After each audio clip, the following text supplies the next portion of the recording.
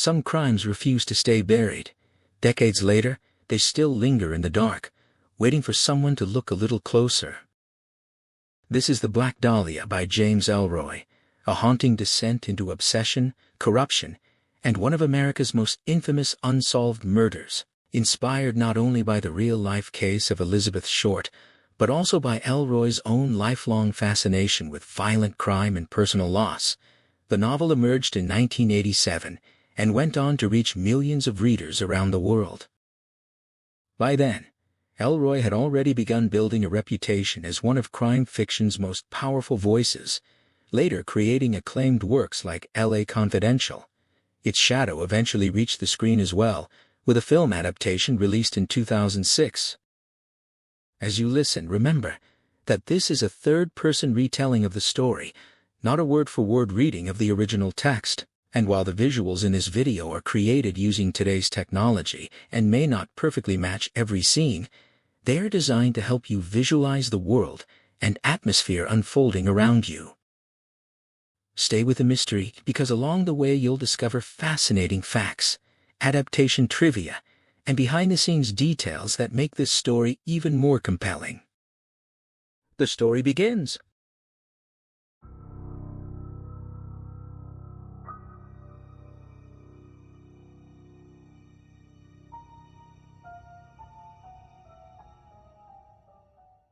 Bucky never knew the Black Dahlia life. She existed for him only through the wreckage her death left in others, a sad little girl and a horror reconstructed from crime scene evidence and autopsy reports. He wished he could have granted her an anonymous end, a few terse lines on a homicide summary destined for the coroner's Potter's field paperwork, but she would have demanded the brutal truth be known, and since he alone possessed the entire story and owed her a profound debt, he had to write it all down. Before the Dahlia, there was the partnership, and before that, the war. Military regulations turned Central Division cops into reluctant soldiers, far less popular than the troops fighting overseas. After daily patrols, they endured humiliating air raid and blackout drills on Los Angeles Street, standing at attention and praying for a Messerschmitt attack just to feel less like fools. It was during the alphabetical day watch roll call shortly after his August 1942 Academy graduation that Bucky first met Lee Blanchard. Bucky already knew Lee by reputation, their boxing records memorized. Lee was a 43-4 heavyweight who headhunted at the Hollywood Legion Stadium, taking 6 punches to give one. Bucky was a 36-0 light heavyweight, ranked 10th by Ring magazine, mostly because the promoter was amused by how Bucky taunted opponents with his prominent buck teeth. Bucky danced, counterpunched, and hooked to the liver, keeping his guard high to protect his face. Their styles were oil and water. For nearly a year, the two big men measured each other in silence, trading only polite remarks about the weather. Lee was blonde, ruddy, 6 feet tall with a massive chest, bow legs, and a hardening gut. Bucky was pale, dark-haired, and 6'3" of lanky muscle. The rest of the precinct constantly debated who would win in a ring, predicting everything from an early knockout to a decision. Out of earshot, the whispers circulated. Lee's story painted a hero who secured rapid promotion fighting private bouts for the high brass, cracked the Boulevard Citizens heist in 1939, and blew a detective bureau transfer because he fell for a heister's girlfriend who moved in with him, violating shacking regulations and forcing him to quit boxing. Bucky's own story felt like body blows because it was entirely true. He had joined the LAPD to escape tougher fights, nearly faced expulsion when his father's German-American bun ties surfaced, and secured his appointment by snitching on his Japanese childhood friends to the alien squad. He was never asked to fight the private smokers because he lacked knockout power. They were a hero and a snitch. Remembering his friends Sam Murakami and Hideo Ashita manacled and sent to Manzanar made it easy for Bucky to simplify their dynamic until they actually went into action together and his early notions shattered. It was early June 1943. The week prior, sailors had brawled with zoot-suited Mexicans at Venice's Lick Pier, rumored to have cost a sailor an eye. Skirmishes erupted inland between Chavez Ravine Navy personnel and Pachucos in Alpine and Palo Verde. Papers claimed the Zooters carried Nazi regalia alongside switchblades. Hundreds of uniformed soldiers, sailors, and Marines descended on downtown Los Angeles, armed with 2x4s and baseball bats, matching an equal number of Pachucos reportedly arming up near the Brew 102 brewery in Boyle Heights. Every Central Division patrolman was called in, issued a World War I tin hat, and handed an oversized billy club known as a nigger knocker. At dusk, Army personnel carriers dropped them at the battleground with a single order to restore order.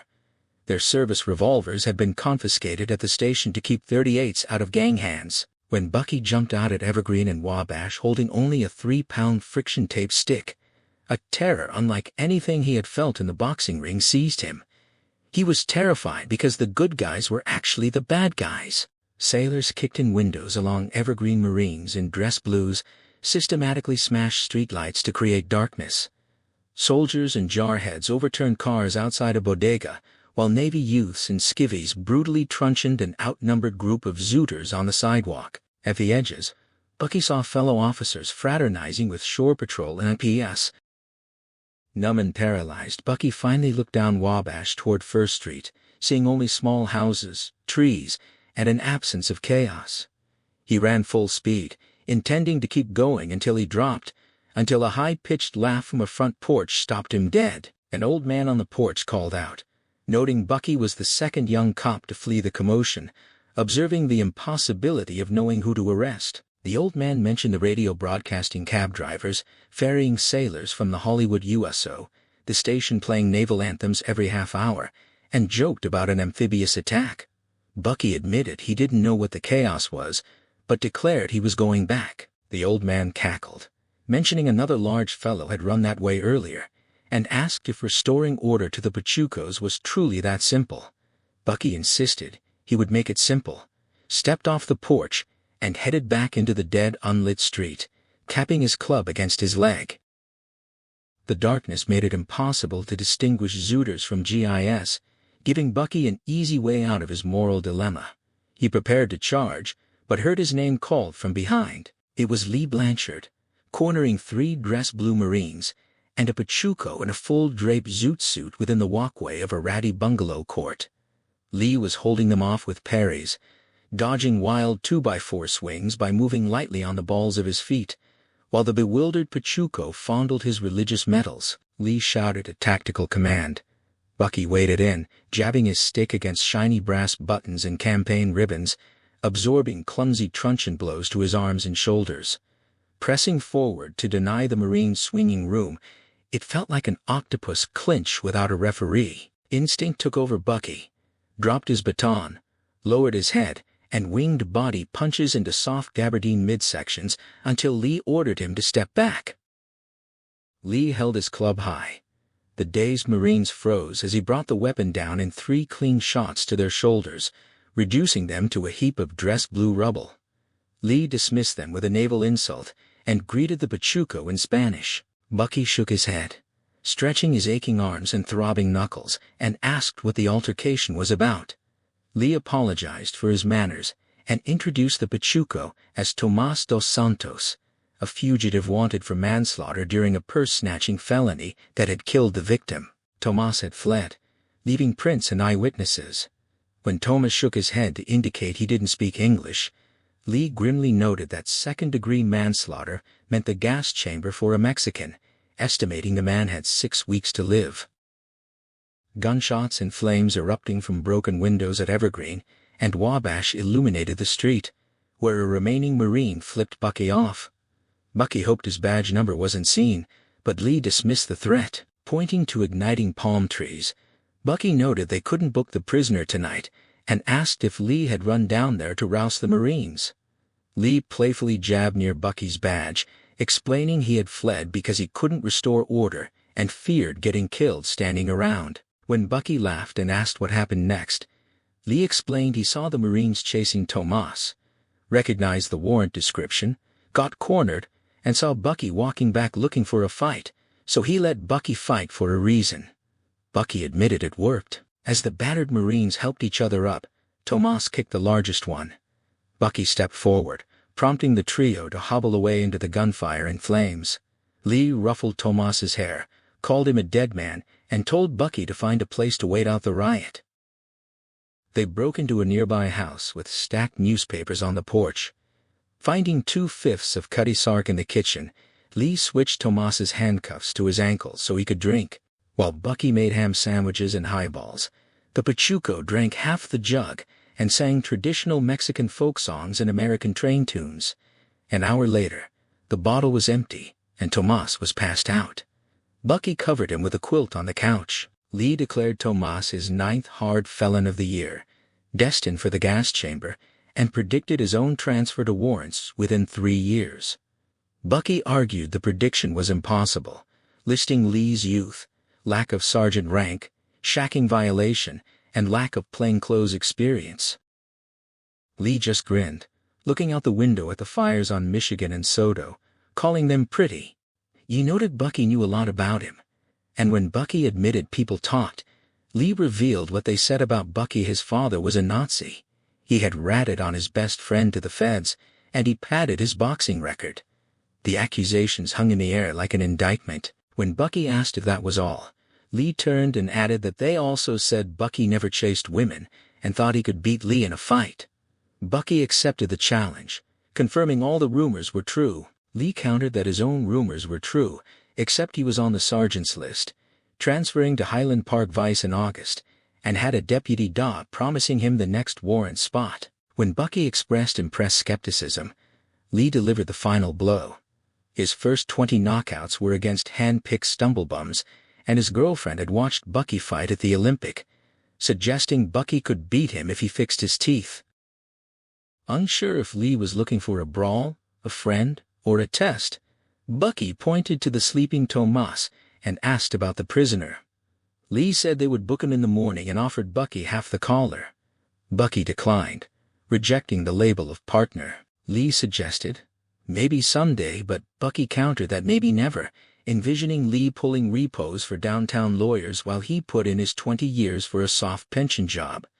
Lee suggested the feds, referencing Bucky's alien squad contacts, but Bucky told him not to push. Looking back out at the riot, Lee joked about sending a postcard of the colorful race riot. Tomas stirred, mumbling for a woman named Inez. Lee found an old wool overcoat in a closet and draped it over the prisoner, calming him. Lee muttered the French directive to look for the woman, noting that, even drunk, Tomas couldn't let Inez go, and bet she would be at his execution. Bucky suggested a plea deal, but Lee insisted the man was dead, repeating the warning to look for the woman, and remember it. Bucky found a short, lumpy bed in a downstairs room, dozing off to the distant sounds of sirens and gunshots, dreaming of his rare romantic encounters. By morning, the riot had cooled, leaving a soot-hung sky and streets littered with broken bottles and bats. Lee called for a patrol wagon to transport his 9th felon to the Hall of Justice, and Tomas wept as he was taken away. The two men shook hands on the sidewalk and walked separate routes downtown, Lee to write his report and Bucky to Central Station for duty. The city council outlawed the zoot suit, and the two cops returned to polite weather talk at roll call. Every certainty Lee had voiced in the empty house came true. He was promoted to sergeant and transferred to Highland Park Vice in early August, and Tomas went to the gas chamber a week later. 3 years passed with Bucky working a radio car beat in Central, until one morning he saw the transfer board Lee Blanchard, sergeant, moving to Central Warrants in September 1946. They became partners. Looking back, Bucky realized Lee possessed no gift of prophecy, just a relentless drive to secure his own future, while Bucky skated toward his. It was Lee's flat-voiced warning to look for the woman that still haunted him, because their partnership was nothing but a bungling road to the Black Dahlia, who ultimately owned them both completely. Bucky's mind was numb from 8 hours of staring down the intersection of 2nd and Beaudry on Bunker Hill, his ticket book stuffed, and his senses dulled by the monotony of the speed trap. Walking through the Central Division muster room amid a crowd of uniforms waiting for the evening crime sheet, he nearly missed the conversation. Johnny Vogel was boasting to another cop that his father's close ties to Deputy Da Ellis Lowe would secure him a prime spot, casually mentioning Lowe's obsession with white fighters. Tom Joslin elbowed Bucky, pointing out the gossip. When Bucky asked for the details, Jocelyn explained that Blanchard's warrant's partner was retiring. Lowe was hunting for a replacement and supposedly wanted Bucky, though Vogel's father was pushing for his own son. Jocelyn joked about his own qualifications, prompting Bucky to dismiss him with a crack about the man's inadequate teeth for clinch work. Despite his outward dismissal, the rumor ignited a deep, aching desire within him. That night, sitting on the steps of his apartment, Bucky stared at the garage holding his heavy bag, speed bag, and boxing scrapbooks. He reflected on his career of being good but never truly great.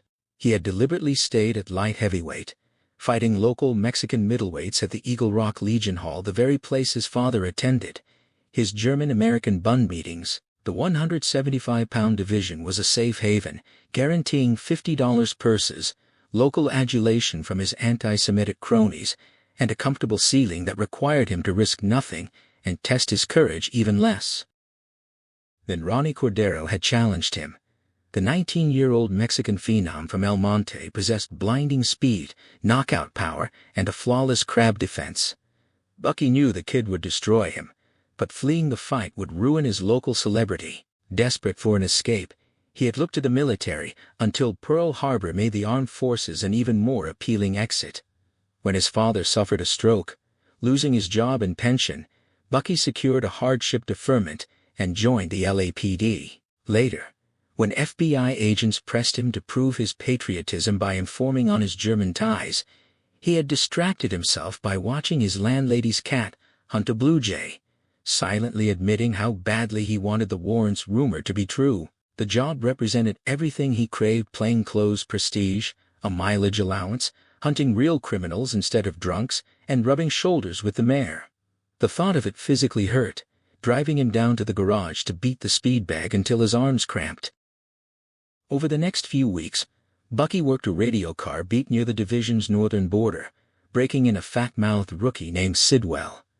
The former military policeman clung to Bucky's every word, lingering after shifts to harass the jailers and snap towels in the locker room. Sidwell's loose lips fed Bucky a steady stream of station-house scuttlebutt. Bucky dismissed the wilder tales that Chief Horrell was forming an interdivisional boxing team to secure the warrant spot for him, or that Lowe was rewarding him for a peer war betting windfall, or that the ban on private smokers was being lifted for high roller gambling. He trusted only the core fact: the warrant's opening was narrowing down to either him or Johnny Vogel. Knowing nepotism was Vogel's only edge, Bucky subjected himself to a brutal regimen of bag work, skipped meals and jump rope to make the 175-pound limit. He waited a week, starving and dreaming of heavy food, his hopes for the promotion fading to the point where he would have traded the job for a pork chop at the Pacific dining car. His personal life offered no comfort. The neighbor paid to watch his incapacitated father called to report the old man was shooting BB guns at dogs and blowing his social security checks on girly magazines and model airplanes. Every toothless vagrant Bucky saw on patrol morphed in his mind into a gargoyle version of his crazy father. He was watching one such derelict stagger down 3rd and Hill when the radio crackled, ordering his unit to call the station. Sidwell used the corner Gamewell box and returned with a grave expression, relaying the order to report to the chief of detectives immediately. Bucky's mind instantly flashed to his father. He drove hard to City Hall, handed the cruiser to Sidwell, and took the elevator to Chief Thad Green's 4th-floor office. The secretary ushered him into the inner sanctum, where he found Lee Blanchard, a gathering of high brass, and a spider-thin man in a tweed suit. Blanchard, dressed casually in cord slacks and a maroon letterman's jacket, acted as master of ceremonies, introducing Inspector Malloy, Inspector Stensland, Chief Green, and Deputy Da Ellis Lowe. Bucky's uniform hung loosely on his starved frame as he took a seat. Stensland handed him a sheaf of papers, instructing him to read Braven Dyer's upcoming Saturday editorial for the Times. Dated October 14, 1946, the piece was titled, "Fire and Ice Among Law's Finest." The editorial romanticized their peer-war boxing personas, Blanchard as the brute force windmill of fire, and Bucky as the cool, dancing rapier of ice. It highlighted their combined 79 wins, their transition to the LAPD, Blanchard's solve of the Boulevard citizens' robbery and capture of Tomas dos Santos, and Bucky's service in the Zoot Suit riots. Concluding with staged quotes about their civic duty, the article urged voters to support Proposition B, a $5 million bond for equipment and pay raises on the upcoming November 5th election. Bucky handed the pages back, noting the subtle manipulation. Stensland flushed while the others reacted with amusement. Lowe explained that the bond would fail in November due to public dissatisfaction with the department, plagued by wartime shortages, bad hires, rookie bloat, and aging infrastructure, but they needed to build morale to pass it in the spring. Lowe pitched the solution: wholesome white boxers. He proposed a 10-round bout between Bucky and Lee in 3 weeks at the Academy gym, with ticket proceeds going to the police charity. The event would launch an interdivisional boxing team of clean-cut officers who would teach self-defense to underprivileged kids, generating the exact wholesome publicity needed to sway the voters. Waiting for the actual offer of the warrants job, Bucky received nothing. He glanced at Blanchard, noting the man's massive, powerful upper body contrasted with a softening stomach, while Bucky knew he possessed the advantages of youth, height, and speed. Before he could talk himself out of it, Bucky agreed to the fight. The brass applauded. Lowe, flashing a smile of sharp baby shark teeth, confirmed the October 29th date and promised unlimited gym time, noting that 10 rounds was necessary to avoid looking weak. Blanchard scoffed that anything less would look communistic, earning a grimace from Lowe. Inspector Malloy snapped a flashbulb photograph of Bucky's tight-lipped smile. As the stars cleared from his vision, Lowe stepped close, stating he was betting on great things and expecting them to be colleagues soon. Recognizing the man's transparent manipulation, Bucky simply agreed, accepting a limp handshake before the room emptied. Riding the elevator down, Bucky calculated how to regain the weight he had lost. Blanchard likely weighed 200 pounds, and at his safe 175, Bucky knew he would be ground down if he let the heavier man work inside. Deciding between the pantry and Little Joe's for a massive meal, he stepped into the parking lot and spotted his adversary leaning against an unmarked cruiser. Blanchard was gesturing animatedly at a woman blowing smoke rings into the postcard sky. Approaching them, Bucky took in her profile auburn pageboy hair brushing a long, thin neck, her slender frame emphasized by a fitted Eisenhower jacket and wool skirt. Blanchard noticed him and nudged the woman. She turned, revealing a striking but mismatched face with a high forehead, crooked nose, full lips, and large dark eyes. Blanchard introduced her as Kay Lake. Bucky wondered if she was the girlfriend from the Boulevard Citizens trial, though she lacked the hardened look of a criminal's mole. Speaking with a slight prairie twang, Kay mentioned she had watched him box and noted his winning record. When Bucky inquired about her interest in the sport, she explained that Lee used to drag her to matches, and she would sit in the back with her sketchpad, drawing the fighters. Blanchard slung an arm around her shoulders, boasting that she was the reason he quit Private Smokers because she hated the sight of punch-drunk fighters. To illustrate, Blanchard maimed a sluggish, punch-drunk sparring session. Kay visibly flinched away from him. Blanchard shot her a quick, searching look, then pivoted to throw telegraphed, shadowy jabs and crosses at the empty air, while Bucky's mind automatically calculated the exact 1-2 combination that would drop him. Bucky assured Kay he would hold back during the fight. Kay's eyes smoldered at the remark while Lee grinned, admitting it had taken weeks of persuasion and the promise of a new automobile to secure her compliance. Bucky warned him against making wagers he could not honor. Lee explained that Ellis Lowe had orchestrated the entire spectacle to replace his retiring warrants partner, using Braven Dyer's Fire and Ice editorial to convince a reluctant Chief Horrell that the stunt might salvage the failing police bond issue. When Bucky pressed whether Lowe had money riding on him and if victory guaranteed the warrants' promotion, Lee confirmed the arrangement, though he noted the Deputy Dobb personally doubted their compatibility as partners. Lee confessed he actually hoped Bucky would win, as the alternative was Johnny Vogel, a man Lee despised for his obesity, flatulence, foul breath, and nepotistic connections. Bucky tapped Lee's chest, demanding to know Lee's own stake in the affair. Lee replied that betting flowed both ways, and his girl had expensive tastes. Kay interjected with a sharp request that Lee stop referring to her in the third person, a comment that visibly thrilled her. Curious, Bucky asked Kay for her own assessment. Her dark eyes danced as she laid out her terms aesthetically. She hoped they both looked impressive shirtless morally. She hoped the LAPD would be ridiculed for the farce financially. She prayed Lee would win. Lee laughed and slapped the cruiser hood. Bucky forgot his vanity and smiled broadly, sensing a strange, solidifying friendship with his rival. They shook hands, mutually wishing each other luck short of victory. Kay regarded them both as if they were foolish children. As Bucky tipped his hat and turned to leave, Kay called him by his given name, Dwight, startling him. Before he could process how she knew it, she added that he would be quite handsome if he fixed his teeth.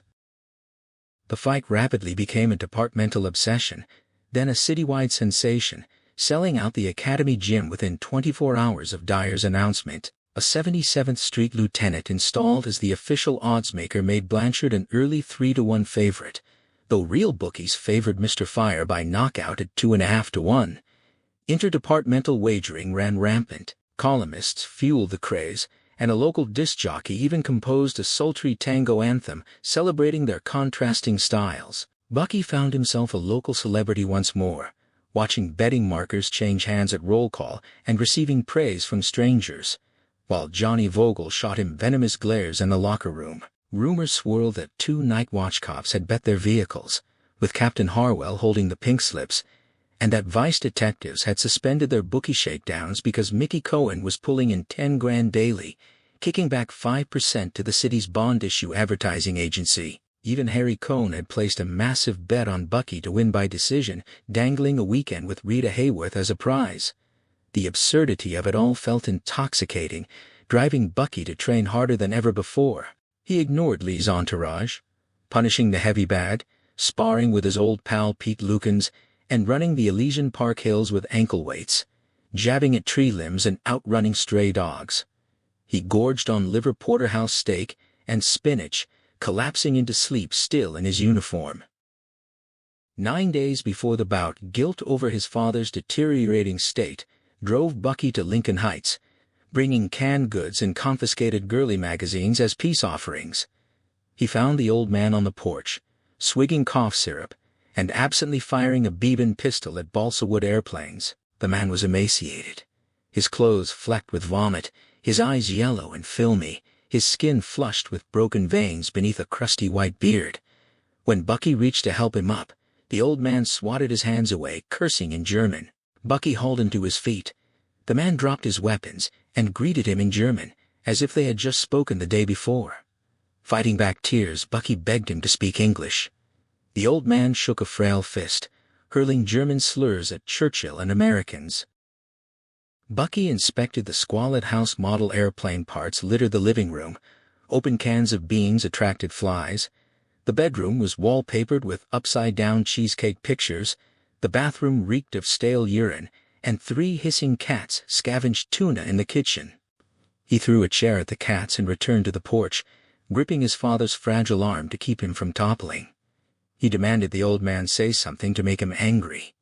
The father merely asked for him in German, having suffered another stroke that erased his English. Bucky searched his mind for the language he had deliberately repressed out of childhood hatred, but found nothing. When the old man asked for his mother, Greta, Bucky embraced him, bluntly reminding him that she had died 14 years prior. Blinded by bootleg rubbing alcohol he had been too cheap to replace, before jumping from the hospital roof. The old man tried to push away Bucky, pinned him against the stanchion. As the man's face went blank, unable to form words, Bucky closed his eyes and spoke the bitter truth for him. His father's subversive Bund membership had forced Bucky to snitch on his Japanese friends, leading to Sammy's death at Manzanar. He accused the old man of joining the Bund merely to chase women, calling him a cheap, stingy bastard who had killed his mother. Easing his grip, Bucky told him to rest, a grim decision crystallizing in his mind. He would take a dive for the money to pay for the old man's care. That afternoon, Bucky observed Lee training. Lee's regimen was a brutal, total assault, crouching and feinting with a surprisingly sharp jab and heavy hooks to the body. Bucky realized Lee was no sure thing, and with money now the sole motive, the fight had become a tank job. Bucky hired a retired postman to clean the house and watch his father, then contacted an Academy classmate in Hollywood Vice for bookie connections. While Mickey Cohen's line had Lee as a 2-to-1 favorite, the Jack Dahlia mob offered even money, buoyed by scouting reports of Bucky looking fast and strong. Calling in sick, Bucky liquidated his savings, cashed treasury bonds, and secured a $2,000 bank loan using his nearly new Chevy ragtop as collateral. He sent Pete Lukens to the Dragner bookie to place a bet on Blanchard by late-round knockout at 2-to-1 odds. If Bucky took a dive between the 8th and 10th rounds, his net profit would be $8,640, enough to maintain his father in a respectable rest home for years. He had traded the warrants promotion to clear old debts, the late-round stipulation offering just enough risk to stave off total cowardice. Lee Blanchard would foot the bill. With 7 days remaining, Bucky ate his way up to 192 pounds, increased his road work, and pushed his heavy bag sessions to 6 minutes, ignoring his trainer's warnings about overtraining. 48 hours before the bout, he decelerated to light calisthenics and studied Lee's sparring from the back of the gym. He cataloged his opponent's flaws, tucked elbows and clinches left Lee vulnerable to uppercuts, and rib hooks his best punch. The right cross was telegraphed by 2 half steps to the left, and a head feint, and on the ropes, Lee pinned lighter men with elbow steers and short body blows. Bucky noted eyebrow scar tissue he must avoid to prevent a cut stoppage, but a long scar down Lee's left rib cage looked like a prime target for inflicting damage. K-Lake's voice interrupted his analysis, remarking that Lee at least looked good with his shirt off. Bucky turned to find her watching him, while Lee rested on his stool staring at them both. Bucky asked about her sketch pad. Kay waved at Lee, who blew her a kiss with gloved hands, and explained she had abandoned art for a succession of majors: peer med, psychology, English literature, and history. Bucky complimented a woman who knew what she wanted. Kay smiled, admitting she liked that trait, but knew no one who possessed it, then asked what Bucky wanted. Bucky surveyed the sulphurous smoke-hazed gym, where 30 or 40 spectators cheered exclusively for Lee. He replied that he simply wanted to be part of it. Kay shook her head, stating he had quit boxing 5 years ago, and it was no longer his life. Her aggressiveness made him itch, and he snapped back that her boyfriend was just like him, and she had been a gang mole before Lee picked her up. Kay laughed, asking if he had been reading her press clippings. When he denied it, she admitted she had read his. Bucky asked why Lee had quit fighting and joined the department. Kay replied that catching criminals gave Lee a sense of order, then asked if Bucky had a girlfriend. Bucky joked about saving himself for Rita Hayworth and questioned if she flirted with many cops. Suddenly, shouts erupted as Lee's sparring partner hit the canvas, bleeding from the mouth while Johnny Vogel climbed into the ring. Kay paled, hunching into her jacket. Bucky warned her the actual fight would be worse, and she should stay home. Kay shuddered, but insisted it was a big moment for Lee. When Bucky asked if Lee had told her to come, she said no, he never would. Bucky labeled him the sensitive type. Kay lit a cigarette, observing that Lee was like Bucky, but without the chip on his shoulder. Bucky flushed red, pressing her on why they weren't married if they were so devoted, noting that shacking violated regulations and the brass could easily nail Lee for it. Kay blew smoke rings, stating simply that they could not. Bucky pointed out they had lived together for years. Lee had quit private smokers for her, and he allowed her to flirt, calling it an excellent arrangement. As Lee pounded a new sparring partner, Bucky mentally countered the blows before catching himself. Kay flipped her cigarette toward the ring, announced she had to leave, and wished Dwight good luck. Only his father called him Dwight. Bucky demanded an answer to his previous question. Kay stated flatly that she and Lee did not sleep together, then walked away, leaving Bucky staring in stunned silence. He lingered at the gym until dusk, as reporters and cameramen arrived to document Lee's knockdowns. Kay's parting words and her rapidly shifting expressions haunted him. When a reporter yelled his name, Bucky fled to the parking lot and his twice-mortgaged Chevy, realizing He had nowhere to go except to satisfy his burning curiosity about this complicated woman. He drove downtown to the Herald morgue. The clerk, impressed by his badge, retrieved 2 leather-bound scrapbooks. Bucky searched for the Boulevard Citizens bank robbery and trial from early 1939. On February 11, 1939, a 4-man gang had hijacked an armored car on a quiet Hollywood side street, using a downed motorcycle as a diversion. They overpowered a guard, chloroformed and bound all 3 men inside, and substituted 6 bags of phone book scraps and slugs for the cash. One robber drove the vehicle downtown, while the other 3 changed into guard uniforms, entered the Boulevard Citizens Savings and Loan on Yucca and Ivar, sapped the manager, grabbed the real money, and locked the tellers in the vault. All 4 were on the sidewalk when a Hollywood Division patrol car arrived. The heisters opened fire. The cops returned fire. 2 robbers were killed, and 2 escaped with 4 bags of unmarked $50 and $100 bills. Bucky scanned the Herald morgue scrapbooks for the February 1939 Boulevard Citizens robbery, finding no mention of Blanchard or Kay Lake in the initial week of front-page accounts. The dead heisters were identified as San Francisco muscle Chick Geyer and Max Ottens, men with no known Los Angeles ties. Eyewitnesses at the bank could not identify the 2 escapers from mugshots, recalling only low-pulled guard hats and lacquered sunglasses, while the chloroformed guards had been overpowered before getting a clear look at their attackers.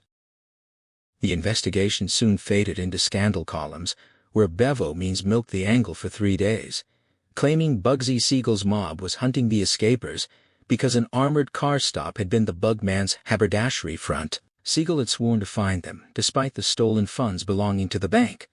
Bucky turned the pages until a February 28 headline announced that a tip from an ex-boxer cop had cracked the case. The article lavished praise on Officer Leland C. Blanchard, a 25-year-old Central Division policeman and former Hollywood Legion Stadium fixture, who had supposedly questioned fight game acquaintances and informants to identify Robert "Bobby" DeWitt as the mastermind. Blanchard relayed the tip to Hollywood Division, leading to a raid on DeWitt's Venice Beach house where police discovered marijuana, guard uniforms, and the stolen money bags. DeWitt was arrested and charged with armed robbery, aggravated assault, grand theft auto, and harboring felonious drugs held without bail.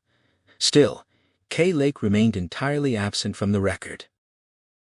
DeWitt, a San Bernardino native with 3 prior pimping convictions, loudly protested that either the Siegel mob or the police had framed him, the mob for running illicit operations in their territory, the cops for needing a convenient patsy. Lacking an alibi and denying knowledge of the dead heisters or the 4th fugitive, he went to trial.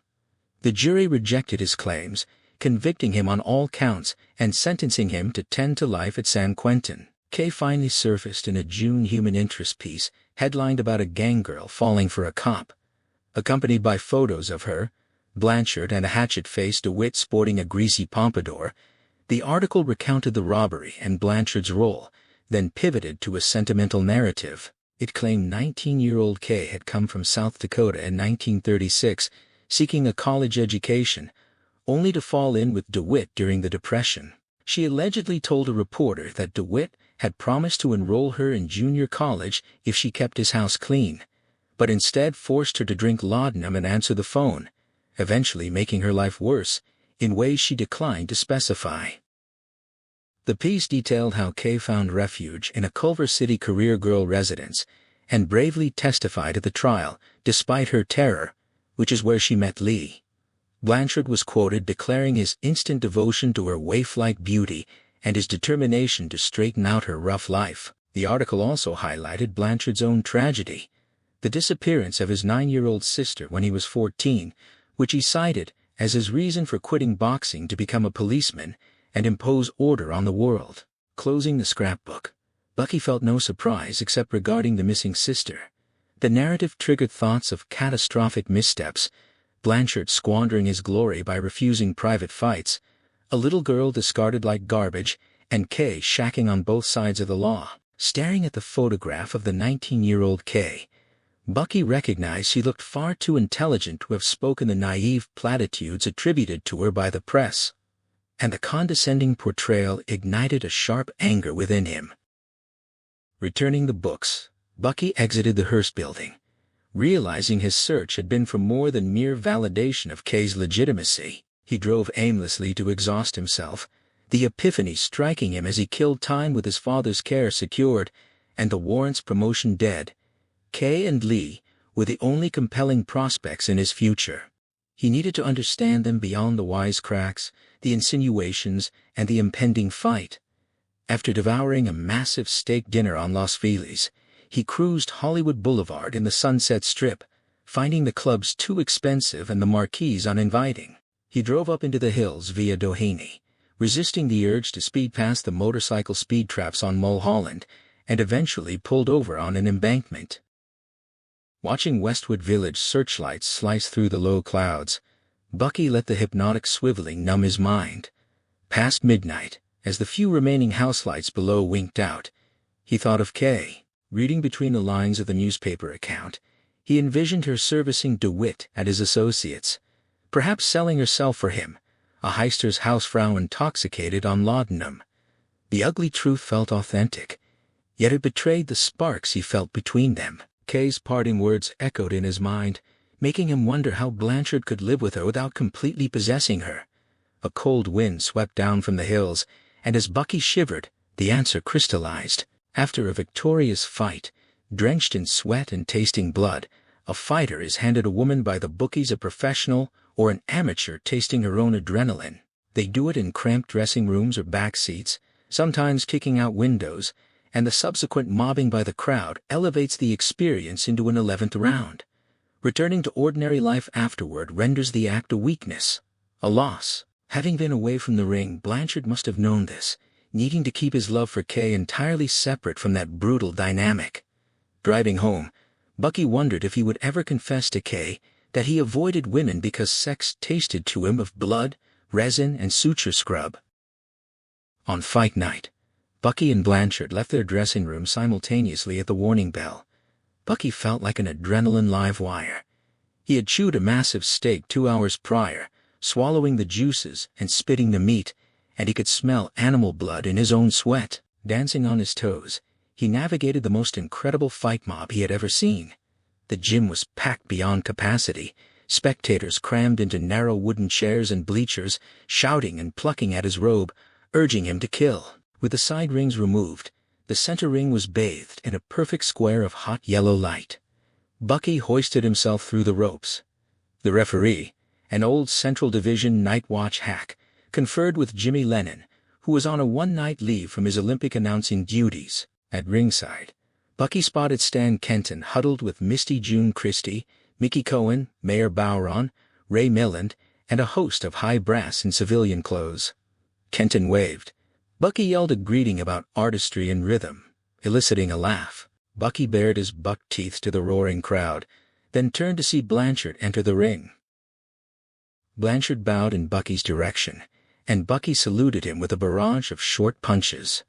Dwayne Fisk guided Bucky to his stool.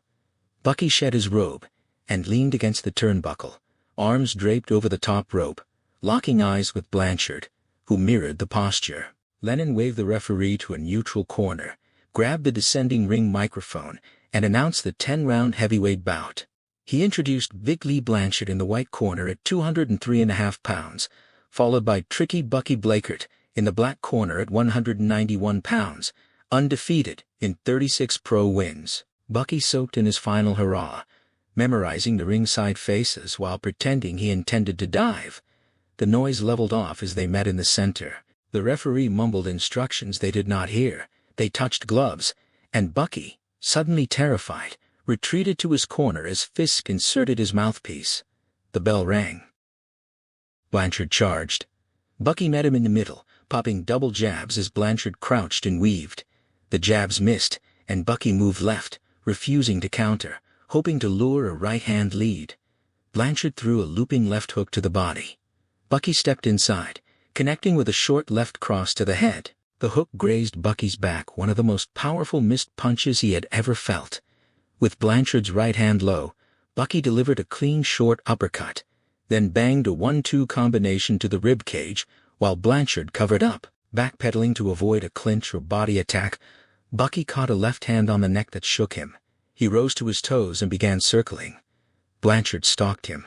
Bucky stayed out of reach, peppering Blanchard's constantly moving head with jabs, connecting more than half the time, and consciously aiming low to avoid opening the scarred eyebrows.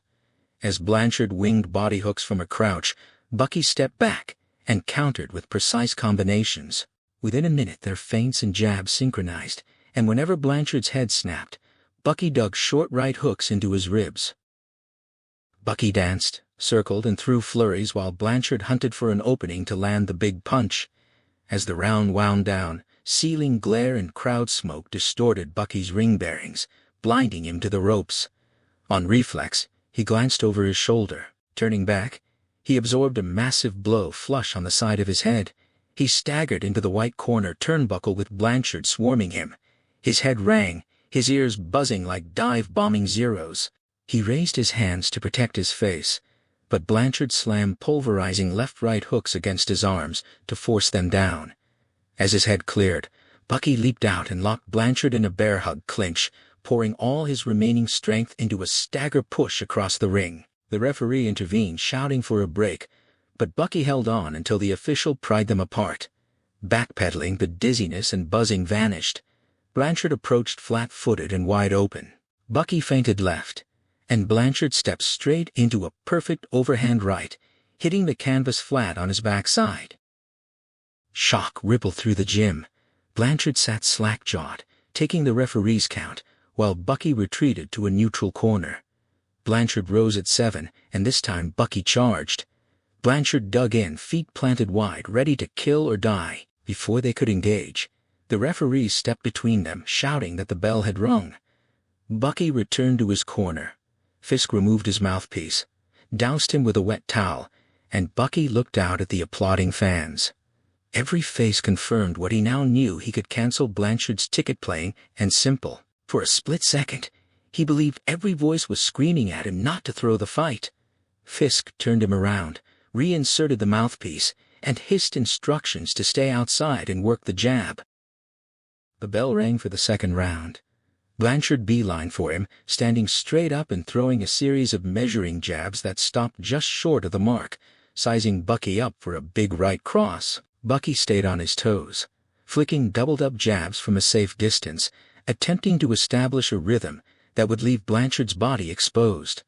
Most of Bucky's shots landed, but Blanchard kept pressing. Bucky banged a right to the ribs. Blanchard leaped in with a counter right to Bucky's own ribs. At close range, they exchanged two-handed body shots with no swinging room, reducing the blows to mere arm action. Blanchard kept his chin dug into his collarbone, clearly wise to Bucky's inside uppercuts. They stayed locked in close, landing only glancing blows to arms and shoulders. Bucky felt Blanchard's superior strength but refused to disengage, determined to inflict damage before retreating to his bicycle. Settling into serious trench warfare, Bucky found himself matched in cunning. In the middle of a body exchange, Blanchard took one simple step backward and fired a hard left into Bucky's lower gut. The blow stung. Bucky backed up to dance, feeling the ropes and raising his guard, but before he could move sideways, a left-right combination caught him in the kidneys. His guard dropped, and a Blanchard left hook connected squarely with his chin. Bucky bounced off the ropes and hit the canvas on his knees. Shockwaves pulsed from his jaw to his brain. Through a jiggly haze, he saw the referee restraining Blanchard and pointing him to a neutral corner. Bucky pushed up on one knee and grabbed the bottom rope, but lost his balance and flopped onto his stomach. The prone position stabilized his vision. He sucked in deep breaths, the fresh air easing the crackling sensation in his skull. The referee resumed the count. At 6, Bucky tested his legs. His knees buckled slightly, but he managed to stand steady. Blanchard blew glove kisses to the fans. Bucky hyperventilated so violently his mouthpiece nearly popped out. At 8, the referee wiped Bucky's gloves on his shirt and signaled Blanchard to resume. Fueled by an anger that made him feel like a humiliated child, Bucky met Blanchard head-on. Blanchard approached loose-limbed, gloves open, as if Bucky were not worth a closed fist. Bucky threw a mock woozy jab as Blanchard entered firing range. Blanchard slipped the punch effortlessly, exactly as anticipated, and reared back to load a massive finishing right cross. While Blanchard was committed, Bucky pounded a full-force counter right into his nose. Blanchard's head snapped back. Bucky followed with a left hook to the body, causing Blanchard's guard to fall. Bucky stepped inside and delivered a short uppercut just as the bell rang, catching Blanchard as he staggered into the ropes. The crowd chanted Bucky's name as he weaved to his corner. Spitting out his mouthpiece and gasping for air, he looked at the fans and knew all bets were off. He was going to pound Blanchard into dog meat, milk the warrant squad for every process and repo dollar he could extract, place his father in a proper home with the earnings, and claim the whole enchilada. Fisk shouted at him to box. The high-brass judges at ringside grinned, and Bucky flashed his buck-tooth salute in return. Fisk shoved a water bottle to his lips. Bucky guzzled and spat into the pail. An ammonia cap was popped under his nose, his mouthpiece replaced, and the bell rang. For the next 4 rounds it was straight cautious business. Bucky danced, feinted and jabbed from the outside, utilizing his reach advantage to prevent Blanchard from tying him up or trapping him on the ropes. He concentrated on a single target: Blanchard's scarred eyebrows. He flicked his left glove relentlessly. Whenever the jab landed solidly, and Blanchard raised his arms in reflex, Bucky stepped inside and right hooked to the breadbasket. Half the time Blanchard managed to counter to Bucky's body, and each landed shot sapped a little bounce from his legs and a little wind from his lungs. By the end of the 6th round, Blanchard's eyebrows were a gashed, bloody ridge, and Bucky's sides were welted from trunk line to rib cage. Both men were running out of steam. The 7th round devolved into trench warfare fought by 2 exhausted warriors.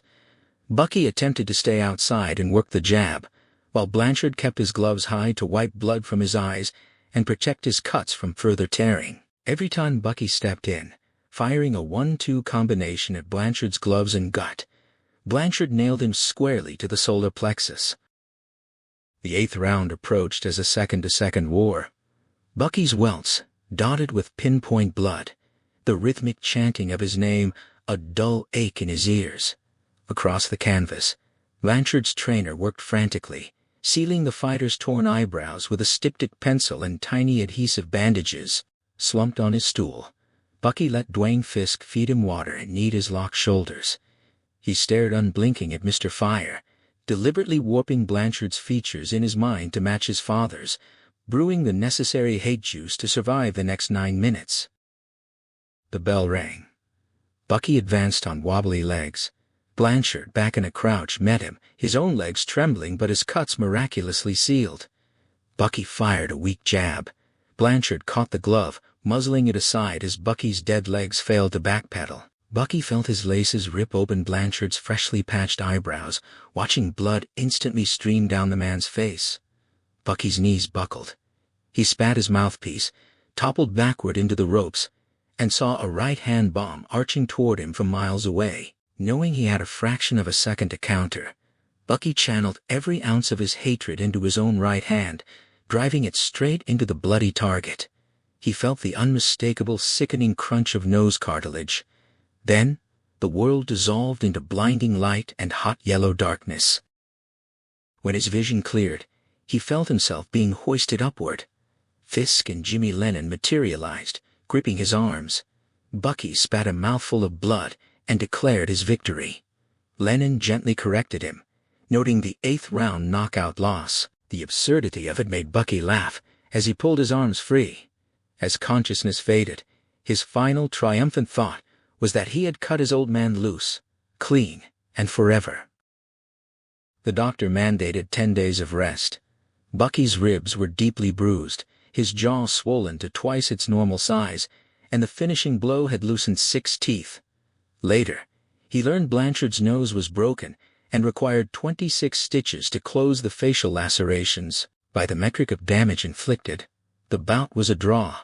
Pete Lukens collected Bucky's winnings, and together they scouted rest homes until they secured the King David Villa, just off the Miracle Mile, for $2,000 a year and a $50 monthly deduction from Social Security.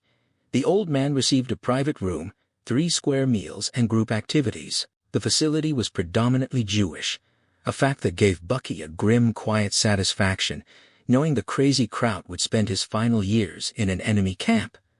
Upon installation, the old man was already shadowboxing the head nurse and leering at a colored girl making beds. Bucky retreated to his apartment, subsisting on ice cream and soup, the only foods his battered jaw could tolerate. He listened to jazz on the radio and read, feeling a deep contentment in knowing he had fought as hard as possible and secured half the prize. The telephone rang incessantly with condolences from reporters and cops, but he ignored it all. He avoided sports broadcasts and newspapers, desperate for a clean break from his local celebrity. After a week, his wounds healed enough to make him itch for duty. He spent his afternoons on the back steps, watching his landlady's cat, Chico, stalk birds. A reedy voice broke the silence, asking if he was bored yet. Bucky looked down to find Lee Blanchard at the foot of the steps, his eyebrows laced with fresh stitches and his nose flattened and purple. Bucky laughed, admitting he was getting there. Blanchard hooked his thumbs in his belt and offered him the warrants partnership. Bucky balked, citing his loss and Lowe's previous conditions. Blanchard dismissed Lou entirely, pointing out that the bond issue had passed the day before, likely due to the spectacle they provided. Horrall had informed Lou that Vogel was out, and Bucky was his man. Bucky descended the steps and extended his hand. Blanchard shook it and winked. The partnership officially began. Central Division warrants occupied a partitioned cubicle on the 6th floor of City Hall, wedged between the LAPD's Homicide Bureau and the DA's Criminal Division. The space featured 2 desks facing each other, 2 file cabinets spilling over with folders, and a large map of Los Angeles County taped to the window. A pebbled glass door bearing the name Deputy District Attorney Alice Lowe separated them from the warrants boss and DeBoer Fitz, while the other side opened directly into the Homicide Dick's sprawling bullpen, its corkboard walls plastered with crime reports, wanted posters, and memos. The more battered desk bore a plate reading Sergeant L.C. Blanchard. The facing desk, Bucky's new domain, awaited its own etched plate Officer D.W. Bleichert. Alone on the 6th floor just after 7 a.m., Bucky had arrived early to savor his plainclothes debut. Captain Harwell had instructed him to report at 8 a.m. on Monday, November 17th, for the mandatory weekly felony summary reading for all LAPD personnel and Criminal Division DS. Blanchard and Lowe would brief him on the specifics later, followed by the pursuit of fugitive warranties. The 6th floor was the domain of the department's elite homicide, administrative vice, robbery, bunco, central warrants, and the Central Detective Squad. It was a realm of specialist cops, political heavyweights, and up-and-comers, and it was now his home. Dressed in his best sports jacket and slacks, his service revolver hanging from a brand-new shoulder rig, Bucky felt ready for anything. Every man on the force owed him for the 8% pay raise secured by Proposition 5, and his departmental influence was just beginning to simmer. The only thing he wished to avoid was rehashing the fight. At 7:40, the bullpen began to fill with officers grumbling about hangovers, Monday mornings, and the new kid on the block, the dance master turned puncher.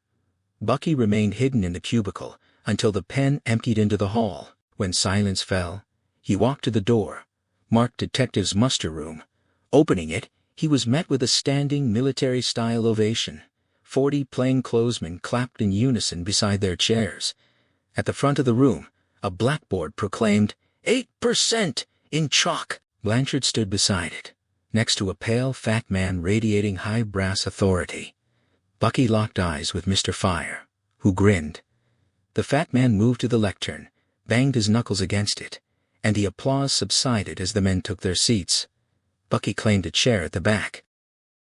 The fat man introduced himself as Captain Jack Tierney, welcoming Bucky to the men of Central Dix, Homicide, Advice, and Bunco. He noted that Bucky and Lee were the white men of the hour, and warned them not to expect another ovation until retirement. Laughter rippled through the room. Tierney rapped the podium and spoke into the attached microphone, declaring the felony summary for the week ending November 14, 1946, a doozy. He first detailed 3 liquor store stick-ups on Jefferson and University Division, executed by 2 teenage Caucasian hopheads with sawed-off shotguns. With University Dix lacking leads, He ordered a full-time robbery team on the case, instructing Lieutenant Ruley to meet him at 0900 and warning all men to alert their snitches that a hophead heister was a dangerous mo. Moving east, Tierney addressed freelance prostitutes working Chinatown restaurant bars, servicing Johns in parked cars and undercutting Mickey Cohen's operations. Though currently misdemeanor level, the tension with Cohen's girls who used hot sheet flops on Alameda, owned by Chinese proprietors, threatened future grief. Tierney demanded the restaurant owners be pacified, and 48-hour detentions issued for every Chinatown whore they could grab. He ordered Captain Harwell to detach a dozen night watch blues for a sweep later in the week, and commanded 2 Central Dicks, supervised by Ad Vice, to pull mugshots and rap sheets for every independent hooker known to work Central, directing Lieutenant Pringle to see him at 915.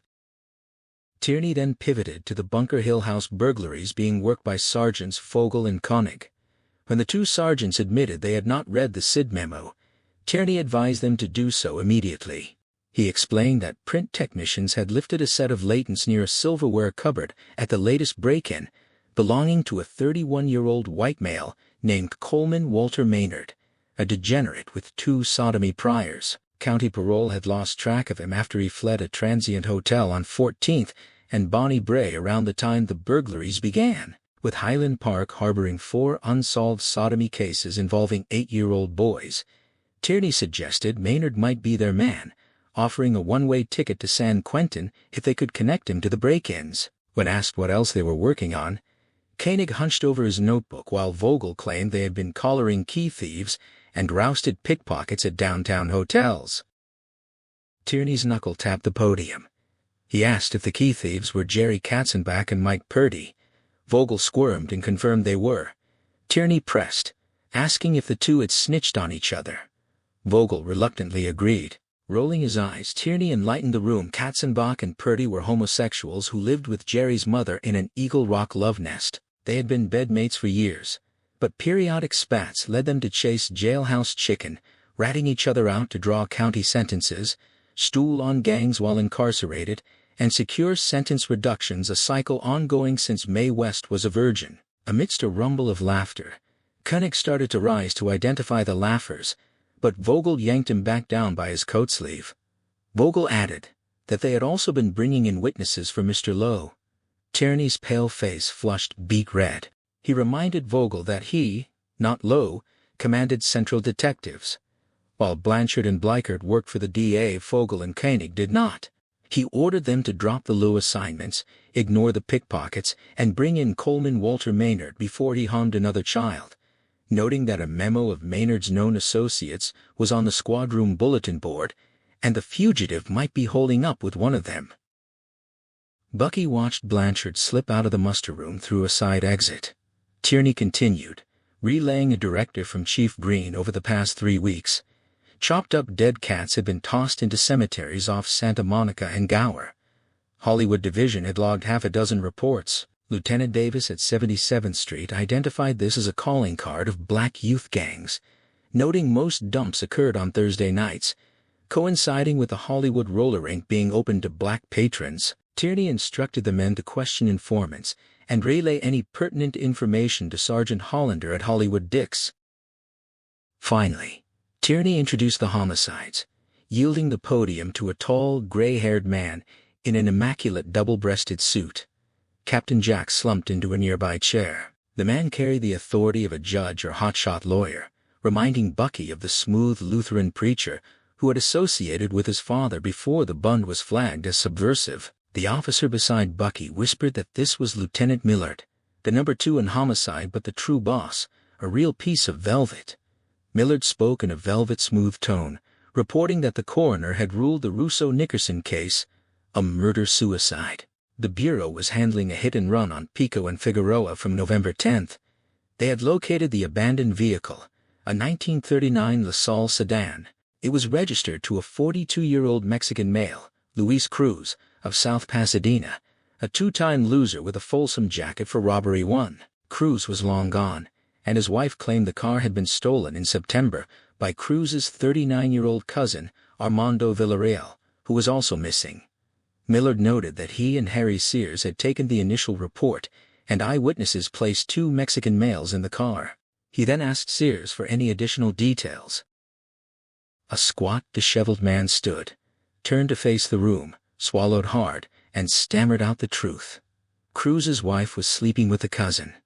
The car had never been reported stolen, and neighbors indicated the wife wanted the cousin's parole violated so Cruz would not discover their affair. Sears sat down abruptly.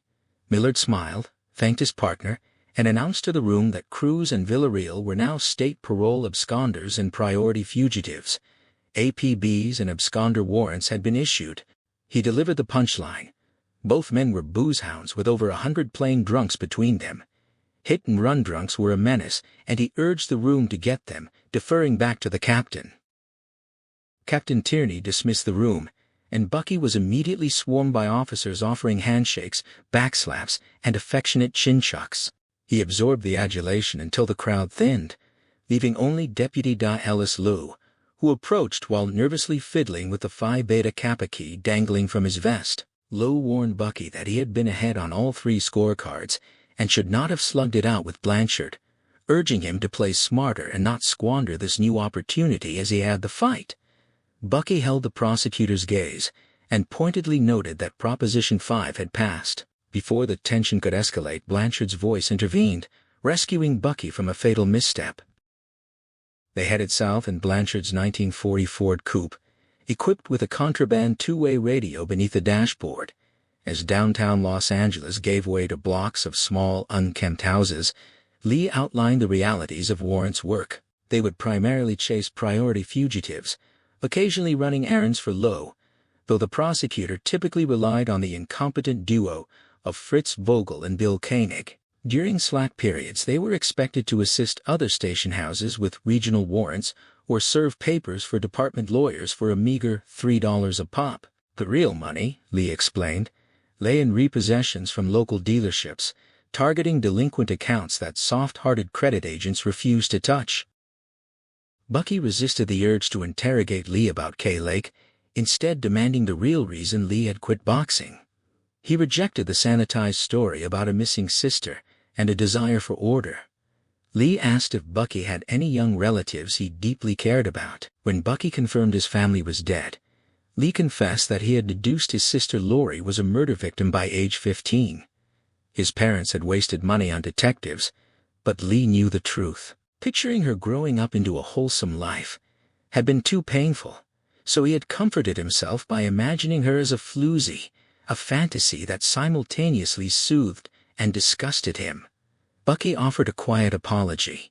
Lee dismissed it, admitting Bucky was right. The truth was that mobster Benny Siegel had pressured him, buying his contract, scaring off his manager, and demanding 2 dive fights in exchange for a shot at Joe Louis. Lee had refused and joined the LAPD, relying on the syndicate's unwritten rule against killing police officers. Terrified Siegel would retaliate anyway, Lee had shaken down informants to deliver Bobby DeWitt on a platter once he learned the Boulevard Citizens heisters had stolen Siegel's money. After Siegel's lieutenant talked the boss out of executing DeWitt, Lee handed the evidence to Hollywood Dix, securing a lasting, tip-sharing friendship with the mobster. Lee suddenly slowed the car and pulled to the curb, announcing a detour for personal satisfaction regarding the baby rapist, Coleman Walter Maynard, mentioned in the felony summary.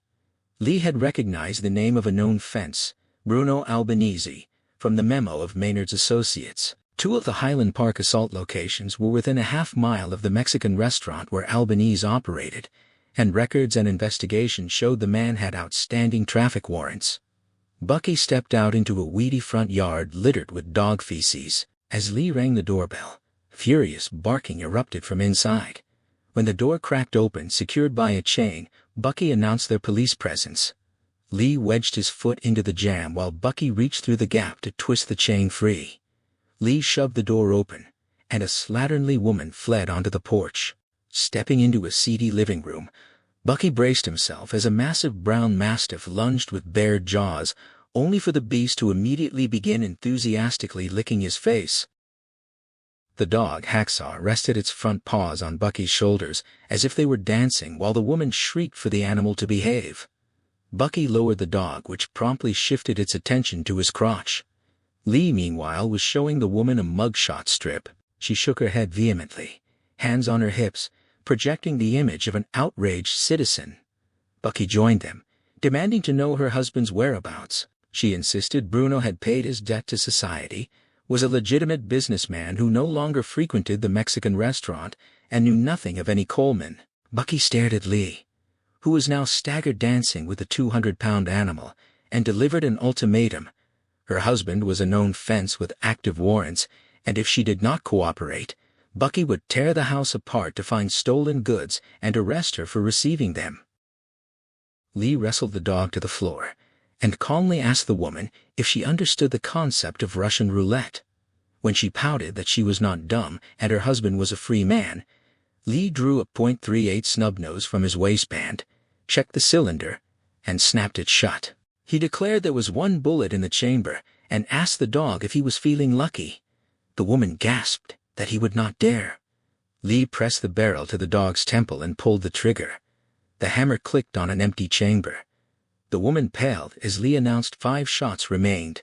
He squeezed the trigger a second time. Bucky suppressed a belly laugh as the hammer clicked again, and the bored mastiff began licking its own hindquarters. With Mrs. Albanese praying fervently with her eyes shut, Lee declared it was time for the dog to meet its maker. The woman shrieked that Bruno was tending bar at the Buena Vista on Vendome and Silver Lake, begging them to spare her baby. Lee displayed the empty cylinder to Bucky, and they walked back to the car, leaving the dog's happy barks echoing behind them. The Buena Vista was a Spanish rancho-style bar and grill, its whitewashed adobe walls and turrets prematurely decorated with Christmas lights. Inside the cool, dark wood interior, a bartender polishing glasses pointed toward the rear when Lee flashed his badge and asked for Bruno Albanese. The back of the restaurant was narrow and dimly lit, lined with leatherette booths. Following the sound of wolfish eating, they found a thin, swarthy man hunched over the last occupied booth, shoveling beans, chili, and huevos rancheros into his mouth, as if it were his final meal. Lee rapped the table, identified himself and his partner, and asked if the man was Bruno. When the man feigned ignorance, Lee slid into the booth, pointed to a religious tapestry on the wall, and stated they would make this quick to avoid watching him eat. He noted the outstanding warrants, but claimed they liked his dog, so they were not taking him in. Bruno belched and asked if they wanted to trade information. Lee smoothed the Maynard mug-shot strip onto the table, bluntly stating the suspect molested little boys. They knew Bruno sold to him, and they did not care, they just wanted his location. Bruno glanced at the photos, burped, and claimed he had never seen the man. Lee sighed, remarked that some people did not respond to civility, and grabbed Bruno by the scruff of the neck, smashing his face directly into the plate of greasy food. As Bruno flailed, sucking grease through his nose and eyes, Lee held him down, delivering a mock eulogy about what a good husband and father to Hacksaw he had been, before asking Bucky for a reason to spare the man's life. Blood leaked into the ruined meal as Bruno gurgled for mercy. Bucky suggested that even fences deserved a better Last Supper. Lee agreed, released his grip, and watched as Bruno surfaced, gasping and wiping a Mexican cookbook's worth of food from his face. Wheezing, the man surrendered the address. The Versailles Apartments on 6th and St. Andrews, room 803, begging not to be labeled an informant. Lee wished him a pleasant meal, and they sprinted to the car, driving code 3 to the location. The lobby mail slots confirmed a Maynard Coleman in apartment 803. They rode the elevator to the 8th floor and rang the buzzer. Hearing nothing, Bucky pressed his ear to the door while Lee worked a ring of skeleton keys into the lock until the mechanism yielded with a sharp click. They entered a hot, dark room. Lee flicked on the overhead light, revealing a Murphy bed smothered in stuffed animals, teddy bears, pandas, and tigers. The crib reeked of sweat and a medicinal odor Bucky could not place. Lee identified it as Vaseline mixed with cortisone, a lubricant used by homosexuals, and grimly noted that he had intended to deliver Maynard to Captain Jack personally, but would now let Vogel and Koenig have the first crack at him. Bucky stepped closer to examine the stuffed animals, and shivered. Each one had a ringlet of soft children's hair taped between its legs. He looked at Lee, whose face was pale and contorted by violent facial tics. Their eyes met in silent, mutual horror, and they immediately turned and took the elevator back down to the street. On the sidewalk, Bucky asked for the next move. Lee's voice trembled as he instructed Bucky to find a phone booth, call the DMV police information line, and request any recent pink slip registrations under Maynard's aliases for that address. Lee would meet him at the car. Bucky ran to a corner payphone, provided his badge number, and requested the auto purchase data. After a tense 5-minute wait, during which the image of the defiled stuffed animals haunted him, the clerk confirmed a positive match. Bucky jotted down the details: a 1938 dark green DeSoto sedan, license plate BV 1432. He sprinted back to the car, where Lee was scrutinizing a street atlas. Lee deduced that Maynard was likely prowling elementary schools, noting the proximity to the Highland Park assaults and the half-dozen schools in the immediate area. He had already radioed the Hollywood and Wilshire desks to broadcast the suspect's description to all patrol cars. Bucky handed over his notes, but when Lee grabbed the radio microphone to confirm, static hissed and the two-way died. Cursing, Lee declared they would roll on their own. They spent the next hours slowly cruising elementary schools in the Hollywood and Wilshire districts. Lee drove with white-knuckled intensity, while Bucky scanned the curbs and schoolyards for a green DeSoto or loitering adults. They stopped once at a Gamewell phone so Lee could reinforce the DMV information with the station desks, securing assurances that every watch would be alerted. During the silent vigil, Lee's composure only fractured when they pulled over to observe children at play. His eyes would cloud, his hands would shake, and Bucky feared he might either weep or explode. Yet the simple act of merging back into traffic seemed to restore him, as if he knew precisely how far he could let his humanity bleed before locking it away for strict police business. Shortly after 3 o'clock, heading south on Van Ness Avenue past the Polar Palace, a green DeSoto bearing the license BV 1432 passed them in the opposite direction and pulled into the rink's parking lot. Bucky identified the target. Lee executed a U-turn and parked directly across the street. They watched Maynard lock the car, his eyes fixed on a group of children skipping toward the entrance with skates slung over their shoulders. Bucky moved to exit, but Lee stopped him, warning that he might lose his temper. He ordered Bucky to ensure the children were clear and to kill Maynard if he made any sudden moves.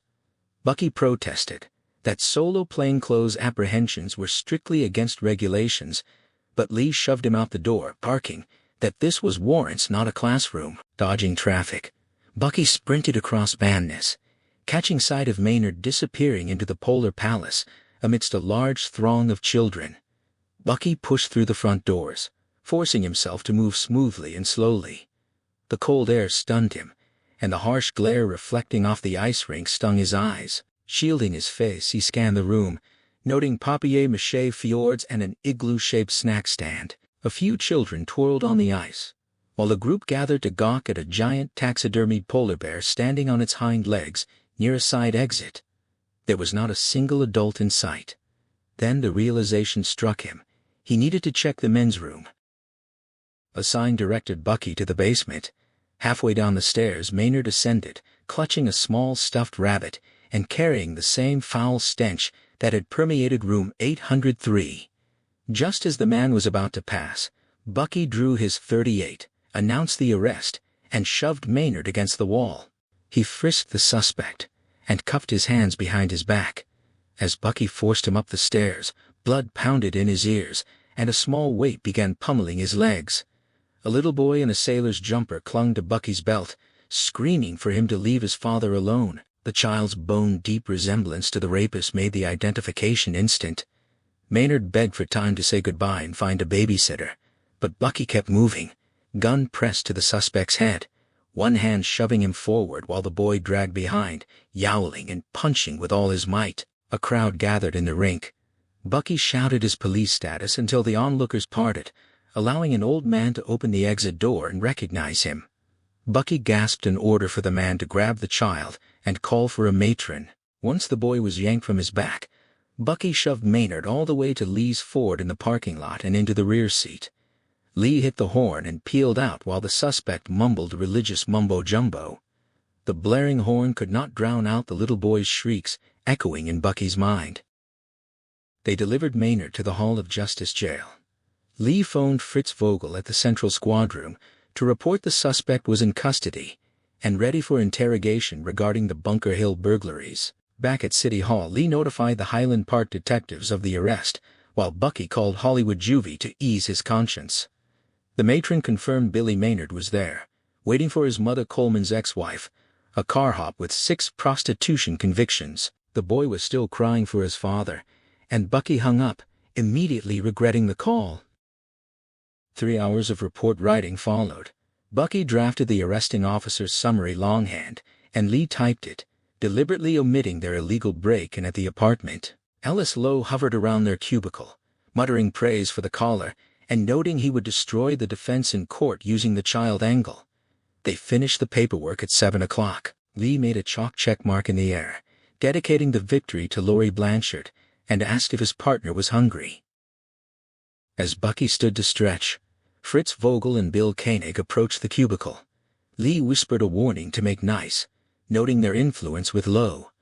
Up close, the 2 men resembled gone-to-seed refugees from the Los Angeles Rams middle line. Vogel was tall and fat with a massive flat head rising straight from his collar and pale blue eyes. Koenig was enormous, topping Bucky's 6'3" frame, his linebacker build beginning to soften, featuring a broad flattened nose, jug ears, a crooked jaw, and tiny chipped teeth. Vogel looked shrewd. Koenig looked stupid, and both looked mean. Koenig giggled, announcing that Maynard had confessed to the child rapes and burglaries, guaranteeing commendations for them all. He extended a hand. Bucky shook the large fist, noting fresh blood on Koenig's right shirt cuff, and offered thanks. When Bucky extended his hand to Vogel, the older detective took it for a fraction of a second, bored into him with cold fury, and dropped it, as if it were a hot turd. Lee slapped Bucky's back, praising his smarts and courage, and asked if they had spoken to the Deputy Da about the confession. Vogel snapped that Lowe was to be addressed by his title by anyone below the rank of lieutenant. Lee laughed, claiming privileged status and pointing out that Vogel used ethnic slurs against him behind his back regardless. Vogel flushed. Koenig looked around with his mouth open, revealing fresh blood spatters on his shirt front. Vogel ordered his partner to follow, and Koenig dutifully trailed him back to the squad room. Bucky questioned the instruction to make nice. Lee shrugged, dismissing them as men who belonged in a state hospital, advising Bucky to do as he said, not as he did, since they feared Lee while Bucky was merely a rookie. Bucky searched for a retort, but Harry Sears poked his head into the doorway. Looking twice as sloppy as he had that morning and reeking of liquor, Sears spoke without a trace of his usual stutter. He informed Lee that county parole had just assigned Bobby DeWitt and a number, meaning he would be paroled to Los Angeles around mid-January. Sears nodded at Bucky and departed. Bucky looked at Lee, who was twitching with the same facial tics he had displayed in room 803. Before Bucky could speak, Lee managed a strained smile, suggesting they get some food because Kay was making pot roast and had invited Bucky home. Bucky tagged along, astounded by Kay's residence, a beige deco streamlined house a quarter-mile north of the Sunset Strip. Upon entering, Lee warned him not to mention DeWitt to avoid upsetting her. The living room resembled a movie set, featuring polished mahogany wainscoting and Danish modern furniture in gleaming blonde wood. Wall prints of prominent 20th-century artists hung above carpets, embroidered with modernistic designs of mist-hung skyscrapers, tall forests, or German expressionist factory spires. An adjoining dining area held fresh flowers and chafing dishes leaking the aroma of a hearty meal. Bucky joked about a cop's pay and asked if his partner was taking bribes.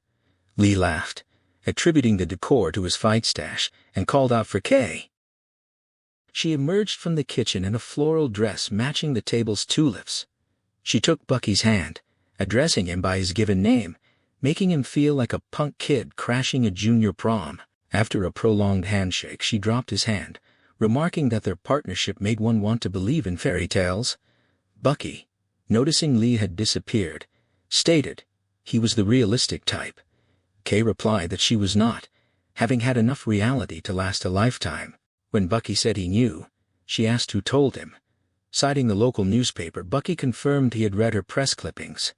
Kay laughed, asking if he had reached any conclusions. Bucky stated that fairy tales did not work out. Kay winked in a manner identical to Lee's, suggesting that was exactly why one had to turn them into reality, and called for Lee for dinner. Lee reappeared, and they sat down to eat. Kay cracked a bottle of champagne and poured. She raised her glass to fairy tales, while Lee toasted the recently passed Bond issue. The second dose of bubbly tickled Bucky's nose, prompting him to propose a rematch at the Polo Grounds with a gate larger than the Louis Schmeling fight. Lee toasted to his own second victory, and Kay toasted to a bloodless draw. They killed the bottle, and Kay retrieved another, popping the cork and hitting Lee in the chest. As their goblets filled, Bucky caught his first real blast of the alcohol and blurted a toast to the three of them. Lee and Kay looked at him in something resembling slow motion. Bucky noticed their free hands resting inches apart on the tabletop. Kay caught him noticing and winked. Lee remarked that observing them was how he had learned such gestures. Their hands moved together into a triad, and they toasted their collective bond in unison. They had transitioned from opponents to partners to friends. With this friendship came Kay, who never inserted herself between them, but filled their lives outside the job with style and grace. Throughout the fall of 1946, they went everywhere together. At the movies, Kay took the middle seat and grabbed both their hands during frightening scenes. On Friday evenings at the Malibu Rendezvous, she alternated dances with them, always tossing a coin to determine who received the last slow number. Lee never expressed an ounce of jealousy, and Kay's flirtation subsided into a low simmer. It was evident every time their shoulders brushed, or when a radio jingle, a funny billboard, or a word from Lee struck them simultaneously, causing their eyes to meet instantaneously. The quieter it became, the more available Bucky knew Kay was, and the more he desired her. Yet he let it ride not to protect his partnership with Lee, but to preserve the perfection of the three of them. After tours of duty, they would find Kay reading, underlining passages with a yellow crayon. She cooked dinner for the trio, and sometimes Lee would leave to ride his motorcycle on Mulholland, leaving Bucky and Kay to talk. They always spoke around Lee, as if discussing the brute center of their trio in his absence felt like a cheat. Kay spoke of the 6 years of college and 2 master's degrees Lee had bankrolled with his fight money, and how her substitute teaching suited the overeducated dilettante she had become. Bucky spoke of growing up German in Lincoln Heights. They never discussed his snitching for the Alien Squad or her life with Bobby DeWitt. They sensed each other's general history but avoided details. Bucky held the upper hand there. The Ishida brothers and Sam Murakami were long gone and dead. But DeWitt was a month away from Los Angeles parole, and Bucky could tell Kay feared his return. If Lee was frightened, he never showed it beyond that initial moment with Harry Sears, and it never hindered him during their best hours working warrants.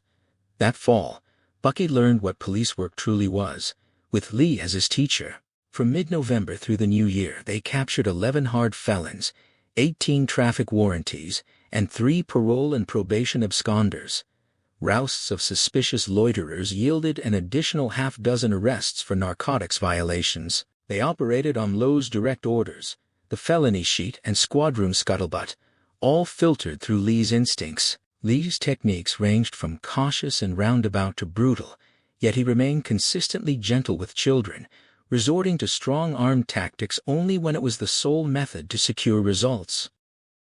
They evolved into a highly effective good guy, bad guy interrogation team, with Mr. Fire playing the black hat and Mr. Ice the white. Their boxing reputations granted them added street respect, and when Lee Rabbit punched a suspect for information and Bucky interceded on the man's behalf, they invariably got what they wanted. The partnership was not flawless. During 24-hour tours, Lee would shake down addicts for Benzedrine tablets and swallow handfuls to stay alert. Under the influence, he reduced every black suspect to a racial epithet, every white man to a derogatory slur, and every Mexican to a stereotypical nickname. His rawness destroyed his considerable finesse, and twice Bucky had to physically restrain him when he became too carried away with his black hat role. However, It was a small price for the education Bucky received. Under Lee's tutelage, he improved rapidly, a fact recognized by more than just himself. Despite losing $500,000 on the fight, Lowe warmed to Bucky when the pair brought in a string of felons the prosecutor was eager to try. Vogel, who despised Bucky for snatching the warrant spot from his son, reluctantly admitted to Lee that Bucky was an ace cop. Surprisingly, Bucky's lingering local celebrity provided additional benefits. Lee was a favored repo man for H.J. Caruso, the auto dealer famous for his radio advertisements. During slow periods, they prowled for delinquent vehicles in Watts and Compton. Lee would kick in the driver's side window and hotwire the car while Bucky stood guard. They would then run a 2-car convoy to Caruso's lot on Figueroa, where H.J. slipped them $20 apiece. They exchanged stories about cops, robbers, and boxing, and H.J. would kick back a good bottle of bourbon, which Lee always passed to Harry Sears, to keep them supplied with favorable tips from homicide. Occasionally, they joined H.J. for Wednesday night fights at the Olympic. He maintained a specially constructed ringside booth that protected them when spectators in the top tier tossed coins and beer cups filled with urine down at the ring. Jimmy Lennon introduced them during the pre-fight ceremonies. Benny Siegel stopped by the booth occasionally, and he and Lee would step away to talk. Lee always returned looking slightly frightened. The man he had once defied was the most powerful gangster on the West Coast, known for his vindictiveness and hair-trigger temper. Yet Lee usually received track tips, and the horses Siegel recommended invariably won. The fall progressed. At Christmas, the old man received a pass from the rest home, and Bucky brought him to dinner at the house. He had recovered reasonably well from his stroke, but retained no memory of English, rambling entirely in German. Kay fed him turkey and goose, while Lee listened to his German monologues all night, interjecting with encouraging phrases whenever the old man paused for breath. When Bucky returned him to the facility, the old man gave the shadowboxing sign and managed to walk inside under his own power. On New Year's Eve they drove down to Balboa Island to see Stan Kenton's band. They danced into 1947, high on champagne. Kay flipped coins to determine who would get the last dance and the first kiss at midnight. Lee won the dance. Bucky watched them swirl across the floor to the song Perfidia, feeling a profound awe for how they had transformed his life.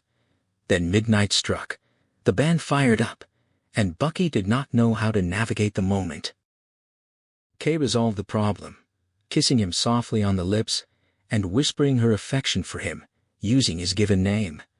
Before he could return the sentiment, a large woman grabbed him and blew a noisemaker in his face. They drove home along the Pacific Coast Highway, part of a long stream of horn-honking revelers. Upon reaching the house, Bucky's car refused to start, so he made a bed on the couch and promptly passed out from excessive alcohol. Sometime toward dawn, he awoke to strange sounds muffling through the walls. He perked his ears, identifying sobs followed by Kay's voice, softer and lower than he had ever heard it. The sobbing worsened, trailing into whimpers. Bucky pulled the pillow over his head and forced himself back to sleep. Bucky drifted through the lackluster January 10th felony summary until Captain Jack's bark snapped him awake, summoning him, Millard, Sears, and Blanchard to Ellis Lowe's office. Inside the inner sanctum, Lee handed Bucky a folded Herald. The local section featured an article speculating on Lowe's potential 1948 Republican primary run for district attorney. Bucky skimmed the laudatory paragraphs, tossed the paper onto the desk to stave off nausea, and watched as the Deputy Dodd distributed rap sheets with mugshots attached. The target was Raymond Douglas Jr. Nash, a white male born in Tulsa in 1908. His record stretched back to 1926, featuring Texas state prison time for statutory rape, armed robbery, first-degree mayhem, and felonious assault. 5 California charges were listed, 3 armed robbery warrants from Oakland County, and 2 1944 Los Angeles papers for statutory rape and contributing to the delinquency of a minor. San Francisco Intelligence Squad notation suspected Nash in a dozen Bay Area stick-ups and as an outside man in the May 1946 Alcatraz escape attempt. The mugshots depicted a stereotypical inbred Okie, a long, bony head, thin lips, beady eyes, and oversized ears. Lee prompted Lou for the urgent update. The prosecutor explained that eyewitnesses had identified Nash in 2 Leimert Park Market stick-ups over the weekend, explaining his absence from the summary. During the second robbery, Nash had pistol-whipped an elderly woman who died an hour later at Good Samaritan Hospital. When Sears stammered a question about known associates, Lou shook his head, relaying that the San Francisco Police Department considered Nash a lone wolf, with the Alcatraz recruitment being a rare exception. Millard interjected, asking for a common denominator in Nash's sex offenses. Lowe confirmed that Nash targeted young Negro girls. Every complainant had been a person of color. Lee immediately directed Bucky toward the door, proposing they hit University Station to read the detective's report and prowl Leimert Park, noting the area's proximity to southern neighborhoods where Nash might hunt. As Millard and Sears departed, Lowe urged Lee to avoid killing the suspect, despite his deserving it. Lee flashed a demon grin, promising to try, but reminding the prosecutor that the voters wanted men like Nash Fried to feel safe at night. At University Station, the squadroom boss reviewed the robbery reports and advised against canvassing the market areas, as Millard and Sears were already securing a better description of Nash's suspected post-war white sedan. Captain Jack had already dispatched 3 plainclothes vice officers to Southside brothels catering to young colored girls, while Newton and 77th Street divisions sent night watch radio cars to juke joints and playgrounds to eyeball for Nash and warn the youth. With nothing left but to cruise, Bucky and Lee embarked on a long Leimert Park tour. Crenshaw Boulevard spelled post-war boom, its dilapidated grand houses rapidly replaced by giant billboards advertising future shopping centers, kiddie parks, and movie theaters slated for completion between 1947 and 1949. Driving east, they passed vacant lots destined for housing and blocks of pre-war adobe bungalows distinguished only by their fading paint and unkempt lawns. Southbound, old wood frame houses grew increasingly decrepit. They saw no one resembling Junior Nash, and every late model white sedan they spotted was driven by a woman or a square-jawed civilian. Nearing Santa Barbara and Vermont, Lee broke their silence, declaring the grand tour useless and pulling into a filling station to call in favors. He returned from the payphone pale and sweating, reporting a snitch's tip Nash was shacking up in a crib near Slauson and Hoover. Bucky noted the area was entirely black, but Lee insisted they roll. They drove east on Slauson, passing storefront churches, hair-straightening parlors, and nameless liquor stores blinking neon in the early afternoon. Turning right onto Hoover, Lee slowed, scanning tenement stoops until he spotted 3 Negro men and an older white man lounging on the steps of a particularly seedy dump. The 4 men instantly clocked them as cops. Lee identified them as hopheads, noting Nash's rumored associations, and suggested shaking them down for an address. Bucky nodded. Lee ground the car to a halt in the middle of the street. They exited and approached. The 4 men shuffled their feet and shoved their hands into their pockets, executing the standard dance of rousted hoodlums. Bucky ordered them to face the wall. They complied, spreading their legs and placing their palms flat against the building. Lee took the 2 men on the right. The white man muttered Lee's name in recognition. Lee ordered him to shut up and began frisking him.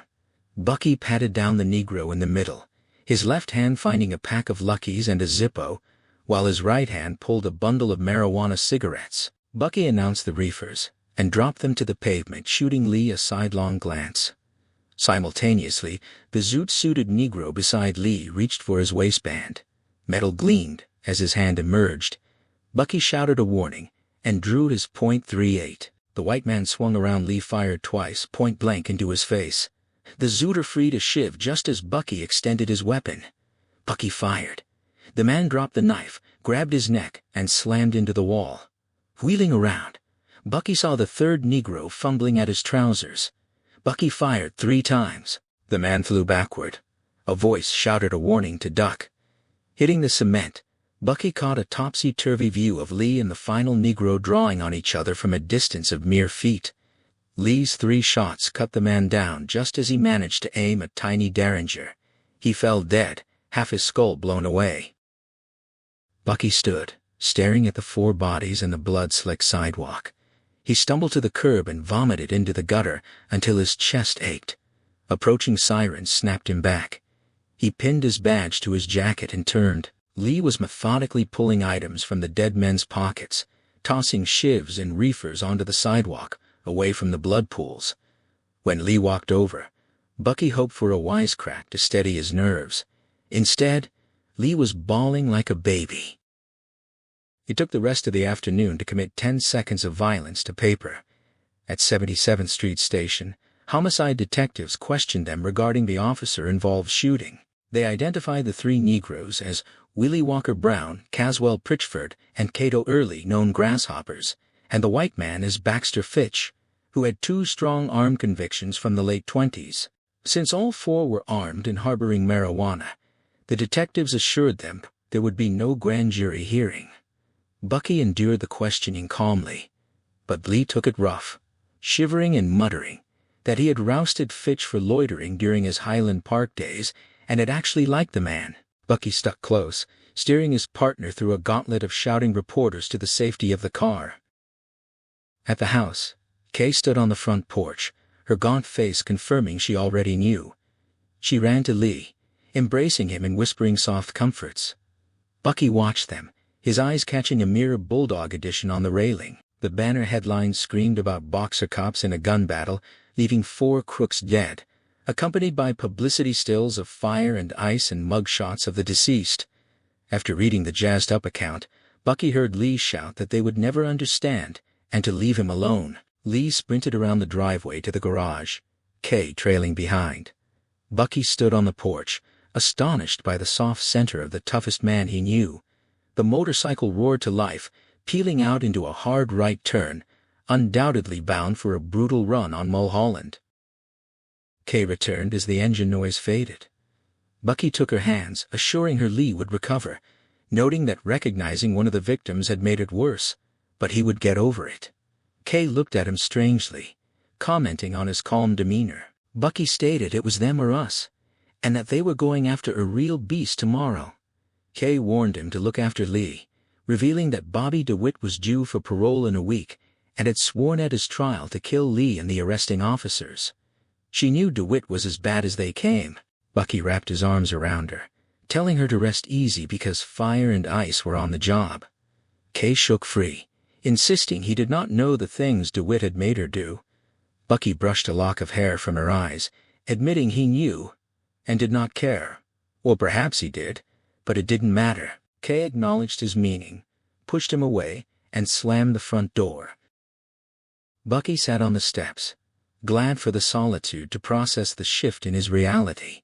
4 months prior, he had been a nowhere radio car hack. Now, he was a warrants detective instrumental in passing $1 million bond issue with a double shine killing on his record. Next month he would turn 30 with 5 years on the job, eligible for the sergeant's exam. A pass, followed by strategic maneuvering, could make him a detective lieutenant before 35. Restless, he went inside to thumb through magazines, but the sound of hard drumming water drew him to the rear of the house. The bathroom door stood wide open, steam billowing out.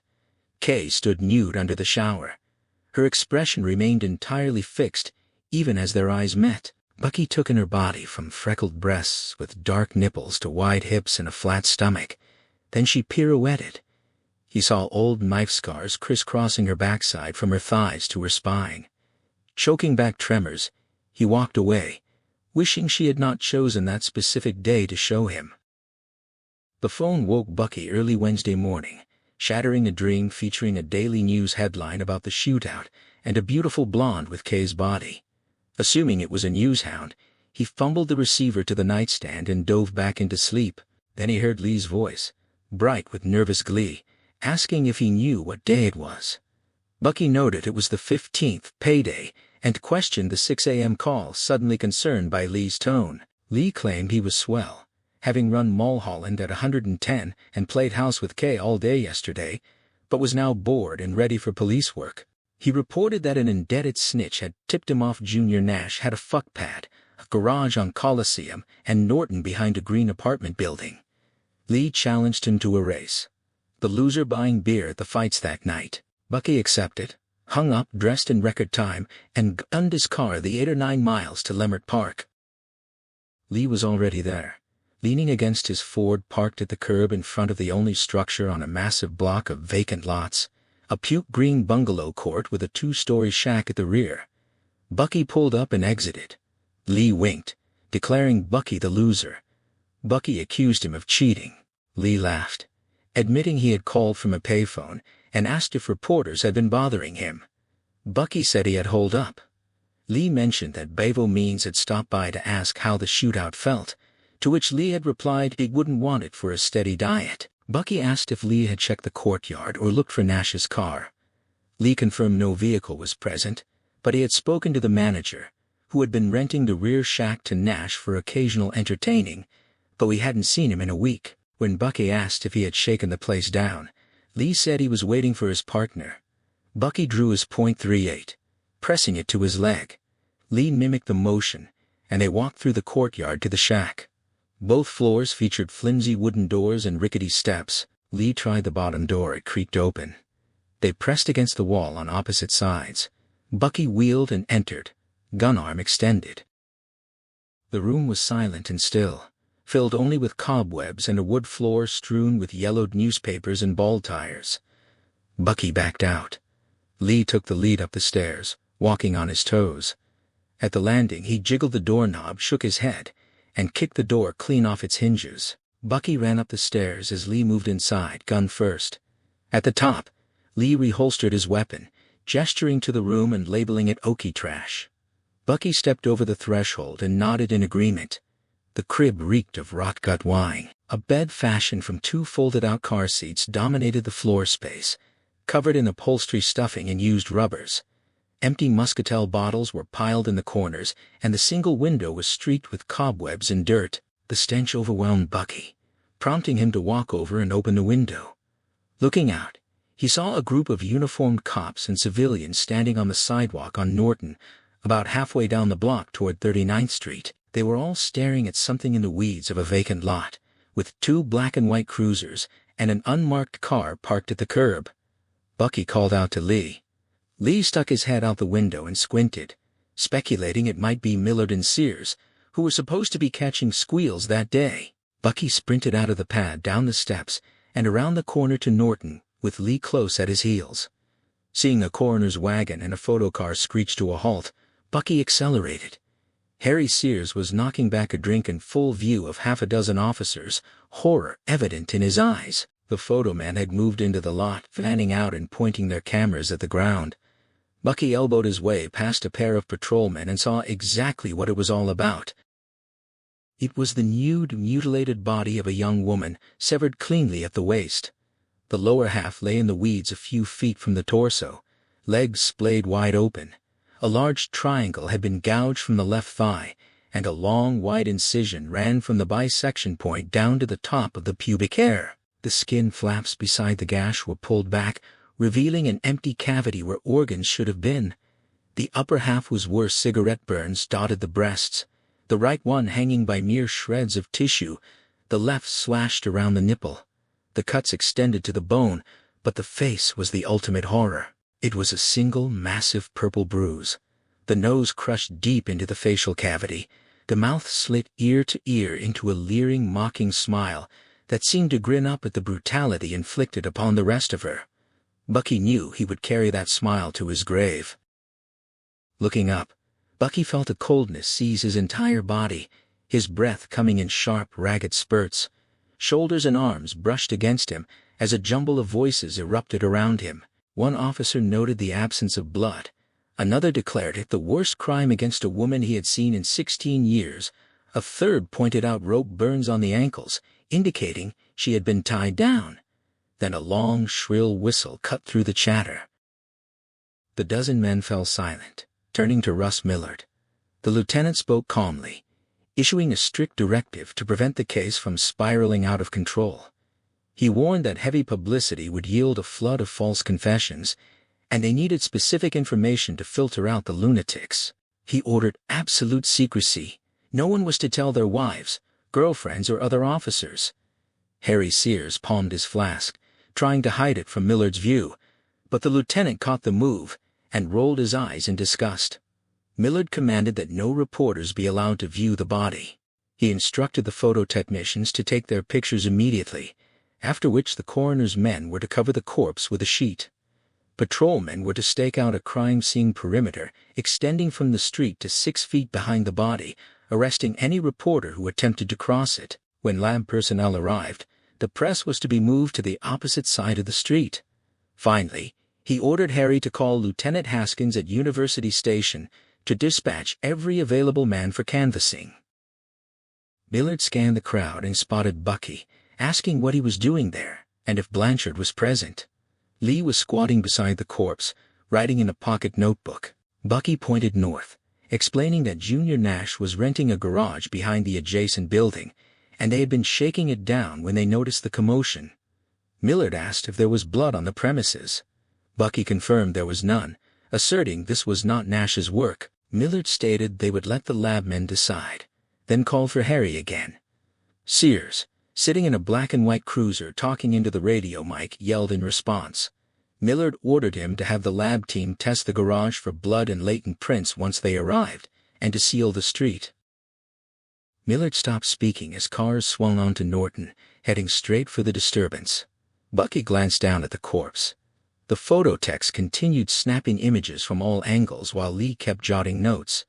The men on the sidewalk alternated between staring at the stiff and averting their eyes. On the street, reporters and camera operators poured out of vehicles, met by Harry Sears and a cordon of blues ready to hold them back. An itch to stare compelled Bucky to give the girl a detailed examination. Her legs were spread for sex, and the buckled knees indicated they had been broken. Her jet-black hair was free of matted blood, suggesting the killer had shampooed her before dumping her. The death leer, with cracked teeth poking through ulcerated flesh, forced him to look away. Bucky found Lee on the sidewalk, helping string up crime scene ropes. Lee stared through him, seemingly seeing only ghosts in the air. Bucky reminded him of Junior Nash. Lee's gaze snapped into focus. He insisted Nash was trash but had not done this. As noise rose from the street with the arrival of more reporters and a linked arm line of blues, Bucky shouted that Nash had beaten an old woman to death and remained their priority warrantee. Lee grabbed Bucky's arms, squeezing them until they went numb. He declared this case their priority, and that they were staying, asserting his seniority. The words rumbled over the scene, drawing heads in their direction. Bucky pulled his arms free, realizing whose ghost Lee was seeing. He agreed. Over the next hour, 39th and Norton filled with police vehicles, reporters, and rubberneckers. The body was removed on 2 sheet-covered stretchers in the back of the meat wagon. A lab team rolled the dead girl's prints before hauling her downtown to the morgue. Harry Sears distributed a handout composed by Millard, providing the straight facts except for the gutting. Sears drove to City Hall to check missing persons records, while Millard stayed to direct the investigation. Lab technicians were dispatched to prowl the lot for murder weapons and women's clothing, while another forensic team checked Nash's garage for latents and bloodstains. Millard counted heads: 4 men directing traffic, 12 uniformed officers, 5 plainclothesmen, plus Lee and Bucky. He dug a street atlas from his cruiser, divided Leimert Park into footbeats, and assigned each man a territory with mandatory questions. Had they heard female screams in the past 48 hours? Seen anyone discarding or burning women's clothing? Noticed suspicious cars or loiterers? Passed by Norton Avenue between 39th and Coliseum in the last 24 hours, and seen anyone in the vacant lots? Bucky was assigned Olmsted Avenue, 3 blocks east of Norton from Coliseum south to Leimert Boulevard. Lee took the stores and building sites on Crenshaw from 39th North to Jefferson. They planned to meet at the Olympic at 8 o'clock and split up. Bucky began pounding pavement, ringing doorbells and asking questions. He received negative answers, recording addresses where no one was home for the second wave of canvassers. He spoke to Sherry's sneaking housewives, bratty children, pensioners, servicemen on leave, and even an off-duty cop from West La Division. He showed Nash's mugshot and asked about a late-model white sedan. The result was a big fat 0. By 7 o'clock, he walked back to his car, disgusted by the blunder he had stumbled into. Lee's car was gone, and forensic arc lights were being set up at 39th and Norton. Bucky drove to the Olympic, hoping a good series of bouts would cleanse the bad taste of the day. H.J. Caruso had left tickets at the front turnstile, with a note stating he had a hot date and would not attend. Lee's ticket remained in the envelope. Bucky grabbed his and headed for H.J.'s box. The first prelim of an all-bantamweight card had already started. Two tiny Mexican warriors put on a spirited fight, the crowd eating it up as coins rained down from the top tier, and shouts in Spanish and English filled the arena. After 4 rounds, Bucky knew Lee would not show. The bantams, both badly cut, reminded him of the butchered girl. He got up and left, knowing exactly where Lee was. He drove back to 39th and Norton. The entire lot was illuminated by arc lights, bright as day. Lee stood just inside the crime scene rope. The night had turned cold. He hunched into his letterman's jacket, watching lab techs poke around in the weeds. Bucky approached. Lee saw him coming and performed a quick draw, shooting finger pistols with his thumbs as hammers, a routine he used when jacked up on Benzedrine. Bucky reminded him of their meeting. The arc light glow gave Lee's raw nerve face a blue-white cast. Lee reiterated that this was the priority. Looking into the distance, Bucky saw other vacant lots illuminated. He argued that this was a priority for the Bureau, just as Nash was their priority. Lee shook his head, insisting this was big. He revealed that Chief Horrell and Thad Green had visited hours earlier, and Jack Tierney had been detached to homicide to run the investigation, with Millard backstopping. Lee offered his opinion. It was a showcase. A nice white girl had been killed, and the department would go all out to catch the killer, to prove to voters that the bond issue had bought them a bulldog police force. Bucky countered that maybe she wasn't such a nice girl. Maybe Nash's victim had been someone's loving granny, and maybe Lee was taking it too personally. He suggested they let the Bureau handle it, and returned to hunting Nash before he killed again. Lee balled his fists. Bucky stepped forward, listing other possibilities. Maybe Lee was afraid of Bobby DeWitt's release. Maybe he was too proud to ask for help scaring DeWitt away from the woman they both cared for. Maybe he was letting the Bureau chalk up the dead girl as restitution for Laurie Blanchard. Lee uncoiled his fists and turned away. Bucky watched him rock on his heels, hoping for anger or wit, anything but hurt. Making fists, Bucky shouted at him to talk, reminding him they were partners who had killed 4 men together. Lee turned, flashing his patented demon grin, but it looked nervous, sad, and used up. His voice was raspy and stretched thin. He confessed that he used to watch over Laurie when she played. He had been a scrapper, feared by other kids, and had engaged in kiddie romances. The girls teased him about spending so much time with Laurie, as if she were his true sweetheart. He doted on her. She was pretty and a trooper. Their father talked of ballet, piano, and singing lessons for her, while Lee was destined for the goon squad at Firestone Tire like his dad. It was just talk, but to a kid, it felt real. Around the time she disappeared, their father talked about the lessons constantly, making Lee angry at Laurie. He started ditching her after school to hang out with a wild girl in the neighborhood who drank bathtub gin and slept with boys. Lee was with this girl when Laurie was snatched, instead of protecting his sister. Bucky reached for Lee's arm to offer understanding, but Lee pushed his hand away. He explained why it was bad Laurie had been murdered, strangled, or chopped up by a degenerate, and when she died, Lee had been thinking ugly thoughts about her, hating her because their father viewed her as a princess and him as a thug.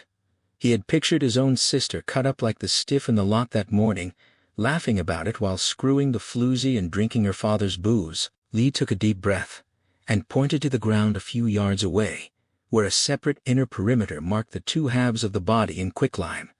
Bucky stared at the outline of the spread legs. Lee vowed to get the killer, with or without Bucky. Bucky dredged up a ghost of a smile and said he would see him at the hall tomorrow. Lee repeated, "With you or without you?" Bucky acknowledged. He heard him and walked back to his car. As he hit the ignition, he saw another empty lot, a block to the north, light up. The next morning, the first thing Bucky saw in the squad room was Harry Sears reading the Herald headline, "Hunt Werewolf's Den in Torture Slaying." The second thing was a chain of 5 men, 2 derelicts, 2 square John types, and 1 in county jail demons manacled to a bench. Harry put down his paper, stammering that they were confessors who claimed to have sliced the girl. Bucky nodded, hearing screams emanating from the interrogation room. Moments later, Bill Koenig led a doubled-over fat man out the door, announcing to the bullpen that he hadn't done it. A couple of officers clapped satirically. Others looked away in disgust. Koenig shoved the man into the corridor. Bucky asked Harry where Lee was. Harry pointed to Ellis Lowe's office, noting reporters were present. Bucky peered through the crack in the doorway. Lowe stood behind his desk, playing to a score of newshounds. Lee sat at the DA's side, dressed in his only suit. He looked tired, but nowhere near as edgy as the previous night. Lowe sternly enunciated that the heinous nature of the killing demanded every effort to catch the fiend. He announced that specially trained officers, including Mr. Fire and Mr. Ice, had been detached from regular duties to aid the investigation, promising positive results soon. Bucky couldn't hear over the pounding of blood in his head. He nudged the door open. Lee saw him, bowed to Lowe, and exited. Lee dogged Bucky back to the warrant's cubicle. Bucky wheeled around, asking if Lee had gotten them detached. Lee placed restraining hands on Bucky's chest, urging him to take it slow. He explained. He had given Lou a memo stating they had verified dope that Nash had blown their jurisdiction. Bucky called him crazy. Lee shushed him, explaining it was just to grease the skids. The APB on Nash still stood. The fuck pad was staked out, and every Southside cop was looking for the bastard. Lee planned to stay at the pad himself that night with binoculars, hoping to catch license plates of cars cruising Norton, suspecting the killer might drive by to gloat. He would check the numbers against DMV and Randy records. Bucky sighed. Lee insisted he only wanted a week on the girl, promising that if Nash wasn't collared by then, they would return to him as their priority. Bucky argued Nash was too dangerous to ignore. Lee countered that Nash was covered, and asked if Bucky didn't want to build on his Shine killings, noting the dead girl was a better piece of pie than Junior Nash. Bucky, seeing more Fire and Ice headlines in his future, agreed to 1 week, no more. Lee winked, saying it was copacetic. Captain Jack's voice came over the intercom, ordering everyone to the muster room immediately. Bucky grabbed his notebook and walked through the bullpen. The ranks of confessors had swollen, new ones cuffed to radiators and heating pipes. Bill Koenig slapped an old man demanding to speak to Mayor Bauron. Fritz Vogel took names on a clipboard. The muster room was standing room only, packed with Central and Bureau men and plainclothes cops Bucky had never seen. Captain Jack and Russ Millard stood at the front beside a floor microphone. Tierney tapped the mic, cleared his throat, and began the general briefing on the Leimert Park homicide. He acknowledged the rough nature of the work and the high volume of calls to the mayor's office, the department, the city council, and Chief Horrell from people they needed to keep happy. He warned that the werewolf label in the papers would generate more calls and urged them to get moving. He outlined the chain of command: Tierney supervising Millard as executive, Sears as runner between divisions, and Lou as liaison to the press and civilian authorities. He listed the officers detached to Central Homicide effective January 16, 1947, including Anders, Arcola, Blanchard, Bleichert, Kavanaugh, Ellison, Grimes, Koenig, Liggett, Navarrete, Pratt, J. Smith, W. Smith, and Vogel. He instructed them to see Millard after the briefing and handed them over to Russ. Bucky took out his pen, elbowing the man next to him for more writing space. Every cop around him did the same, their attention riveted to the front of the room. Millard addressed the packed muster room with the measured, authoritative cadence of a courtroom attorney. He outlined the grim discovery from the previous morning: a naked, bisected female corpse found in a vacant lot on Norton Avenue. He deliberately withheld the most gruesome details of the torture, noting that Doc Newbar would conduct the autopsy at Queen of Angels that afternoon, and that certain facts must be kept from the press to filter out false confessions. The initial canvass had yielded nothing. The lack of blood at the dump site proved the murder occurred elsewhere. Nash's nearby garage had been cleared of prints and blood, removing him from suspicion. With no identification or missing persons match yet, The teletyped fingerprints were their only hope. The investigation had been triggered by an anonymous call from a hysterical woman walking her child to school, a lead Millard promptly dismissed. He ordered a rigorous recanvassing of the area, designating University Station as the command post for collating reports and distributing evidence indexes to all divisions. He assigned the bulk of the men to specific beats, but pointedly told Bucky and Lee to return to the exact same territories they had covered the day before. Bucky slipped out the service stairs, eager to put physical distance between himself and Lee, and to mentally distance himself from the compromised Nash memo. Under a darkening gray sky, he fantasized about a torrential thunderstorm washing away the fruitless leads and Lee's suffocating grief, hoping the downpour might force Junior Nash out of hiding. But the clouds broke, the sun beat down, and his second string of canvassing yielded nothing but frustration. The locals had absorbed the radio broadcasts and newspaper headlines, transforming the inquiry into a grotesque circus. A sherry-breathing woman brandished a plastic crucifix to ward off the werewolf. An elderly man in a clerical collar over his underwear declared the girl a divine sacrifice for the district's Democratic voting record. A child presented a Lon Chaney Jr. pin-up, claiming the vacant lot was a rocket ship launch pad, and a boxing fan, recognizing Bucky, earnestly requested he shoot the neighbor's basset hound, insisting the dog was the true killer. By 1:30, Bucky trudged back to his car, defeated, only to find a note tucked under his wiper blade. It was an official witness admission for the Jane Doe autopsy, signed by Chief Thad Green, though the handwriting bore a suspicious resemblance to Lee's. Amused despite himself, Bucky drove to Queen of Angels Hospital. The hospital corridors teemed with nun nurses and elderly patients on gurneys. An elderly sister crossed herself upon seeing his badge and guided him to the double doors of pathology. A patrolman snapped to attention and admitted him into a small antiseptic white room dominated by a long metal table holding 2 sheet-covered forms. Bucky took a seat on a bench, shivering at the mere thought of confronting the girl's mutilated face again. Moments later, Doc Newbar entered, a tall, aging man puffing a cigar, accompanied by Sister Margaret with her stenography pad, followed by Millard, Sears, and Lee. Millard shook his head at the persistent presence of the boxing partners. The doctor assured them his cigar smoke would not disturb the deceased, who was permanently in dreamland, and instructed the nun to uncover the remains. Lee slumped onto the bench beside Bucky, his benzodrine energy clearly depleted, and asked about the morning's progress. Bucky dryly reported that a wolfman from Mars had committed the slaughter, and that Buck Rogers was currently in pursuit, advising his partner to go home and sleep. Lee merely yawned, muttering that his best tip of the day involved a man claiming to have seen Hitler in a local bar. As the doctor began his clinical recitation, Bucky fixed his gaze on his shoes. Newbar detailed the gross pathology of female Caucasian, aged 16 to 30, bisected at the umbilicus. The upper half exhibited massive depressed skull fractures, facial features obliterated by severe bruising and swelling, a crushed nasal cartilage, and a grotesque ear-to-ear laceration slashing through the cheeks. There were multiple lacerations and cigarette burns on the chest, with the right breast nearly severed. The abdominal cavity was devoid of free-flowing blood, the internal organs entirely removed. Checking for hypertrophy, the doctor confirmed no pregnancy. Moving to the lower half, Newbar described a midline incision from the navel to the pubic bone, with the mesentery, uterus, ovaries, and rectum excised, and a large triangular gouge on the left thigh.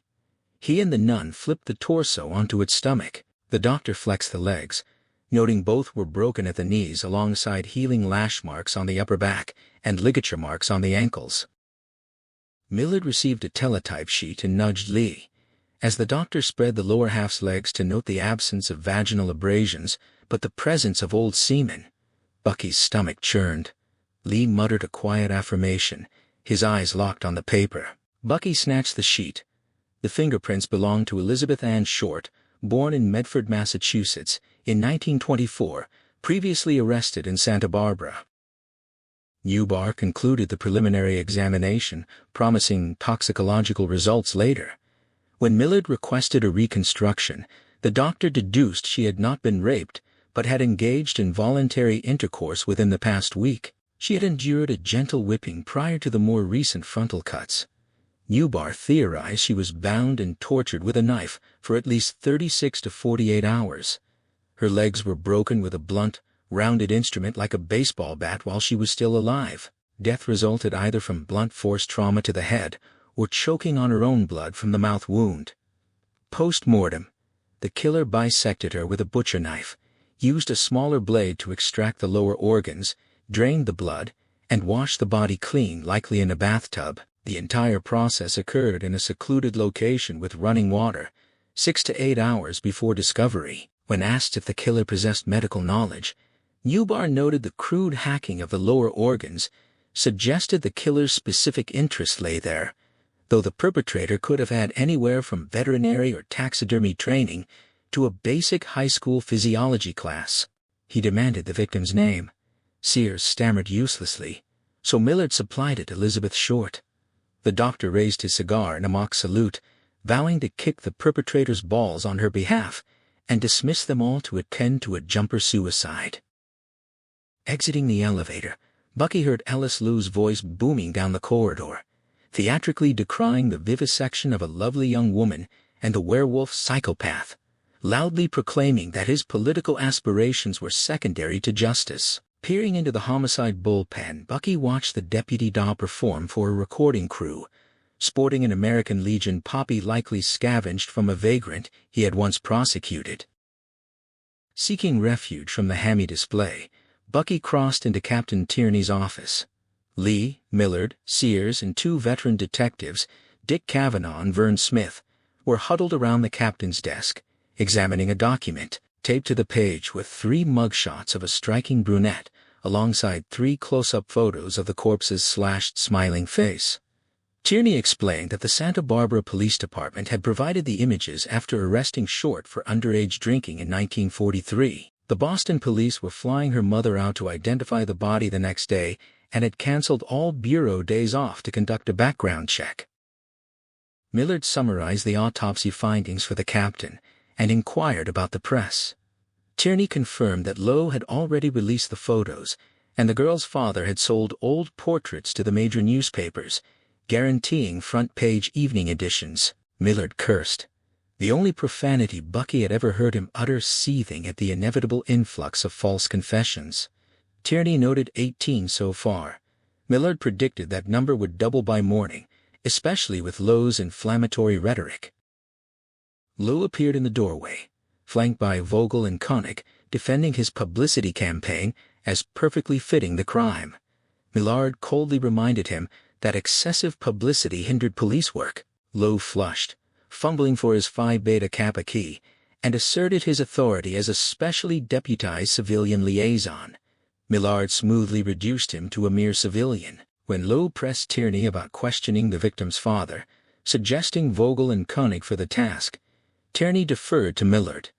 With an almost imperceptible shake of his head, Millard vetoed the idea. Tierney smoothly agreed that the lead investigator assigned the men in major homicides, and Millard promptly designated Bucky and Lee to interview Cleo Short, ordering them to report to University Station the following morning. The sudden movement caused Lowe to jerk his hand, snapping the chain of his Phi Beta Kappa key, which clattered to the floor. Koenig retrieved it, as Lowe spun on his heel and stormed out, Vogel glaring at Millard before following. Sears, reeking of old granddad whiskey, muttered that Lowe's success in sending a few black men to the gas chamber had gone to his head.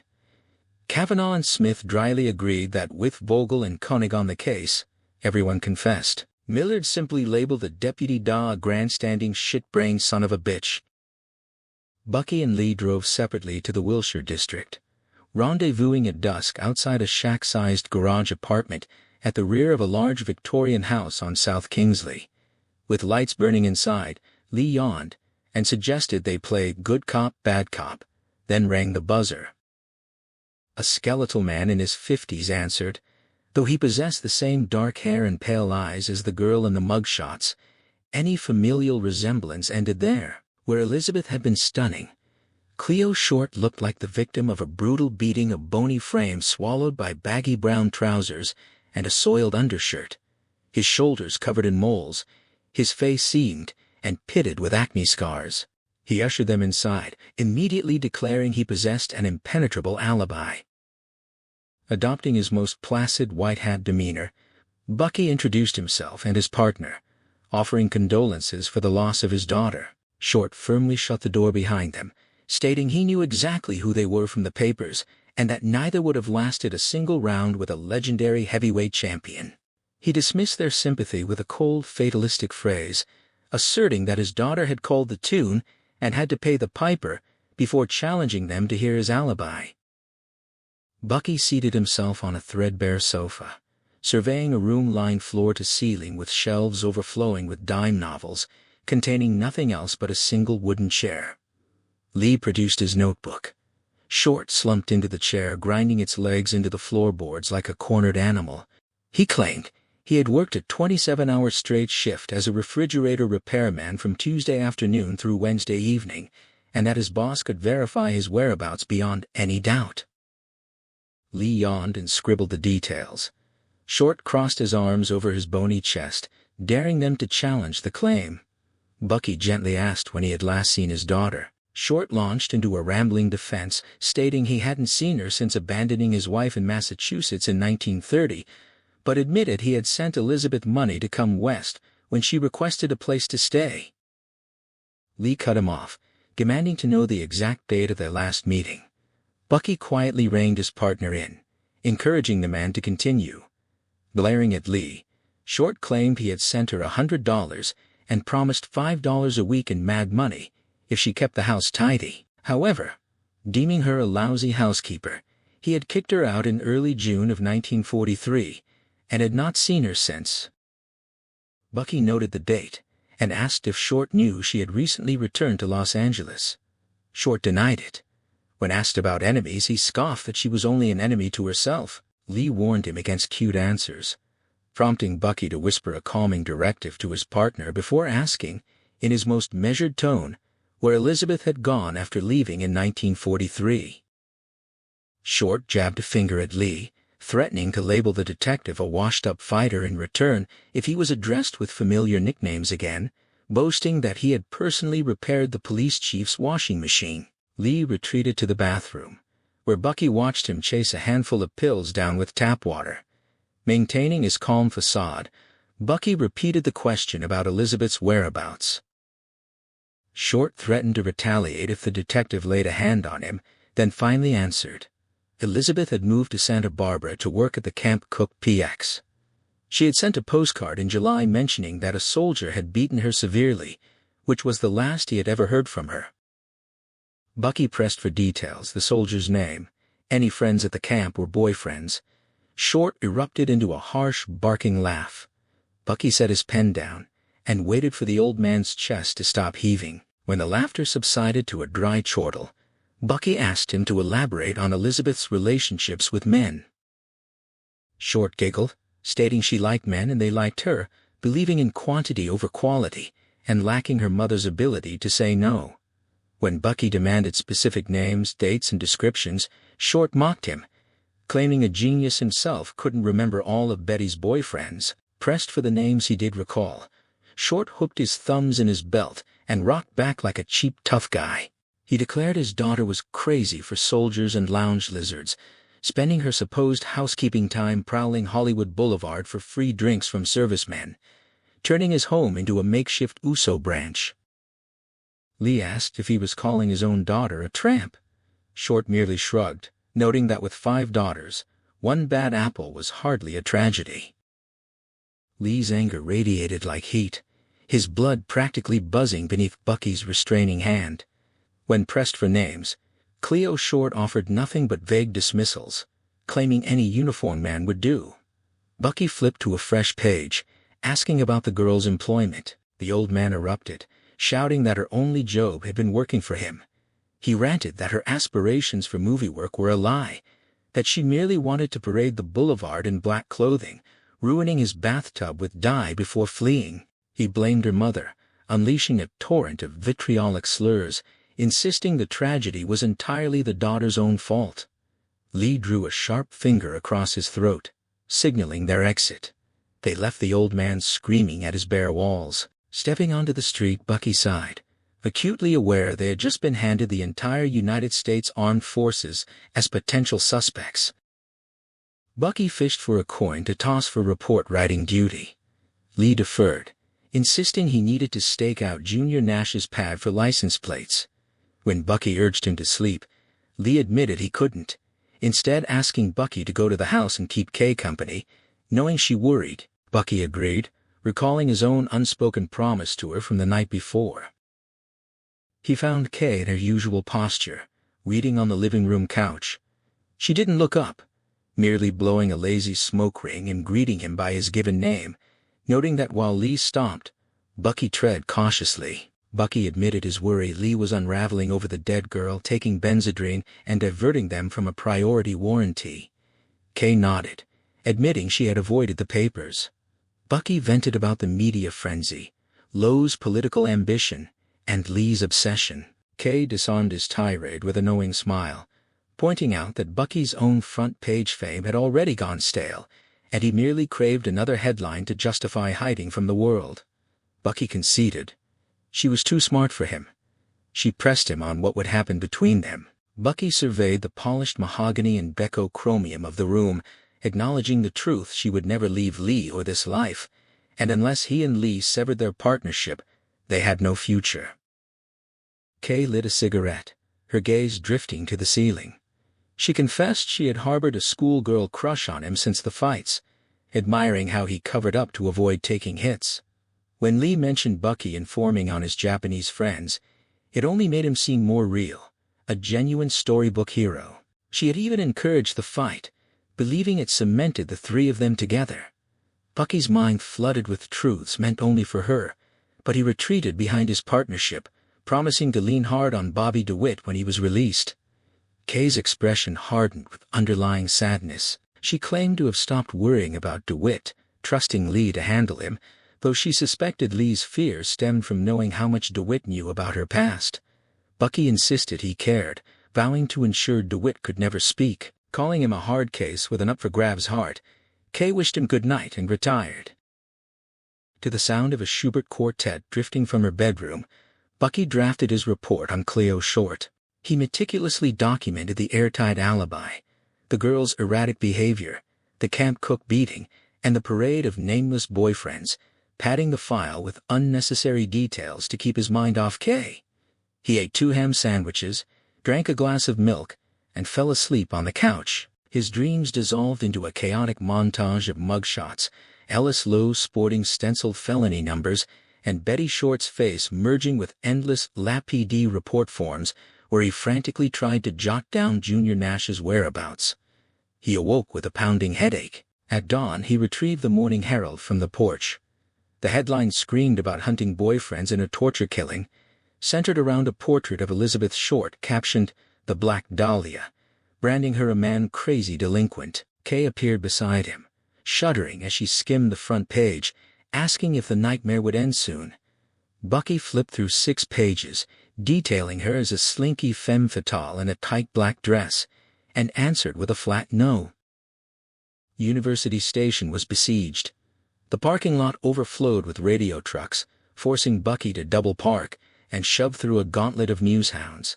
Despite ducking his head, hands grabbed at him, ripping his jacket pocket before he breached the entrance. Inside, the squad room buzzed with ringing phones and cots lining the walls. Lee was passed out on one, newspaper sheets covering his legs. Bucky's headache intensified. He found Lowe tacking slips to a bulletin board and demanded to be undetached, insisting he was a warrants officer with priority fugitives. Lowe hissed a flat refusal, declaring Bucky worked for him on the Short case now, and warning him against prima donna demands. Bucky stormed to the rear where Russ Millard slept in a chair, legs propped on a desk. Tacked to the nearby corkboard was the first summary report. Bucky scanned the typed sheets.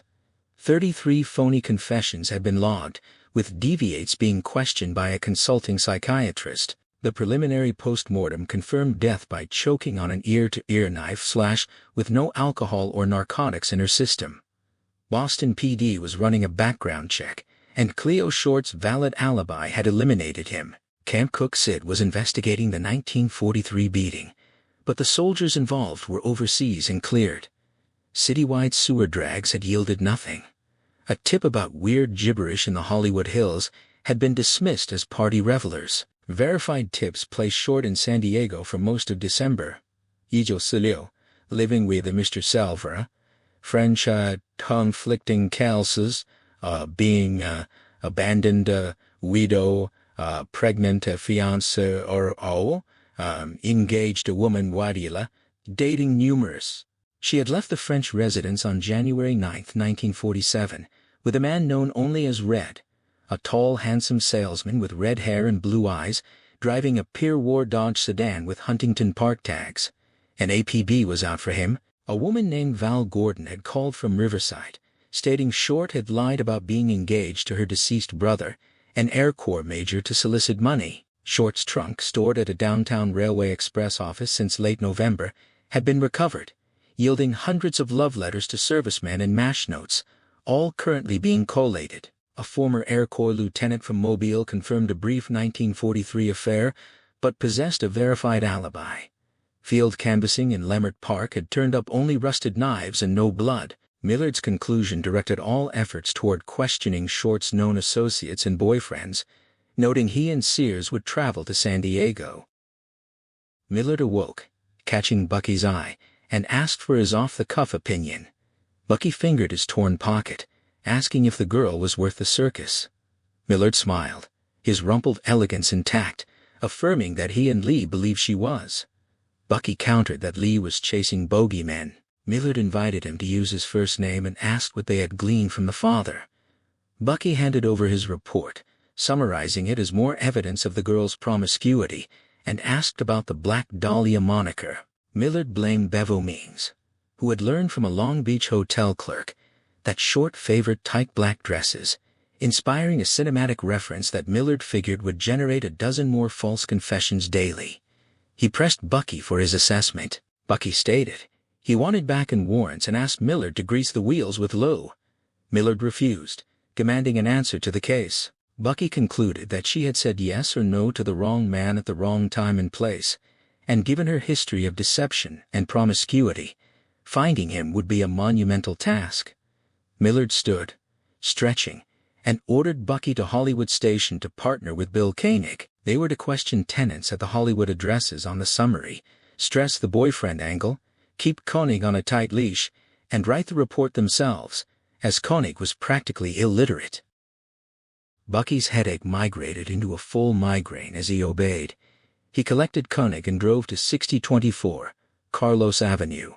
Parking before a 3-story brown clapboard house, Bucky asked the ranking sergeant how to proceed. Koenig cleared his throat, swallowed a thick wad of phlegm, and suggested Bucky do the talking while he provided backup, flashing a leather sap tucked into his waistband to ask if it was a muscle job. Bucky declared it a talk job. An elderly woman sat on the porch, closing her Bible as they approached, stating she only rented to career girls with references. Bucky flashed his shield, explaining they were investigating Betty Short. The woman, Miss Loretta Janeway, noted she knew her as Beth, casting a disgusted glance at Koenig, who was surreptitiously picking his nose on the lawn. Bucky deadpanned that his partner was looking for clues. Miss Janeway snorted that he wouldn't find any inside his large beak, then asked who killed Beth. Bucky opened his notepad. She confirmed she had rented Beth the third-floor right rear room from mid-September to mid-October. Beth had arrived unannounced, claiming to be an aspiring actress needing cheap lodging. When Janeway criticized her Boston accent, Beth had flawlessly recited a patriotic phrase to prove she could take direction, charming the landlady into bending her rules. However, Beth proved an awful tenant, consistently late on rent, pawning jewelry for food, and begging to pay by the day. She avoided the other tenants, utilizing private stairs, and openly admitted to Janeway that she preferred boys to girls. When pressed about boyfriends, Janeway hugged her Bible, stating that while she never saw them enter the front door, she heard plenty of footsteps on Beth's private stairs at ungodly hours. Beth had mentioned no enemies. The last time Janeway saw her was in late October, when she departed for more compatible lodgings, adopting a flawless California accent. Leaning in conspiratorially, Janeway pointed at Koenig, who was now tugging at his crotch, and advised Bucky to speak to the man about his disgusting hygiene. Bucky thanked her and returned to the car. Koenig grunted, demanding to know what the landlady had said about him. Bucky fed Koenig a fabricated compliment from the landlady, claiming she found the sergeant attractive, but that Bucky had deflected her advances by mentioning a non-existent wife to spare him from unwanted correspondence. When Koenig pivoted to Fritz Vogel, Bucky probed gently. Koenig's demeanor shifted, revealing the vicious rumors circulating behind Vogel's back, allegations of contracting syphilis from sex workers during his administrative vice days, undergoing a mercury cure, and being subsequently banished to Central Detectives. Sensing Bucky's curiosity, Koenig grew defensive, issuing a veiled threat wrapped in a nursery rhyme about curiosity killing the cat, and casually admitted that Vogel had taken the sergeant's exam on his behalf. Arriving at the stucco apartment building on Cherokee, Bucky left his partner behind, muttering about a top job. The sixth-floor hallway carried the faint, sweet stench of marijuana. When he knocked, big band music ceased, and a young woman in a sparkly Egyptian costume and papier-mâché headdress answered, mistaking him for a studio driver. Upon hearing the word police, she slammed the door. The sound of a flushing toilet followed before she returned, allowing Bucky to step uninvited into a high-ceilinged room lined with sloppily made bunk beds. Suitcases spilled from an open closet, and a linoleum table wedged against frameless bunks was cluttered with cosmetics, the cracked floor beneath dusted with spilled rouge and face powder. The actress, Cheryl Sadden, initially pleaded about unpaid jaywalking tickets and her upcoming role in a monster movie. When Bucky mentioned Elizabeth Short, she groaned, recounting how she had already endured a barrage of questions from a stuttering sergeant that morning. She confirmed Betty had stayed there from early November to early December, paying $1 a day, but claimed no memory of her dates' names. Bucky threatened to arrest her for the marijuana she had just flushed, prompting the mock Cleopatra to take a seat with a withering glare. He asked about Linda Martin, whom Cheryl confirmed Betty had mentioned as rooming at another location on DeLong Prairie. Regarding enemies, Cheryl scoffed that Betty's only trouble was an overabundance of male friends. She described Betty as a non-working grifter who bummed change, cadged meals from older men on the boulevard, and returned from brief absences with cash, spinning elaborate, contradictory lies about wealthy uncles or poker winnings. Cheryl noted that Betty's habit of wearing black was merely a casting director gimmick, though she would alternately claim she was mourning a dead father or fallen soldiers. When pressed about film work, Cheryl boasted of her own credits before recalling a Thanksgiving potluck, where a flush Betty had bragged about a co-starring role, flaunting an expensive viewfinder on a chain with a velvet case. She knew no film titles or names. Asked about the casting couch, Cheryl vehemently denied it for herself but conceded it was probable for Betty. The blare of a flatbed truck horn signaled the arrival of more costumed extras, and Cheryl bolted from the apartment. At the final address, a pink stucco tourist flop near Hollywood High, Koenig snapped out of a nose-picking trance. Spotting two men reading newspapers on the steps, he demanded to interrogate them while Bucky handled the women. Bucky attempted to take the men, but Koenig aggressively asserted his rank, repeating his feline curiosity warning and demanding to know what to accuse them of. Seeing red, Bucky instructed him to secure alibis, asked if Short had engaged in prostitution, which Koenig met with a snicker. Bucky sprinted up the steps and entered a shabby sitting room where young people smoked and read movie magazines. He requested Linda Martin, Marjorie Graham, Harold Costa, and Donald Lays. A honey-blonde woman in a slack suit identified herself as Marjorie Graham, noting the men were outside. The others dispersed down the hall. When Bucky asked if they knew Elizabeth Short, he received a chorus of shocked negative headshakes, while Koenig's shouting echoed from the porch. Marjorie admitted she had called the police and provided Linda's name, adding that both men outside had dated Betty and expected the authorities to find clues. Bucky sat beside her, lowering his voice after noticing her flinch, and requested specific dates, names, and motives. Marjorie placed Betty's stay in early December, around the 5th anniversary of Pearl Harbor, lasting no more than a week. She had learned of the place from Linda Martin, When Bucky pointed out the discrepancy with Millard's memo placing Short in San Diego most of that month, Marjorie explained that Betty simply used people up, borrowing money and spinning tales until the hardened residents saw through her. Despite this, Marjorie admitted to liking her, describing Betty as sweet, trusting, and strangely inspired, adopting the mannerisms of whoever she was with, like taking up smoking to fit in, despite her asthma. She recalled listening to Betty's fantastical love stories about war heroes and her delusions of effortless movie stardom, which irritated Marjorie, a serious student at the Pasadena Playhouse. Marjorie confirmed Betty had bragged about a late November movie role and a viewfinder on her first night there, giving different studio names to different boys.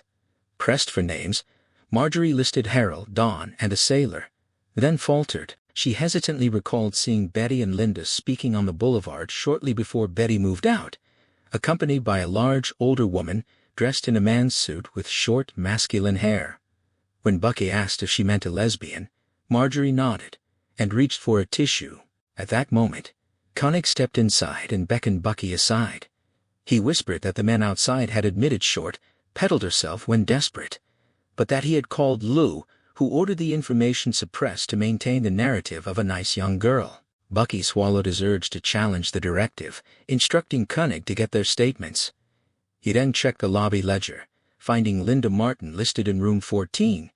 The door to the cramped room was unlocked. Inside, the closet was empty, and yesterday's newspapers lay open to the werewolf murder headlines. Certain the girl had fled, Bucky reached under the bed and retrieved a red plastic change purse containing 2 pennies, a dime, and a high school identification card from Cedar Rapids, Iowa. The card bore the name Lorna Martelkova, born in 1931, alongside a photo of a beautiful teenager. Bucky mentally drafted a juvenile runaway warrant. Marjorie appeared in the doorway, confirming the identity and noting with shock that Linda was only 15. She had seen her that morning after mentioning the police visit. Bucky thanked her, silently wishing her a swift escape from Hollywood, and stepped outside. Koenig stood at parade rest while Costa and Lays sprawled in lounge chairs, looking green and battered from his interrogation. Koenig declared they were innocent, to which Bucky dryly replied that it was obvious, prompting a literal-minded correction from the sergeant. Back at Hollywood Station, Bucky exercised his warrant's prerogative, issuing an all-points juvenile runaway and priority material witness warrant for Lorna Martelkova, also known as Linda Martin. He left the forms with the Daywatch boss to broadcast the alert and dispatched officers to requestion the tenants. Sitting down to write his report, Bucky emphasized Short's habitual lying and the unverified November movie claim. He deliberately omitted both the lesbian-led and the prostitution admission, knowing Lowe would likely bury them to protect the victim's sanitized public image, resolving instead to brief Millard verbally. A call to the Screen Actors Guild and Central Casting confirmed no Elizabeth Short or variation thereof was ever registered, cementing Bucky's belief that the movie role was merely another fairy tale and the viewfinder a prop. Late afternoon found Bucky exhausted and hungry. He drove to the house seeking a sandwich and a nap, only to walk directly into another installment of the Black Dahlia nightmare. Kay and Lee stood at the dining room table, scrutinizing the glossy black-and-white crime scene photos from 39th and Norton. The images displayed Betty Short's bashed head, slashed breasts, bisected torso, and splayed legs. Kay smoked nervously, casting furtive glances at the gruesome prints while Lee stared at them, his face twitching in multiple directions, transformed into a benzodrine-fueled specter. Neither acknowledged Bucky's entrance. Finally, Kay offered a quiet greeting. Lee stabbed a trembling finger at a close-up of the torso mutilations, vehemently rejecting the theory that it was a random street pickup. He insisted the killer had hated her for a specific reason and wanted the world to know, torturing her for 2 full days. He turned to Kay, demanding to know if her paramed classes suggested the work of a trained mad doctor. Kay extinguished her cigarette, gently pointing out Bucky's presence. Lee wheeled around, attempting to simultaneously wink, smile, and speak, resulting in a horrifying grimace as he insisted Bucky listen to Kay, boasting that his investment in her education was finally paying off. Kay's voice remained soft and patient. She dismissed the mad doctor theorizing his nonsense but offered a compromise, Perhaps there were two killers, one responsible for the crude torture cuts, and another who performed the neat, clean post-mortem bisection. Alternatively, a single killer might have calmed down after the murder to execute the surgical cuts, as removing organs from a bisected body required no medical expertise. She urged him to eat, cease the pills, and listen to Dwight, pleading with him to calm down. Bucky looked at Lee, whose amphetamine-fueled face made any harsh truth impossible to deliver. He swallowed the urge to expose Betty Short as a worthless liar or reveal the lesbian lead, instead pleading with his partner to stop destroying himself over a case that rendered him useless just days before Bobby DeWitt's release. He invoked the memory of Lee's little sister, but the words only triggered tears streaming from Lee's widened drug-hazed eyes. Kay stepped between them, placing a steadying hand on each of their shoulders. Unable to watch his partner break down completely, Bucky turned and walked out. University Station had devolved into an outpost of Black Dahlia mania. A crude betting pool in the locker room offered odds on everything from a random sex crime to the capture of the mysterious Red, with the bulk of the action favoring the boyfriend theory. The squad room offered little more than comic relief. Harry Sears, half-drunk, waltzed with the black cleaning woman, loudly introducing her as the real Black Dahlia while she belted out gospel tunes to the annoyance of officers trying to work the phones. Yet the legitimate investigation remained frenzied. Detectives scoured DMV registrations and Huntington Park directories for Red, pored over Short's love letters, and ran the license plates Lee had logged outside Nash's garage. With Millard and Lowe absent, Bucky dropped his interrogation report and warrant notifications into the summary tray, eager to escape the circus before a ranking officer could draft him into it. Adrift, Bucky's thoughts circled back to Lee, sparking a sudden, sharp anger. He needed to focus on Junior Nash, a professional gunman far more dangerous than a dozen jealous boyfriends. He returned to Leimert Park to hunt him, but the Black Dahlia's shadow was inescapable. At 39th and Norton, rubberneckers gawked at the vacant lot while vendors sold hot dogs, and an old woman peddled portrait glossies of the victim. Bucky briefly wondered if Cleo Short was profiting from the tragedy. Pushing the macabre buffoonery aside, he spent 5 grueling hours canvassing South Crenshaw and Southwestern, flashing Nash's mugshot and detailing his modus operandi. The effort yielded nothing but rejections and indignant questions about why he wasn't hunting the Dahlia killer. By mid-evening, he reluctantly conceded that Nash had likely fled Los Angeles, leaving him no choice but to rejoin the Dahlia circus. After a hurried burger, Bucky called administrative vice for leads on lesbian gathering places. The clerk provided 3 cocktail lounges clustered on a single block of Ventura Boulevard in the Valley: the Duchess, the Swank Spot, and Laverne's Hideaway. The clerk also noted they sat in unincorporated county territory, likely operating under the sheriff's department's tacit, paid sanction. On the drive over the Cahuenga Pass, Bucky's mind drifted into graphic territory.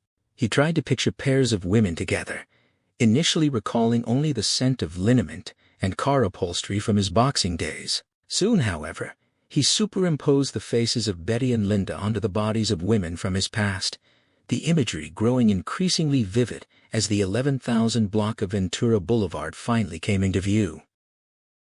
The Swank Spot featured a log cabin facade and swinging saloon doors. Inside, the narrow, poorly lit room required several moments for Bucky's eyes to adjust to a sea of women staring him down.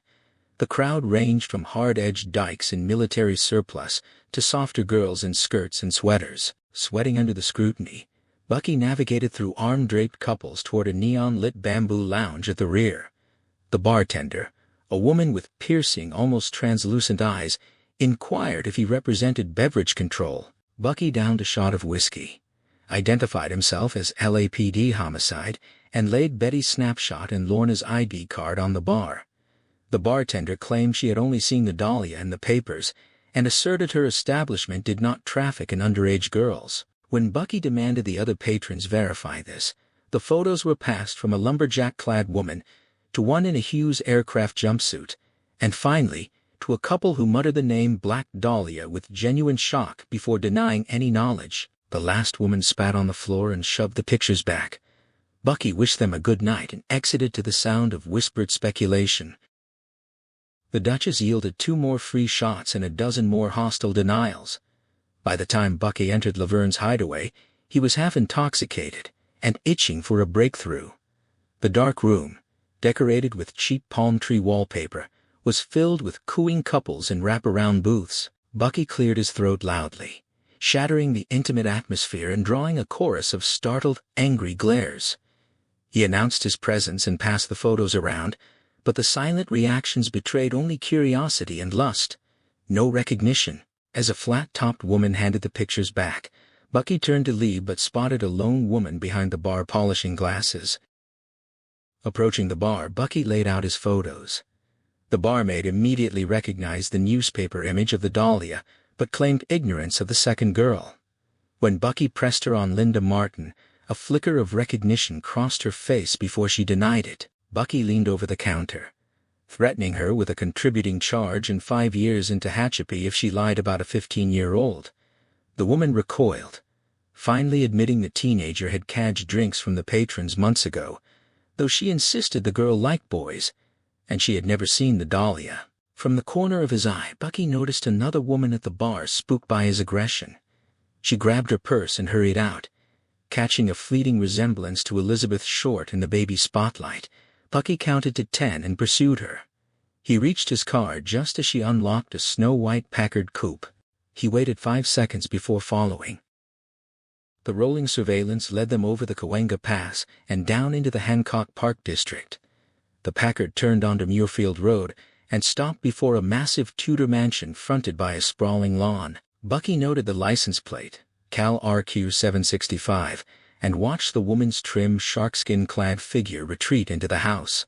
He drove to a payphone and called the DMV Nightline. The operator returned a clean record from Madeline Cathcart Sprague, a 21-year-old white female with no warrants or criminal history. Driving home, the alcohol faded, leaving Bucky to wonder if Sprague was genuinely connected to the case or merely a wealthy woman with a taste for low life. He superimposed her face onto Betty's mugshots, finding only an ordinary resemblance, and admitted to himself that he simply wanted to peel off her sharkskin suit, regardless of the truth. The next morning, a Dexter Gordon quartet played on the radio until a feverish bulletin interrupted the music. Authorities had captured a major suspect previously known only as Red, identified as 25-year-old Huntington Park hardware salesman Robert Manley. He had been apprehended at a Southgate residence and was being held at Hollenbeck Station. Deputy Alice Lowe, speaking in an exclusive radio handout, declared Manley a hot suspect who had driven Betty Short from San Diego just days before her body was discovered, calling it the divine break they had been praying for. Bucky switched off the radio, ignoring the subsequent hemorrhoid commercial, and redirected his car toward Hollenbeck. Sawhorse detour signs blocked the street, and patrolmen held a throng of reporters at bay. Bucky parked in the rear alley and slipped into the holding tank. The jail was packed with drunks and hardened felons, but devoid of jailers. Opening the connecting door to the station proper, he discovered why the entire in-station contingent was crammed into a narrow corridor, straining to peer through the one-way glass of the middle interrogation room. Russ Millard's smooth, coaxing voice emanated from a wall-mounted speaker. An officer nearby confirmed that Manley had not confessed, but had admitted to knowing the girl, and the detectives were currently employing a good cop, bad cop routine. Bucky gently elbowed his way to the glass. Inside, Millard played the part of the absolving priest, seated across from a terrified young man with a carrot-hued pompadour who was nervously fingering a pack of cigarettes. Over the speaker, Manley pleaded that he had already told his story 3 times. Millard gently pressured him, pointing out that hiding while Betty Short dominated the front pages made him look guilty. Manley lit a cigarette, coughed, and claimed he had only hidden because he didn't want his wife to know he was stepping out on her. Millard countered that since Betty had refused his advances, there was no logical reason to flee the police. Manley insisted that slow dancing with her in San Diego constituted infidelity. Millard placed a reassuring hand on the suspect's arm, coaxing him to start from the beginning and take his time. Manley stood, stretched, and began to pace. He explained that he had met Betty the week before Christmas at a downtown San Diego bar, bought her dinner at an Italian restaurant, and taken her dancing at the El Cortez Hotel. Millard abruptly interrupted, asking if he routinely pursued women while out of town on business. Manley shouted a vehement denial, prompting Millard to press him on what he had actually been doing. Through the one-way glass, Bucky watched the interrogation unfold, the wall speaker crackling with the suspect's defensive panic. Manley vehemently denied pursuing romantic entanglements, his voice tight and strained. Millard smoothly pivoted, pressing the young man to explain his actual intentions. The detective's tone remained gentle, a calculated contrast to the suffocating tension in the cramped room. Bucky observed Manley's sweat-slicked face, noting how the paranoia of the past few days had hollowed him out. The suspect had claimed he only hid because he wished to conceal his extramarital intimacies from his wife, a flimsy excuse that Millard easily dismantled. Since the victim had declined his romantic overtures, the detective argued, there was no logical reason for him to flee the authorities. Manley insisted that merely sharing slow dances constituted a betrayal of his marriage vows. Millard offered a reassuring touch to the suspect's arm, coaxing him to recount their meeting from the very beginning. Manley paced the small room, explaining how he had encountered the victim at a downtown San Diego bar just before Christmas, followed by dinner and dancing at a local hotel. When Millard abruptly interrupted to ask if he routinely sought such romantic entanglements while traveling for work, Manley shouted a vehement denial. Millard simply leaned in, demanding to know what he had actually been doing. Bucky worked the Wilshire district alone, navigating a labyrinth of restaurant bars and juke joints along Western, Normandy and 3rd Street. His inquiries yielded nothing but the stuporous deadpan of daytime drinkers eager to weave their own pathetic fantasies into the glamorous myth of the Black Dahlia. They spoke of a siren destined for stardom, seemingly willing to trade their own bleak existences for a juicy front-page demise. Questions regarding Linda Martin Jr. Nash and the snow-white Packard of Madeline Cathcart Sprague met only with blank stares. Bucky concluded his field interview report would require nothing more than a blunt assessment of total fabrication. Returning after dark, Bucky found the house in turmoil. Kay stormed down the steps, hurling a cascade of carbon-copied LAPD report forms onto the lawn. Sifting through the scattered pages, Bucky recognized field interviews, evidence indexes, and a complete autopsy protocol, all bearing the victim's name. Mere possession of these bootleg documents guaranteed Lee an immediate suspension. Kay emerged with another armful, condemning Lee's obsession as sick and insane. Lee grabbed her arms, desperately pleading for her loyalty, insisting the case was his and he needed her support. Spotting Bucky, Lee begged his partner to reason with her. Finding the situation absurd, Bucky initially sided with Kay, pointing out the multiple misdemeanors Lee was committing. Catching himself, however, Bucky shifted his stance, reminding Lee of his own promise to grant him 1 week on the case, leaving exactly 4 days until Wednesday. Calling Bucky gutless, Kay retreated inside. Bucky kicked a path through the scattered official paperwork and returned to his car. The snow-white Packard remained parked in its previous spot. Bucky staked it out from his own vehicle, huddled low in the front seat. He spent angry hours watching the foot traffic cycle through the 3 bars on the block, noting the edgy demeanor of undercover sheriff's deputies mingling with the bar's patrons. As midnight passed, the crowd shifted toward the transient motels across the street. Finally, Madeline Sprague emerged alone from Laverne's hideaway, a striking figure in a green silk dress. Bucky slid from his passenger door just as she stepped off the curb, intercepting her with a sidelong glance. Madeline stopped, digging into her purse to produce car keys and a thick roll of cash. She assumed he was a private investigator hired by her father to enforce a strict moral crusade against her frequenting unsuitable establishments, adopting a mocking Scottish burr to mimic his paternal lectures. Bucky's legs trembled with the same adrenaline that preceded a boxing match as he identified himself as an LAPD homicide detective. Madeline dropped the act, her face scrunching with genuine worry. Bucky noted that her resemblance to the victim was merely a superficial trick of hair and makeup. Seizing the advantage, he confiscated her keys and cash, tossing her purse onto the Packard's hood. He issued a stark ultimatum. She could speak with him here or face the intense, unwanted publicity of a downtown interrogation. Composing herself, Madeline slid into the passenger seat of her car. Bucky joined her, flicking on the dashboard light. The confined space reeked of leather upholstery and stale perfume. Under the harsh glow, she admitted to meeting both Betty and Linda at the lounge the previous November, though she vehemently denied any intimate involvement with either. When Bucky pressed her on her sexuality, she deflected with another imitation of her father's accent. She finally confessed that her panicked exit the previous night stemmed from terror of her father, Emmett Sprague, a powerful tycoon who despised public scrutiny. A headline linking his daughter to a marginalized nightclub and a murder case would be catastrophic for his empire. Bucky demanded her impressions of the two girls. Madeline explained they were not a couple, merely using the establishment to secure free drinks. They had politely rebuffed advances from unfamiliar men, with Linda speaking only of a sweetheart back in Nebraska, and Betty obsessing over movie magazines. Neither had mentioned film work or a viewfinder. When pressed for an alibi covering the critical dates of January 13th through the 15th, Madeline claimed she had been secluded at the family's Laguna estate with her parents, sister, and live-in staff, offering her father's telephone number for verification while begging for absolute discretion. Recognizing his private Dahlia lead had evaporated, Bucky pivoted, asking if she had ever been involved with men.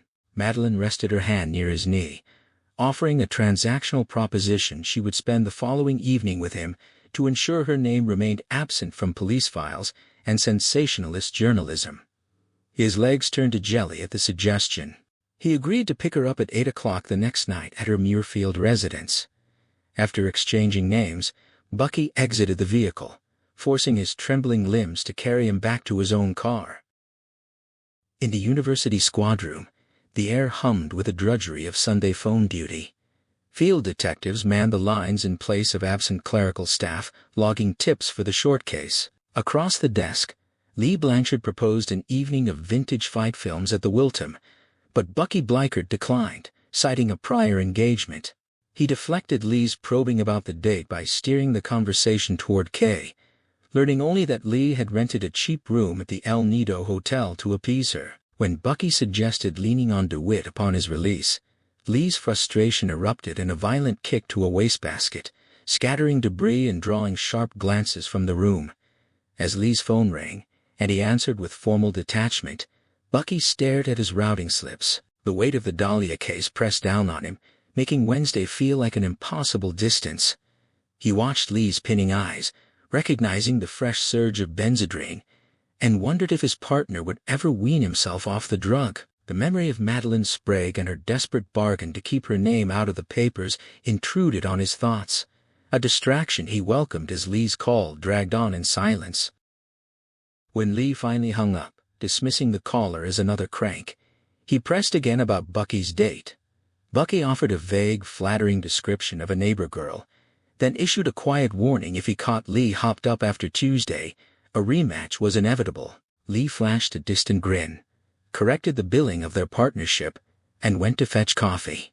Bucky logged 46 tips before Lee departed in the early afternoon, leaving him to the mercy of Ellis Liu, who assigned him to type Russ Millard's latest summary report. The document offered a grim ledger of dead ends. Red Manley had been cleared by polygraph and pentothal, Betty Short's love letters and photographed companions had been vetted, and the soldier who assaulted her in 1943 was confirmed dead in Normandy. A nationwide search revealed she had never held a marriage license. The investigation was drowning in over 300 daily sightings, 93 false confessions, and 4 unhinged suspects awaiting transfer to Camarillo. Amidst the chaos of 190 full-time interrogators, the only flicker of hope was a potential sighting of Linda Martin in Encino. Certain the killer would never be found, Bucky finished the typing and wagered a double sawbuck on the case remaining unsolved. At exactly 8 o'clock, Bucky rang the doorbell of the Sprague mansion. Dressed in his sharpest blue blazer and gray flannels, he felt like a fool submitting to the opulence, already anticipating the moment he could strip away the formalities at his own place. The lingering exhaustion of 10 hours on the phones clung to him despite a station shower, and his left ear throbbed from the endless Dahlia chatter. Madeline answered the door, striking in a tight cashmere sweater and skirt. She took his hand with an urgent warning her father had heard of him and insisted he stay for dinner.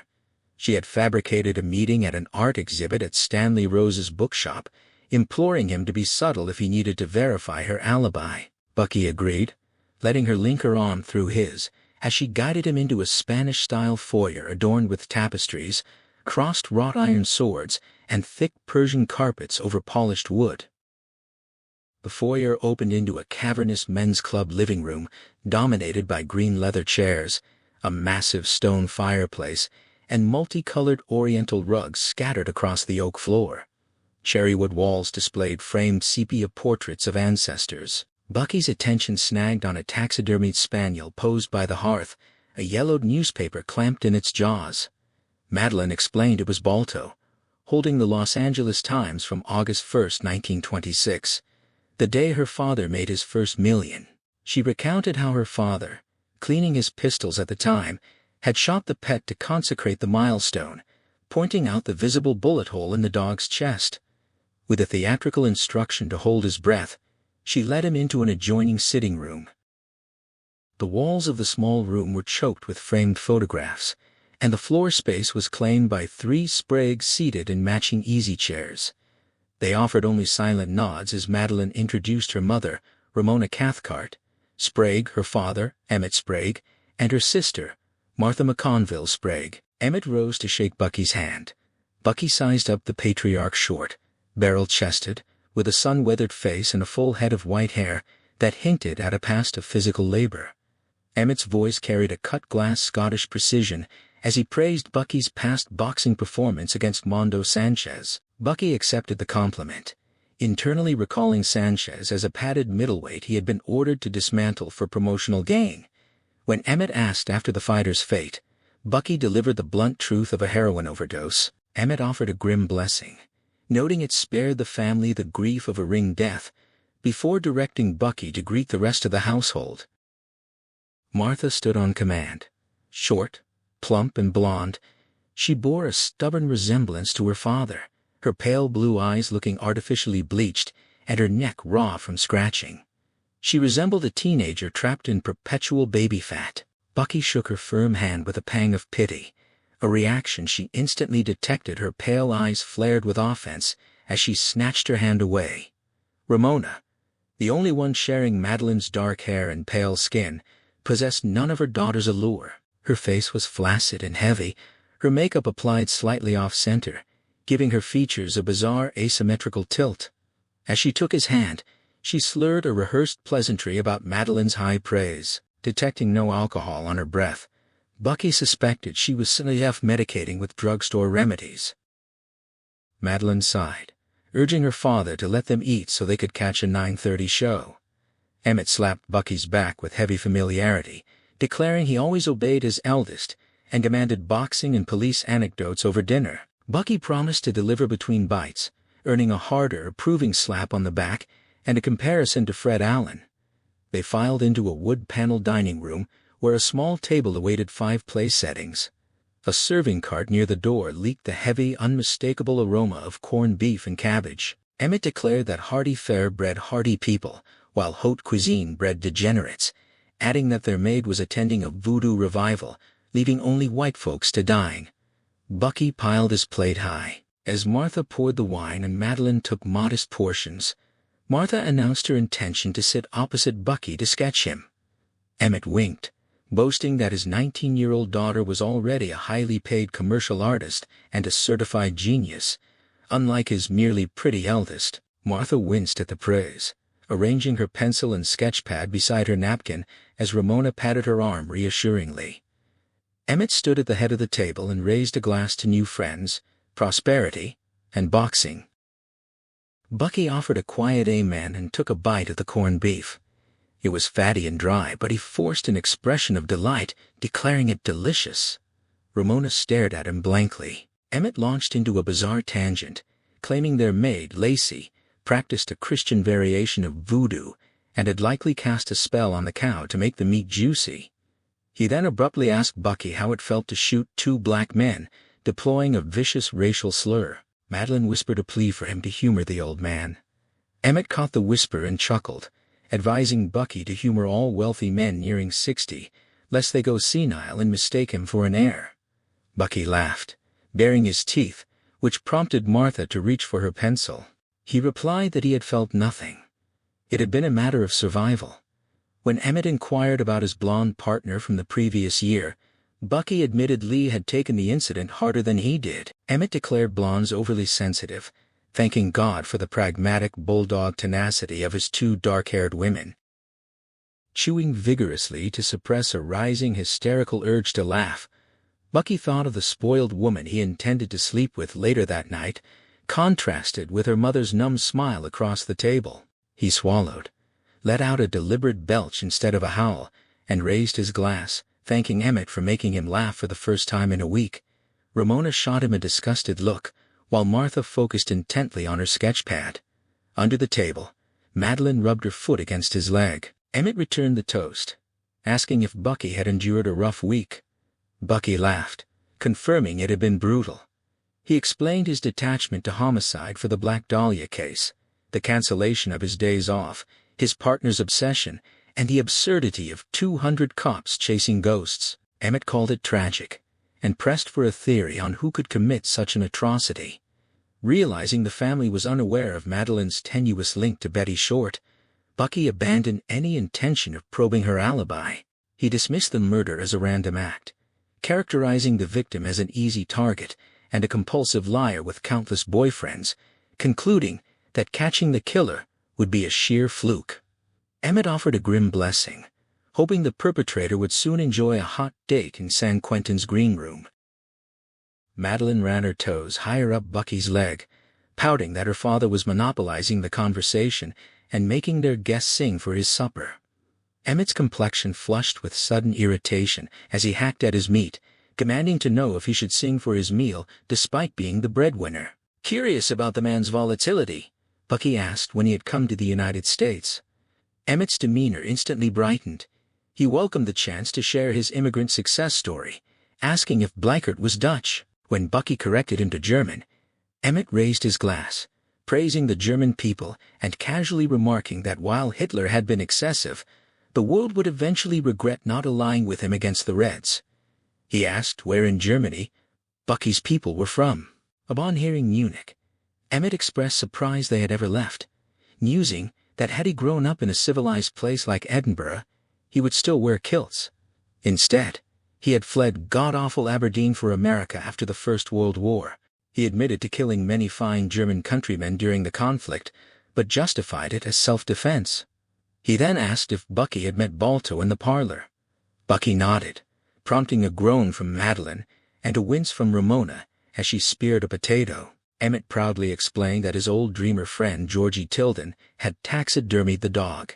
He recounted saving Georgie's life from a German bayonet charge during their time in a Scots regiment. After the armistice, Georgie, enamored with silent films, had persuaded Emmett to abandon the dead-end town of Aberdeen for California. Emmett concluded with a boastful reflection on how he had to lead the useless Georgie by the snout, choosing to risk failure in the California sun rather than accept a third-class destiny in Scotland. Bucky reflected on his own father, who had arrived in America in 1908 with grand ambitions, only to marry the first German immigrant woman he encountered, and resign himself to wage slavery at Pacific Gas and Electric. Across the table, Emmett Sprague held court, rapping his fork to emphasize his own triumphant arrival. He recounted finding Hollywood as a mere cow pasture, just as the silent film era peaked. While his friend Georgie secured work as a lighting technician, Emmett built cheap, sturdy houses, relentlessly reinvesting every dime and leveraging loans from banks and Shylocks to acquire prime property. Georgie eventually introduced him to Max Sennett. Emmett helped construct sets in Edendale and secured a loan from the producer, who recognized a kindred spirit in the ambitious young man. The loan came with a condition. Emmett had to assist with a Hollywoodland housing project beneath a newly erected Mount Lee sign. Sennett was notoriously frugal, forcing extras to moonlight as laborers. Emmett proudly described driving these exhausted workers to the site after 12-hour shifts on Keystone Cops films, forcing them to labor another 6 hours by torchlight, a ruthless efficiency that earned him assistant director credits on a couple of pictures. As Emmett spoke, Madeline and Ramona picked at their food with sullen, captive expressions, while Martha continued to sketch, her intense, unblinking stare fixed entirely on Bucky. When Bucky inquired about Georgie's fate, Emmett dismissed him as a cautionary tale of failure.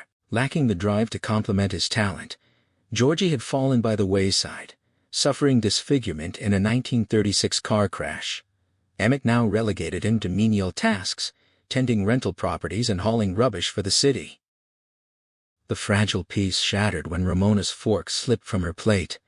Emmett condescendingly asked if she was feeling well and if the food pleased her. Ramona stared into her lap, offering a hollow affirmation, though it appeared Martha was bracing her elbow beneath the table. Madeline resumed playing footsie with Bucky just as Emmett chided his wife and his certified genius daughter for failing to entertain their guest. As Bucky prepared a deflecting joke to lighten the mood, Madeline's toes dug sharply into his ankle. Ramona took a dainty bite of food, her asymmetrical face hardening with sudden, strange dignity, and asked if Bucky knew that Ramona Boulevard was named after her. When he admitted he assumed it honored the Ramona pageant, she corrected him. She was named after the pageant. Emmett had married her for her father's wealth, and, unable to afford a wedding ring, promised to use his influence with the city zoning board to name a street in her honor. Her father had expected a respectable residential avenue. Emmett delivered a dead-end block in a Lincoln Heights red light district. Knowing the neighborhood intimately from his own upbringing, Bucky listened as Ramona's voice sharpened with fury. She detailed how Mexican prostitutes would expose themselves from windows to attract customers, and how they greeted Emmett by name, some even using crude anatomical nicknames for him. The humiliation had wounded her deeply, but she had bided her time. When their daughters were young, she directed her own pageants on the front lawn, using neighborhood children as extras to reenact the shameful episodes of Mr. Sprague's past that he desperately wished to forget. Emmett slammed his fist onto the table. Glassware toppled and plates rattled. Bucky dropped his gaze to his lap, granting the warring family a shred of dignity, but he felt Madeline's fingers clamp onto her father's knee with bruising blue-white force. She then grabbed Bucky's knee with a shocking vice-like strength. In the suffocating silence that followed, Ramona declared she would perform for Mayor Bowron or Councilman Tucker, but never for her daughter's common policeman, questioning how little Emmett truly thought of her. Chairs scraped and footsteps retreated as the women abandoned the dining room. Bucky realized his own hand was gripping Madeline's with the tight, coiled tension of a clenched boxing glove. The brass-haired girl whispered frantic apologies. The bizarre tension was abruptly broken by Martha, who cheerfully slid a piece of paper across the table. Bucky accepted it with his free hand. As Madeline continued to mutter apologies, he looked down at the sketch. It was a grotesque caricature. The two of them naked, Madeline with her legs splayed, while a monstrous buck-toothed version of Bucky gnawed at her. They fled to the grim reality of South La Brea's hot sheet row. Bucky drove the Packard, and Madeline wisely remained silent until they passed the Red Arrow Inn, a dreary cinder-block auto court she deemed clean.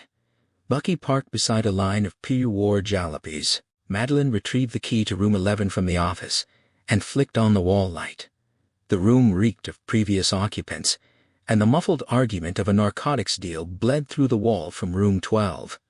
Seeing Madeline begin to mirror the grotesque sketch in his mind, Bucky reached to kill the lights. She stopped him, desperate to be seen. To drown out the adjacent drug dispute, Bucky switched on the radio, letting a cheerful advertisement for Gorton's Slenderline mask the hostility. As Madeline stripped down to her undergarments, Bucky fumbled with his own clothes, snagging a zipper and ripping a shirt seam to free his shoulder holster. Once she was bare on the bed, the haunting image of the sketch was finally obliterated. Bucky joined her with frantic urgency. When she murmured a plea not to hate her family, he silenced her with a hard, breathless kiss. He cupped and kneaded her breasts, but every time she gasped about making amends for the other Spragues, he grabbed her hair, hissing a demand that she focus solely on him. She complied, positioning herself between his legs in a darkened version of her sister's drawing. On the verge of losing control, he pushed her back, forcing himself to concentrate on the inane radio jingle until his pulse steadied. When he finally eased inside her, the dynamic shifted. They were no longer a cynical cop and a rich man's daughter.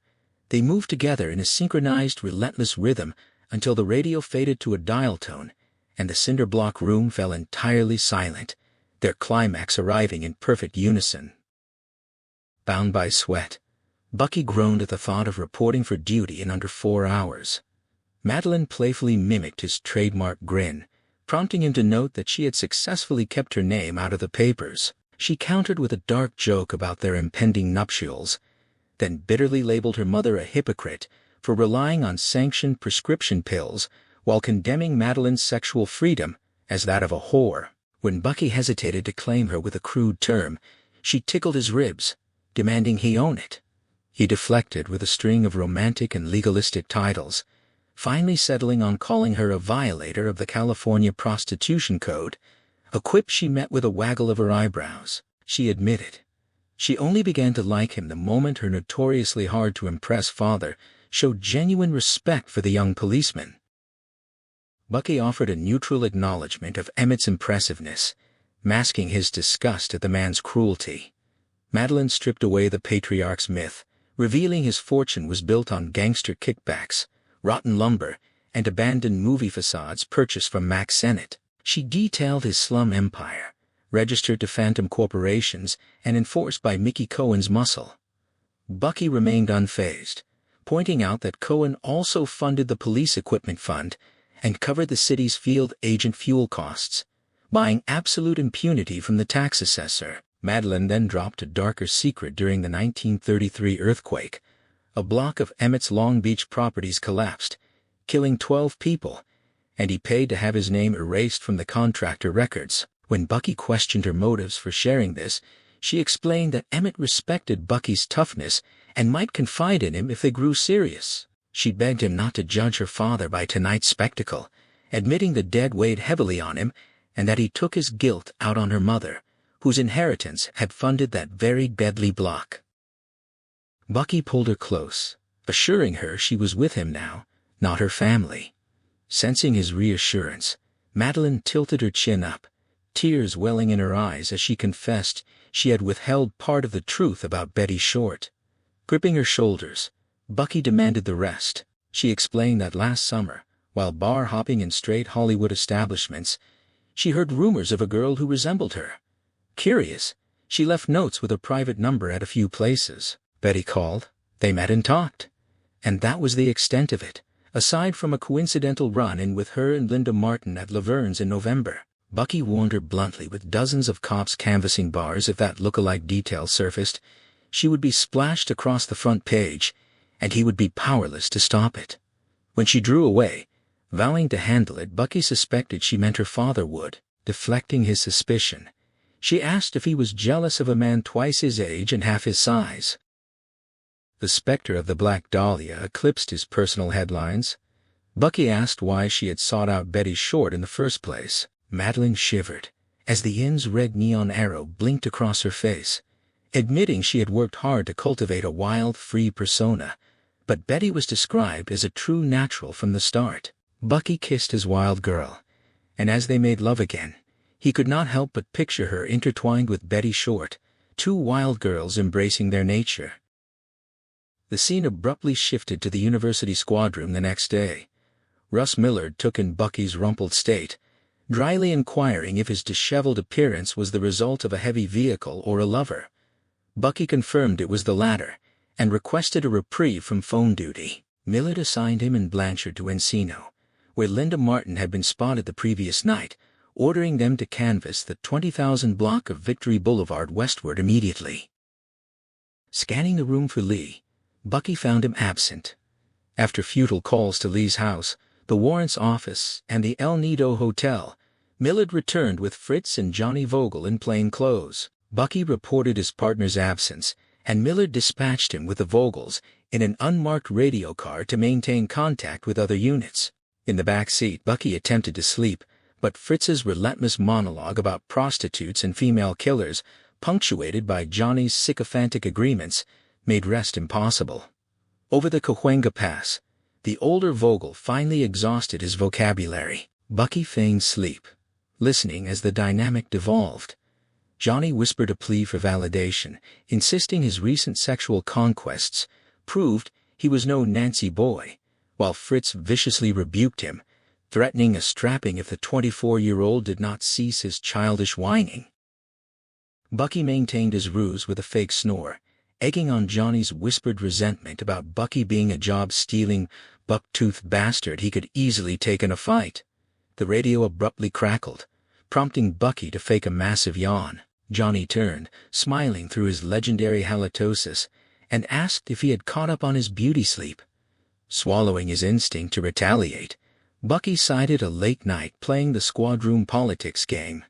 Johnny winked, boasting of his own insatiable appetite. The dispatcher interrupted, directing Unit 1094 to the Caledonia Lounge at Victory and Valley View, where Linda Martin had just been spotted. Code 3. Fritz slammed the siren and gunned the engine. As they tore down the middle lane, Bucky silently prayed to his childhood Calvinist God that the girl would not mention Madeleine Sprague.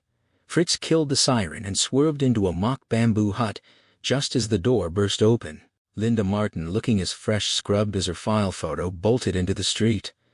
Bucky tumbled from the car, sprinting flat out while the Vogels huffed behind him.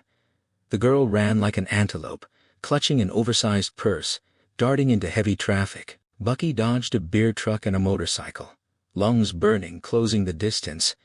As she stumbled over the far curb and her purse went flying, Bucky launched himself into the air, making the final leap to bring her down. Bucky reflected on his own father, who had arrived in America in 1908 with grand ambitions, only to marry the first German immigrant woman he encountered, and resign himself to wage slavery at Pacific Gas and Electric. Across the table, Emmett Sprague held court, rapping his fork to emphasize his own triumphant arrival.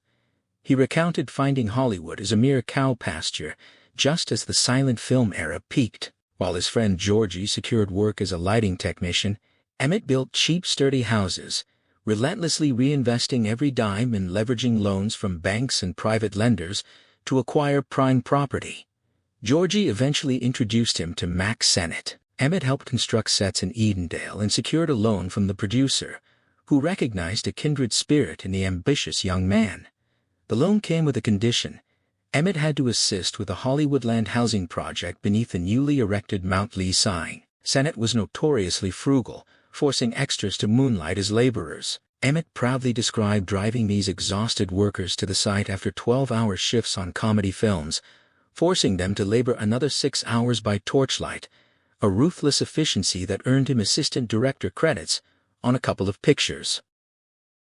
As Emmett spoke, Madeleine and Ramona picked at their food with sullen, captive expressions, while Martha continued to sketch, her intense, unblinking stare fixed entirely on Bucky.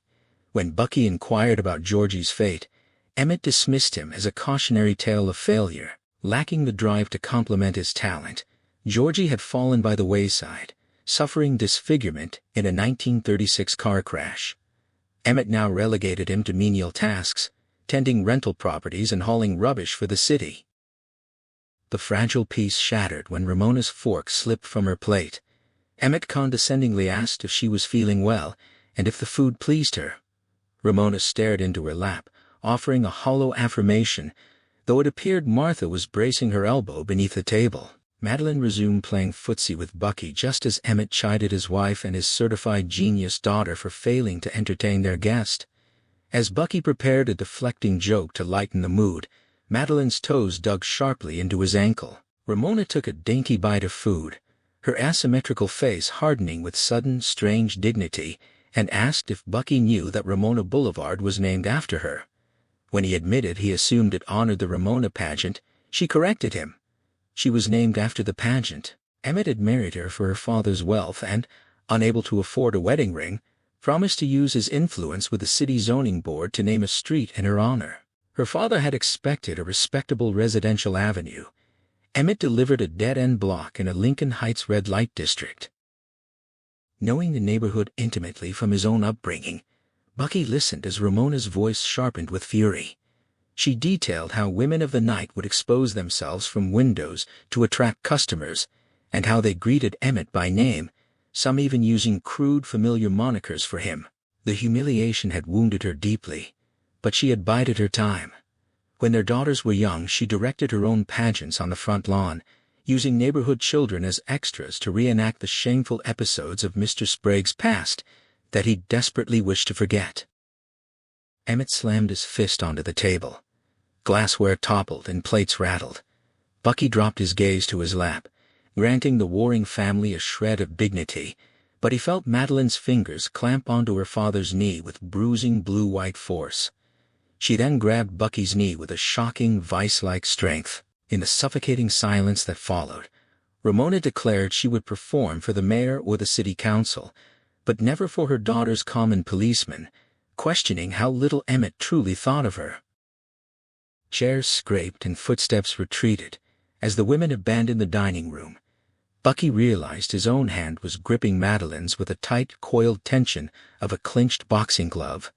The brass-haired girl whispered frantic apologies. The bizarre tension was abruptly broken by Martha, who cheerfully slid a piece of paper across the table. Bucky accepted it with his free hand. As Madeline continued to mutter apologies, he looked down at the sketch. It was a grotesque caricature, the two of them unclothed, Madeline with her legs splayed, while a monstrous buck-toothed version of Bucky gnawed at her. They fled to the grim reality of South La Brea's hot sheet row. Bucky drove the Packard, and Madeline wisely remained silent until they passed the Red Arrow Inn, a dreary cinder-block auto court she deemed clean. Bucky parked beside a line of Pier War jalopies. Madeline retrieved the key to room 11 from the office and flicked on the wall light. The room reeked of previous occupants, and the muffled argument of a narcotics deal bled through the wall from room 12. Seeing Madeline begin to mirror the grotesque sketch in his mind, Bucky reached to kill the lights. She stopped him, desperate to be seen. To drown out the adjacent drug dispute, Bucky switched on the radio, letting a cheerful advertisement for a diet product mask the hostility. As Madeline stripped down to her undergarments, Bucky fumbled with his own clothes, snagging a zipper and ripping a shirt seam to free his shoulder holster. Once she was bare on the bed, the haunting image of the sketch was finally obliterated. Bucky shed his remaining garments and joined her in the dim light. When she murmured a plea not to hate her family, he silenced her with a hard, breathless kiss, his hands exploring her curves. She gasped, murmuring about making amends for her relatives, but he demanded her absolute focus, insisting she belong only to him in that moment. She complied, shifting her weight to accommodate him in a darkened version of her sister's sketch. Feeling himself nearing the edge, he gently pulled back, forcing his mind to concentrate on the inane radio jingle until his pulse steadied. When he finally claimed her, the dynamic shifted. They were no longer a cynical cop and a rich man's daughter. They moved together in a synchronized, relentless rhythm, the cinder-block room falling entirely silent save for their shared breathing, their passion cresting in perfect unison. Bound by the aftermath of their intimacy, Bucky groaned at the thought of reporting for duty in under 4 hours. Madeline playfully mimicked his trademark grin, prompting him to note that she had successfully kept her name out of the papers. She countered with a dark joke about their impending nuptials, then bitterly labeled her mother a hypocrite for relying on sanctioned prescription pills while condemning Madeline's sexual freedom as that of a woman of loose morals. When Bucky hesitated to claim her with a derogatory label, she tickled his ribs, demanding he own it.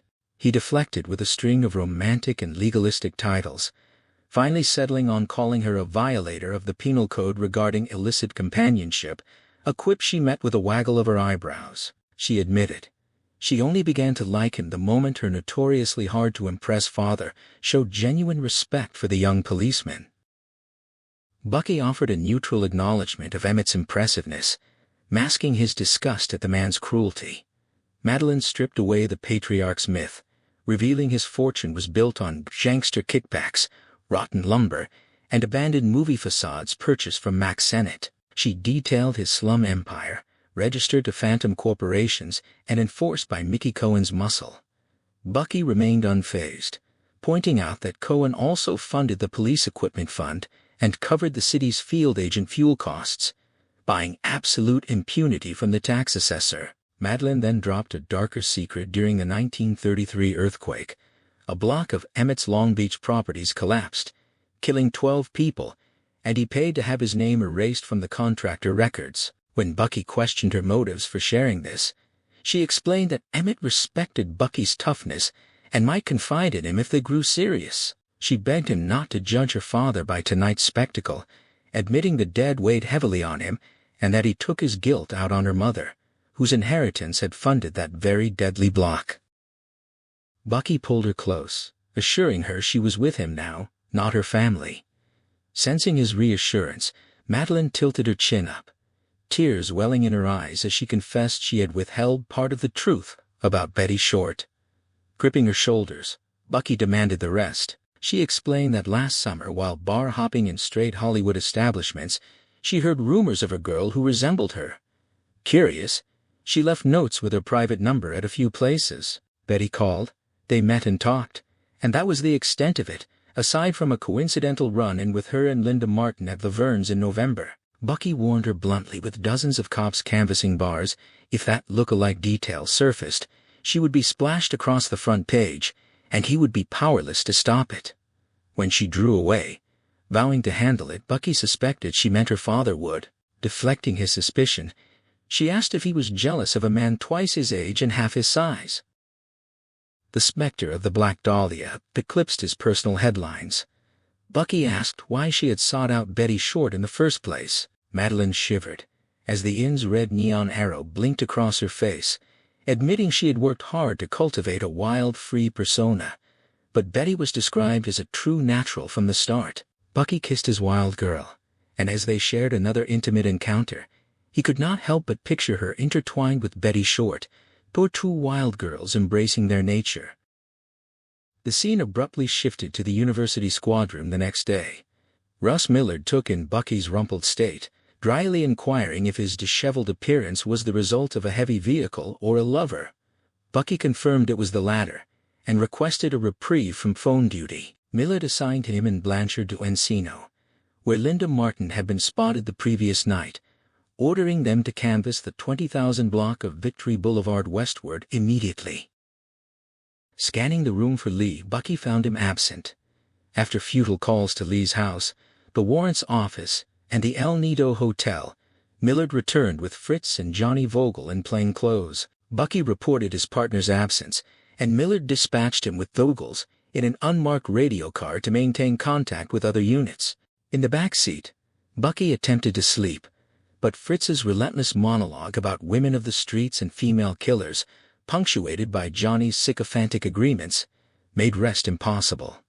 Over the Cahuenga Pass, the older Vogel finally exhausted his vocabulary. Bucky feigned sleep, listening as the dynamic devolved. Johnny whispered a plea for validation, insisting his recent romantic conquests proved he was no soft youth, while Fritz viciously rebuked him, threatening a strapping if the 24-year-old did not cease his childish whining. Bucky maintained his ruse with a fake snore, egging on Johnny's whispered resentment about Bucky being a job-stealing, buck-toothed rival he could easily overpower. The radio abruptly crackled, prompting Bucky to fake a massive yawn. Johnny turned, smiling through his legendary halitosis, and asked if he had caught up on his beauty sleep. Swallowing his instinct to retaliate, Bucky cited a late night, playing the squadroom politics game. Johnny winked, boasting of his own insatiable appetite for female company. The dispatcher interrupted, directing Unit 10 and 94 to the Caledonia Lounge at Victory and Valley View, where Linda Martin had just been spotted. Code 3.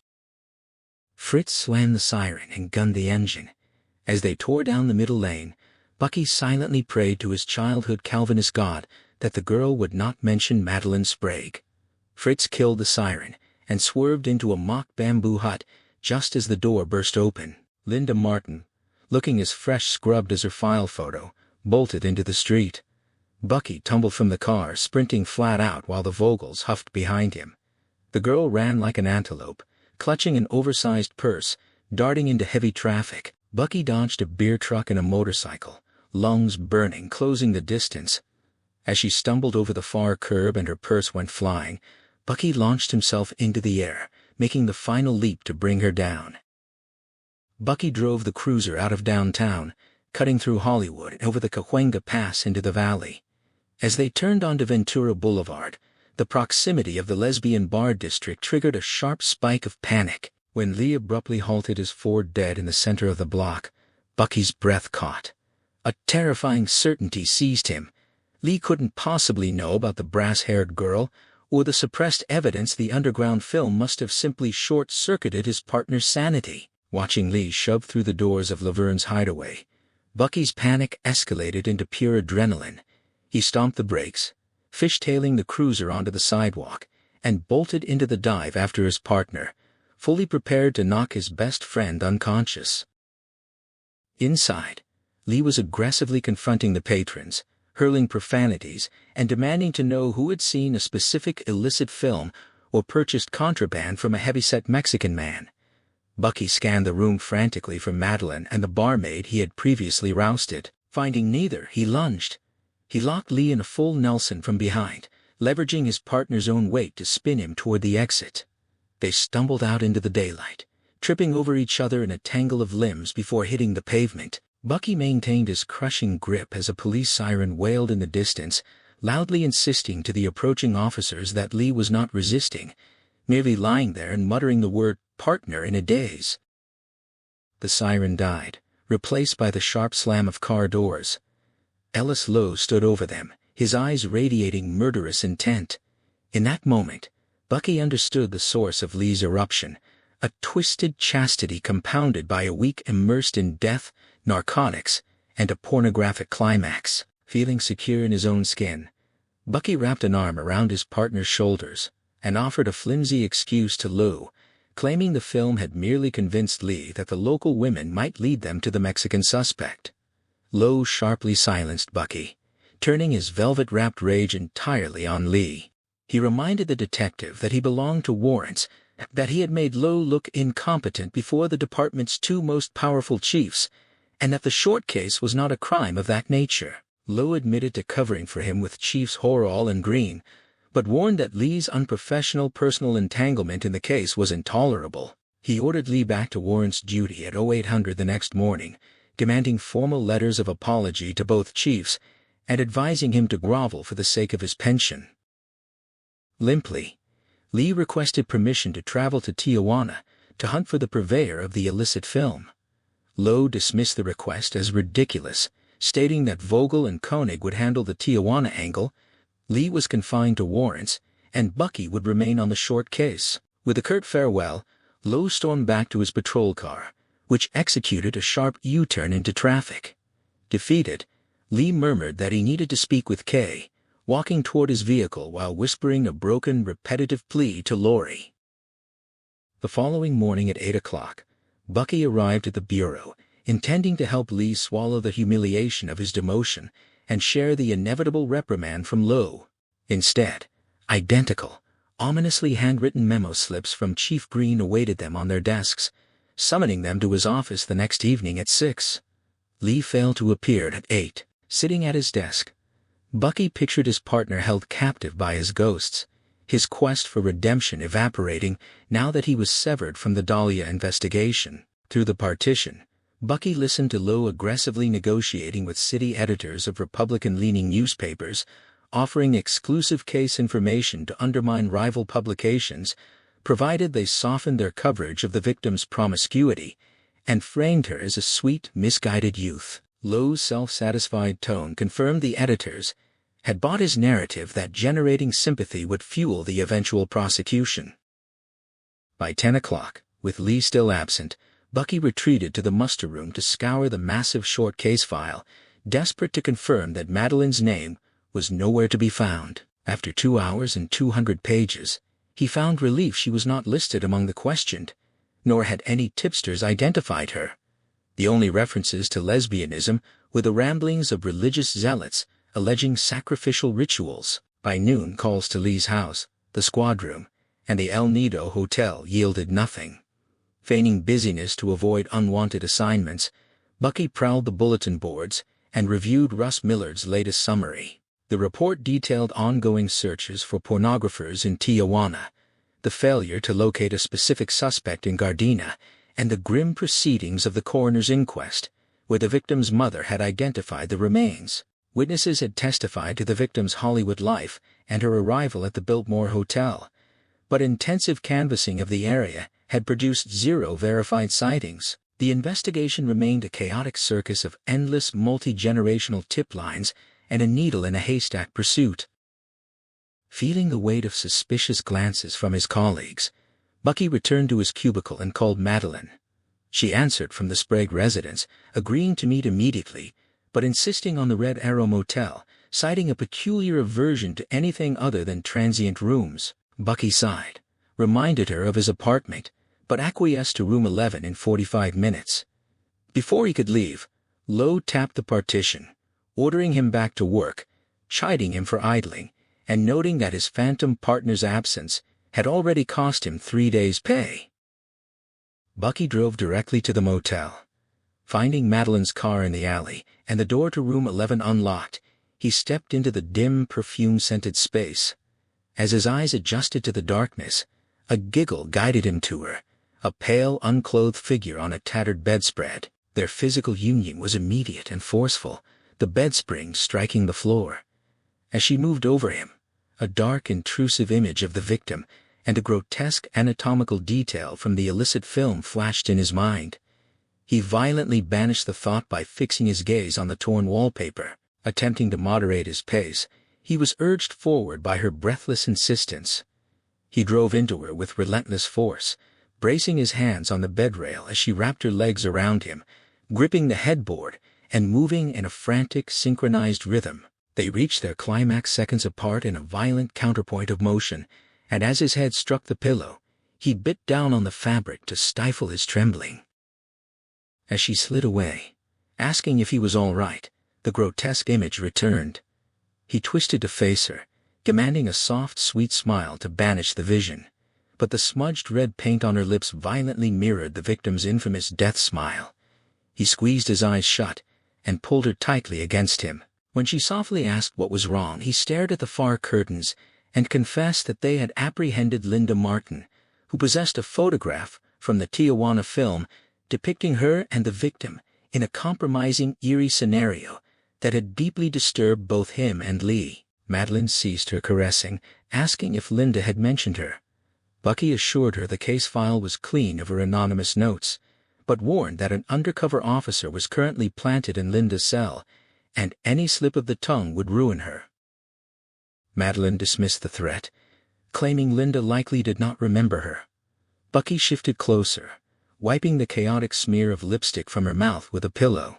He stated plainly that he was withholding evidence to protect her, a transactional exchange for their intimacy that nevertheless terrified him.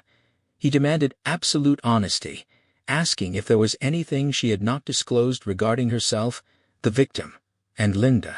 Tracing the welted scars on his ribs from his past fight with Lee, Madeline confessed that she and the victim had shared a single intimate encounter the previous summer, driven purely by a morbid curiosity to experience a woman who mirrored her own appearance.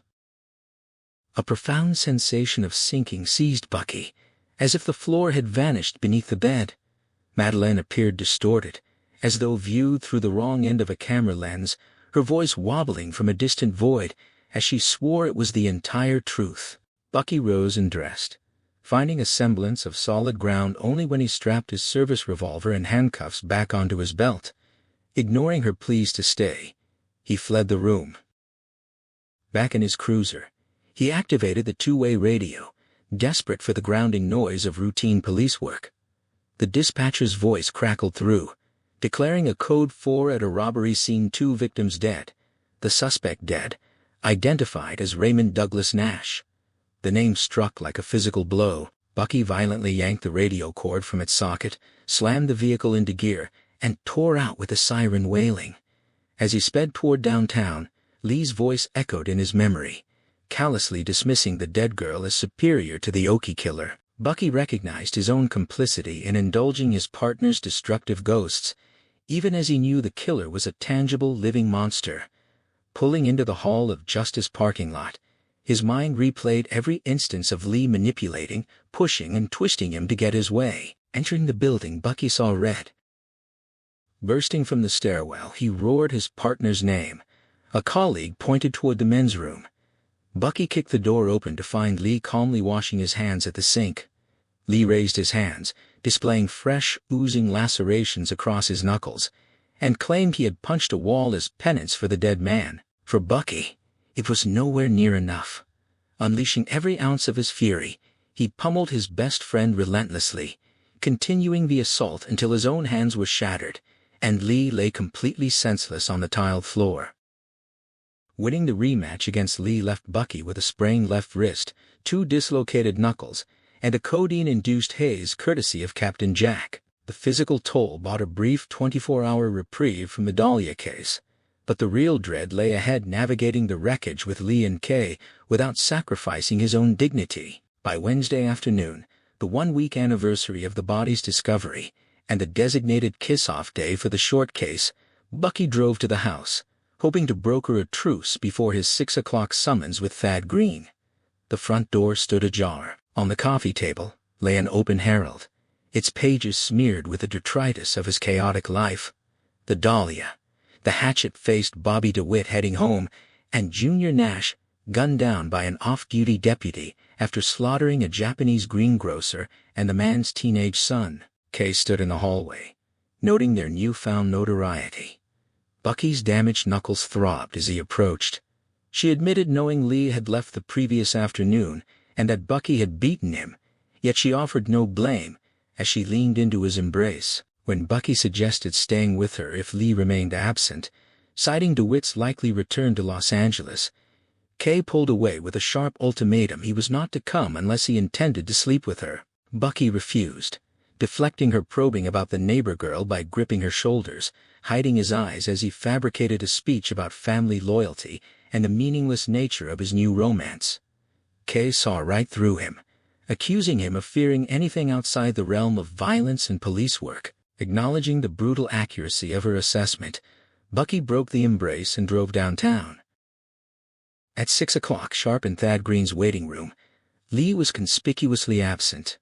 A minute later, the chief of detectives summoned Bucky, demanding a 50-word explanation for his partner's Monday night breakdown. Standing at parade rest before being ordered to sit, Bucky condensed the truth. Lee's childhood trauma regarding his murdered sister had fused with an obsession over the Dahlia case. The recent release of Bobby DeWitt, the deadly shootout with 4 hoodlums, and the discovery of the illicit film had finally shattered his partner's restraint, driving him to the bar in a desperate, misguided hunt for a lead. Green dismissed the explanation as shyster-like justification, declaring that officers must check their emotional baggage or leave the force. However, he revealed that Lee's suspension and impending trial board were actually triggered by a falsified memo claiming Junior Nash had violated their jurisdiction. When Bucky admitted he had believed the memo, Green coldly noted his intelligence fell short of his academy scores, ordered him to instruct Lee to surrender his badge and gun, and commanded him to remain on the short investigation while avoiding further brawls on city property. Bucky saluted, executed a crisp about-face, and maintained a rigid military gait until he reached the muster room. Frantic calls to the house, the squad room, and the El Nido Hotel yielded nothing. A dark suspicion prompted a call to county parole, which confirmed DeWitt had not reported to his officer. Instead of heading to Los Angeles, the parolee had purchased a bus ticket to San Diego with a transfer to Tijuana. Relieved that DeWitt had not immediately targeted Law, Bucky descended to the parking lot, where he intercepted Russ Millard and Harry Sears returning from Mexico. Sears, exhaling the sharp scent of Sensen, reported a complete failure in Tijuana. No stag film site, no smut peddlers, and no leads from the victim's San Diego acquaintances.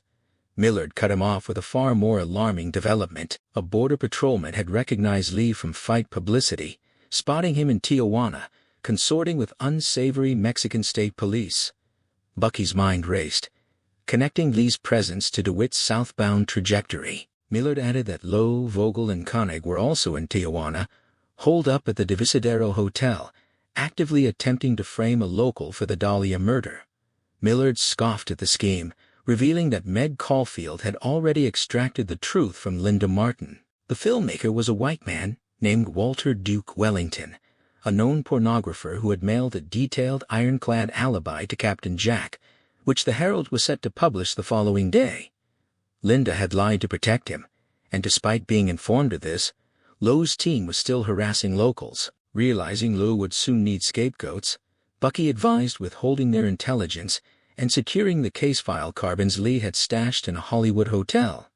The conversation crystallized into a single urgent realization with both Lee and DeWitt in Tijuana. Disaster was imminent. Ignoring Millard's offer to request a Border Patrol detain order, Bucky declared he was going himself. Bucky crossed the border at dawn. Tijuana was stirring to life along Revolution. Child beggars scavenged in trash cans, vendors stirred vats of questionable meat stew, and intoxicated servicemen were ushered from brothels after cheap all-nighters. The wiser patrons stumbled toward Calle Colon for medical treatment, while the foolish ventured into East Tijuana for illicit morning spectacles. Tourist vehicles lined up outside dubious upholstery shops, while Mexican police in black uniforms resembling Nazi attire cruised the streets in pre-war Chevys like vultures.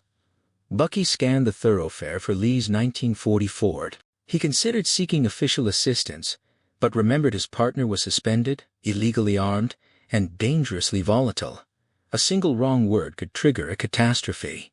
Recalling the Divisadero Hotel from his youth, Bucky drove to the edge of town to seek American intervention. The pink Art Deco structure loomed over a tin-roofed shantytown. After intimidating the desk clerk, Bucky learned the Lowe party occupied a ground-floor rear suite. Angry voices bled through the door. Inside, Vogel was aggressively advocating for framing a local, while Lou shouted that they could not bypass their supervising officer, especially after Wellington had already confessed to him. Bucky burst in, finding the three men huddled over fresh copies of the Herald. The framing session froze. When Bucky warned that Lee and DeWitt were both in town and heading for a collision, Lowe callously dismissed the suspended detective. Bucky lunged, but Koenig and Vogel formed an immovable human wall, forcibly ejecting him from the room. From the doorway, Lowe glared with pure malice, while Vogel, feigning a soft spot for light heavyweights, offered to help find Lee if Bucky promised not to strike him. Bucky agreed, and Vogel insisted on driving, noting Bucky's unfit state.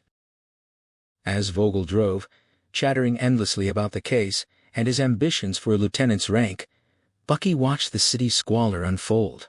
Beggars swarming tourists, sex workers conducting transactions in the front seats of cars, and zoot-suited youths hunting for vulnerable drunks. After 4 fruitless hours, the traffic became impassable, forcing them to proceed on foot. The street-level misery was suffocating. Children jabbered and shoved crucifixes into their faces. Vogel violently swatted them away, but the hollow sunken eyes of the starving youths broke Bucky's resolve. He exchanged a $5 bill for pesos, tossing handfuls of coins into the gutter whenever the children converged, sparking frantic, violent scrambles that were preferable to meeting their desperate gazes. An hour of prowling yielded no sign of Lee, his vehicle, or any Caucasian resembling DeWitt. Finally, a Mexican officer lounging in a doorway caught Bucky's attention. Upon flashing his badge, the officer produced a blurred teletype photo strip clearly identifying Robert Richard DeWitt. Vogel bribed the man with $1, and the officer, offering a rigid theatrical salute, led them down an alley lined with venereal disease clinics to a barbed wire-enclosed cinderblock station. Bucky forced himself to walk rather than run, presenting his badge to the Tommy gun-wielding guards at the entrance. Inside, Vogel bribed the desk clerk, who promptly unlocked a barred side door. They descended a corridor of cells. In the final lockup, sitting alone on the floor, was DeWitt. The years in prison had ravaged the once hatchet-faced tough from the 1939 newspapers. He was now bloated, grizzled, and clad in an outdated Salvation Army suit. He greeted them with a forced bravado thinly masking subservience. Vogel immediately kicked him in the groin, grabbed him by the collar, and delivered a brutal backhand that sent foam to the ex-con's lips. When DeWitt collapsed and crawled toward the commode to vomit, Vogel pinned his head into the foul water with a polished wingtip shoe, forcing him to drink the mixture. Vogel delivered a venomous tirade, expressing his disgust for DeWitt, his lineage, and the foreign country, but emphasizing his willingness to inflict pain to extract the truth. Releasing his foot, Vogel allowed the gasping man to rise. Bucky retrieved a soiled shirt from the floor, but flashing on the lash scars on Kay's legs, threw it at DeWitt instead. He dragged a chair from the catwalk, and, with Vogel's help, cupped the man's wrists to the back slats. DeWitt's trousers darkened as he lost control of his bladder. When Vogel asked if he knew Lee was in Tijuana, DeWitt denied it, spraying toilet water. Vogel struck him again, his Masonic ring tearing a cheek vein, and demanded proper address. DeWitt blubbered a compliant negative. Bucky, sensing the man was breaking, asked why Lee would be afraid of him. DeWitt erupted into wild, pain-laced laughter.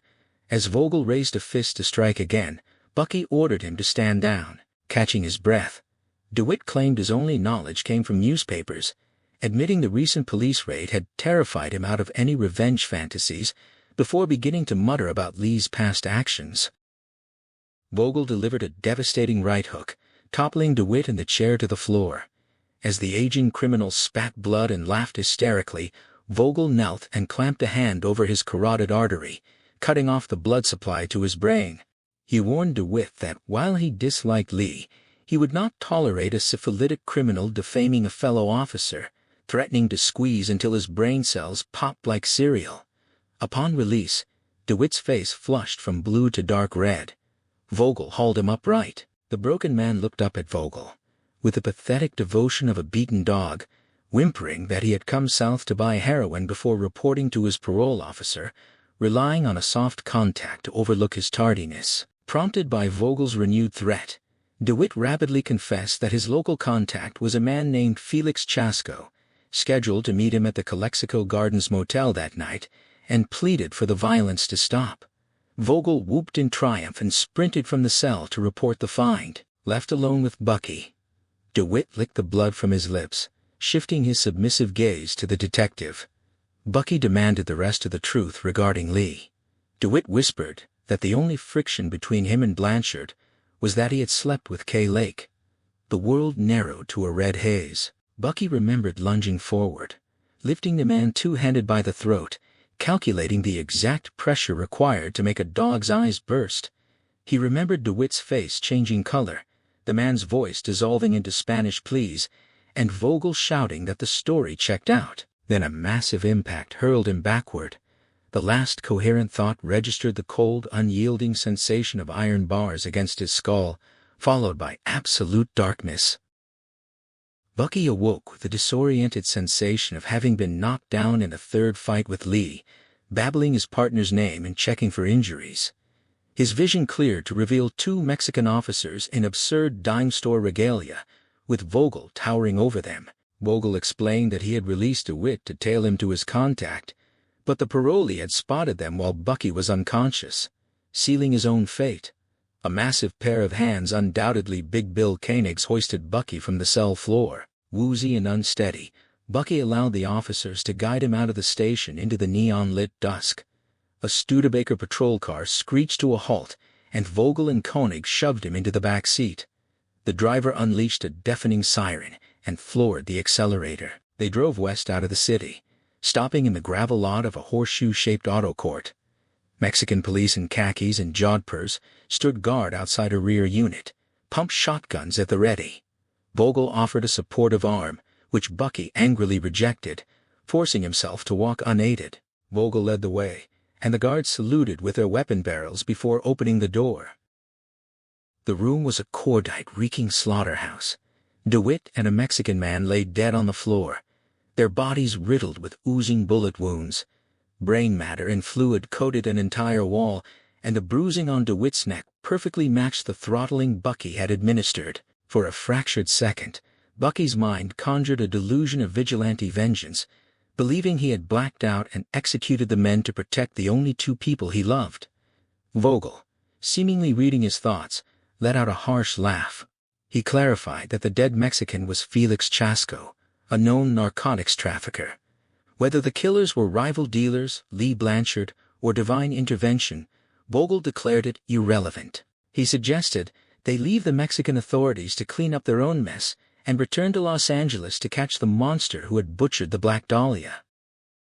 Winning the rematch left Bucky with a sprained wrist, dislocated knuckles, and a codeine-induced haze. The physical toll brought a brief reprieve from the Dahlia case, but the real dread lay ahead navigating the wreckage with Lee and Kay. By Wednesday afternoon, Bucky drove to the house, hoping to broker a truce before his evening summons with Thad Green. The front door stood ajar. On the coffee table lay an open newspaper, its pages smeared with the detritus of his chaotic life. The Dahlia, the hatchet-faced Bobby DeWitt heading home, and Junior Nash, gunned down after a violent incident. Kay stood in the hallway, noting their newfound notoriety. Bucky's damaged knuckles throbbed as he approached. She admitted knowing Lee had left, and that Bucky had beaten him, yet she offered no blame as she leaned into his embrace. When Bucky suggested staying with her if Lee remained absent, Kay pulled away with a sharp ultimatum regarding the nature of his visit.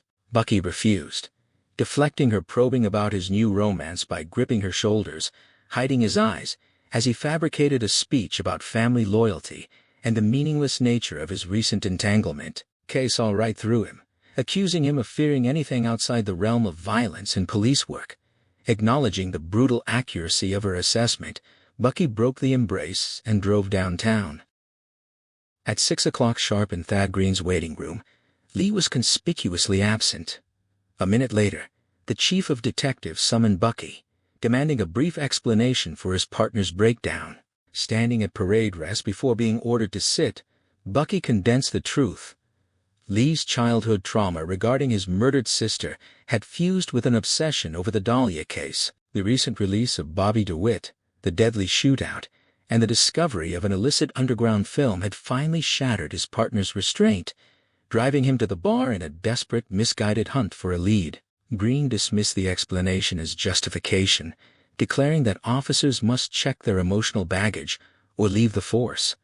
However, he revealed that Lee's suspension was actually triggered by a falsified memo claiming a suspect had violated their jurisdiction. When Bucky admitted he had believed the memo, Green coldly noted his intelligence fell short of his academy scores, ordered him to instruct Lee to surrender his badge and gun, and commanded him to remain on the short investigation while avoiding further brawls on city property. Bucky saluted, executed a crisp about-face, and maintained a rigid military gait until he reached the muster room. Frantic calls yielded nothing. A dark suspicion prompted a call to county parole, which confirmed DeWitt had not reported to his officer. Instead of heading to Los Angeles, the parolee had purchased a bus ticket to San Diego with a transfer to Tijuana. Relieved that DeWitt had not immediately targeted Law, Bucky descended to the parking lot, where he intercepted Russ Millard and Harry Sears returning from Mexico. Sears reported a complete failure in Tijuana, no illicit film site, and no leads.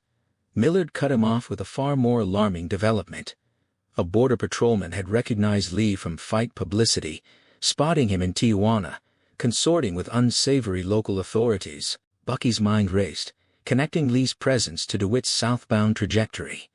Millard added that Liu, Vogel, and Koenig were also in Tijuana, actively attempting to frame a local for the Dahlia murder.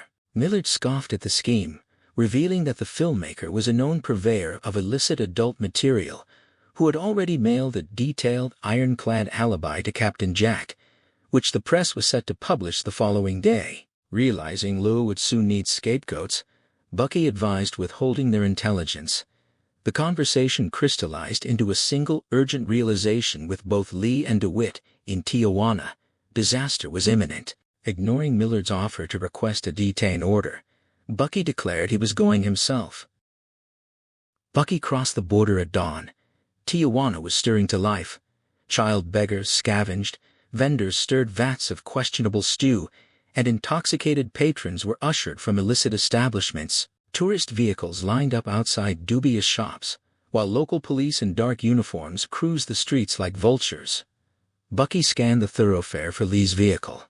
He considered seeking official assistance, but remembered his partner was suspended, illegally armed, and dangerously volatile. Recalling a prominent hotel from his youth, Bucky drove to the edge of town. After intimidating the desk clerk, Bucky learned the officials occupied a ground-floor rear suite.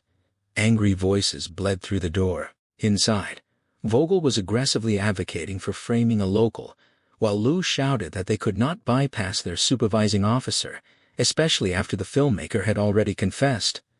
Bucky burst in, finding the men huddled over fresh copies of the newspaper. When Bucky warned that Lee and DeWitt were both in town and heading for a collision, Lowe callously dismissed the suspended detective.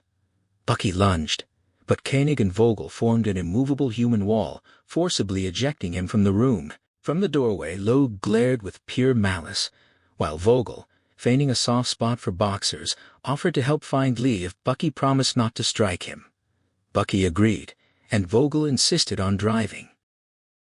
As Vogel drove, chattering endlessly about the case and his ambitions, Bucky watched the city's squalor unfold. After 4 fruitless hours, the traffic became impassable, forcing them to proceed on foot. The street-level misery was suffocating. Children jabbered and shoved items into their faces. Vogel violently swatted them away, but the hollow, sunken eyes of the starving youths broke Bucky's resolve. He exchanged currency for local coins, tossing handfuls into the gutter whenever the children converged, sparking frantic scrambles that were preferable to meeting their desperate gazes. An hour of prowling yielded no sign of Lee or DeWitt. Finally, a local officer lounging in a doorway caught Bucky's attention. Upon flashing his badge, the officer produced a blurred photo strip clearly identifying Robert Richard DeWitt. Vogel bribed the man, and the officer led them down an alley to a barbed wire enclosed station. Bucky forced himself to walk rather than run, presenting his badge to the guards at the entrance. Inside, Vogel bribed the desk clerk, who promptly unlocked a barred side door. They descended a corridor of cells. In the final lockup, sitting alone on the floor, was DeWitt. The years in prison had ravaged the once hatchet-faced tough. He was now bloated, grizzled, and clad in outdated clothing. He greeted them with a forced bravado thinly masking subservience. Vogel immediately subjected him to brutal physical coercion, delivering a series of degrading blows that sent the ex-con collapsing toward the commode. Vogel pinned his head into the foul water, forcing him to ingest the contaminated mixture. Vogel delivered a venomous tirade, emphasizing his willingness to inflict severe pain to extract the truth. Releasing his foot, Vogel allowed the gasping man to rise. Bucky retrieved a soiled shirt from the floor, but flashing on the lash scars on Kay's legs, threw it at DeWitt instead. He dragged a chair from the catwalk and, with Vogel's help, cuffed the man's wrists to the back slats.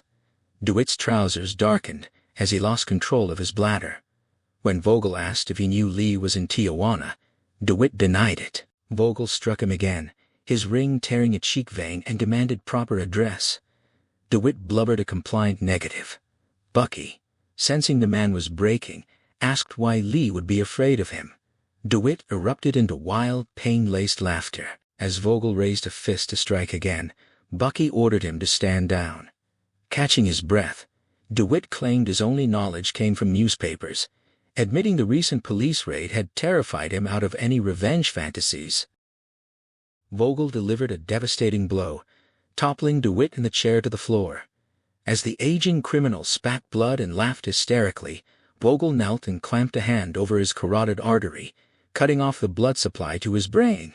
He warned DeWitt that while he disliked Lee, he would not tolerate a criminal defaming a fellow officer, threatening to squeeze until he lost consciousness. Upon release, DeWitt's face flushed. Vogel hauled him upright. The broken man looked up at Vogel with the pathetic devotion of a beaten animal, whimpering that he had come south to acquire illicit substances before reporting to his parole officer. Prompted by Vogel's renewed threat, DeWitt rapidly confessed that his local contact was scheduled to meet him at a specific motel that night, and pleaded for the violence to stop.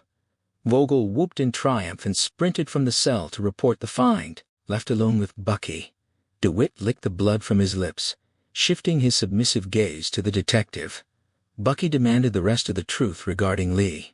DeWitt whispered that the only friction between him and Blanchard was that he had intimately violated Kay Lake. The world narrowed to a red haze. Bucky remembered lunging forward, lifting the man two-handed by the throat, calculating the exact pressure required to cause fatal damage. He remembered DeWitt's face changing color, the man's voice dissolving into desperate pleas, and Vogel shouting that the story checked out. Then, a massive impact hurled him backward. The last coherent thought registered the cold, unyielding sensation of iron bars against his skull, followed by absolute darkness. Bucky awoke with a disoriented sensation of having been knocked down in a fight, babbling his partner's name and checking for injuries. His vision cleared to reveal two local officers, with Vogel towering over them. Vogel explained that he had released DeWitt to tail him to his contact, but the parolee had spotted them while Bucky was unconscious, sealing his own fate.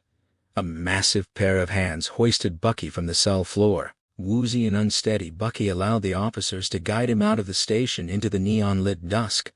A patrol car screeched to a halt, and Vogel and Koenig shoved him into the back seat. The driver unleashed a deafening siren and floored the accelerator. They drove west out of the city, stopping in the gravel lot of an auto court. Local police stood guard outside a rear unit, shotguns at the ready.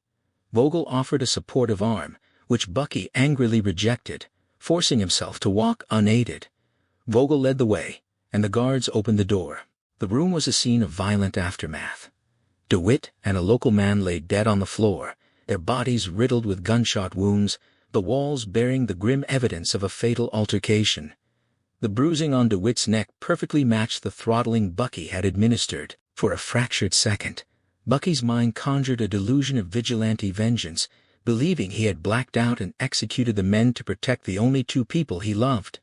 Vogel, seemingly reading his thoughts, let out a harsh laugh. He clarified that the dead local was a known narcotics trafficker. Whether the killers were rival dealers, Lee Blanchard, or divine intervention, Vogel declared it irrelevant. He suggested they leave the local authorities to clean up their own mess and return to Los Angeles to catch the monster who had butchered the Black Dahlia. Lee's absence and Madeleine's unsettling shift in persona left Bucky feeling entirely powerless.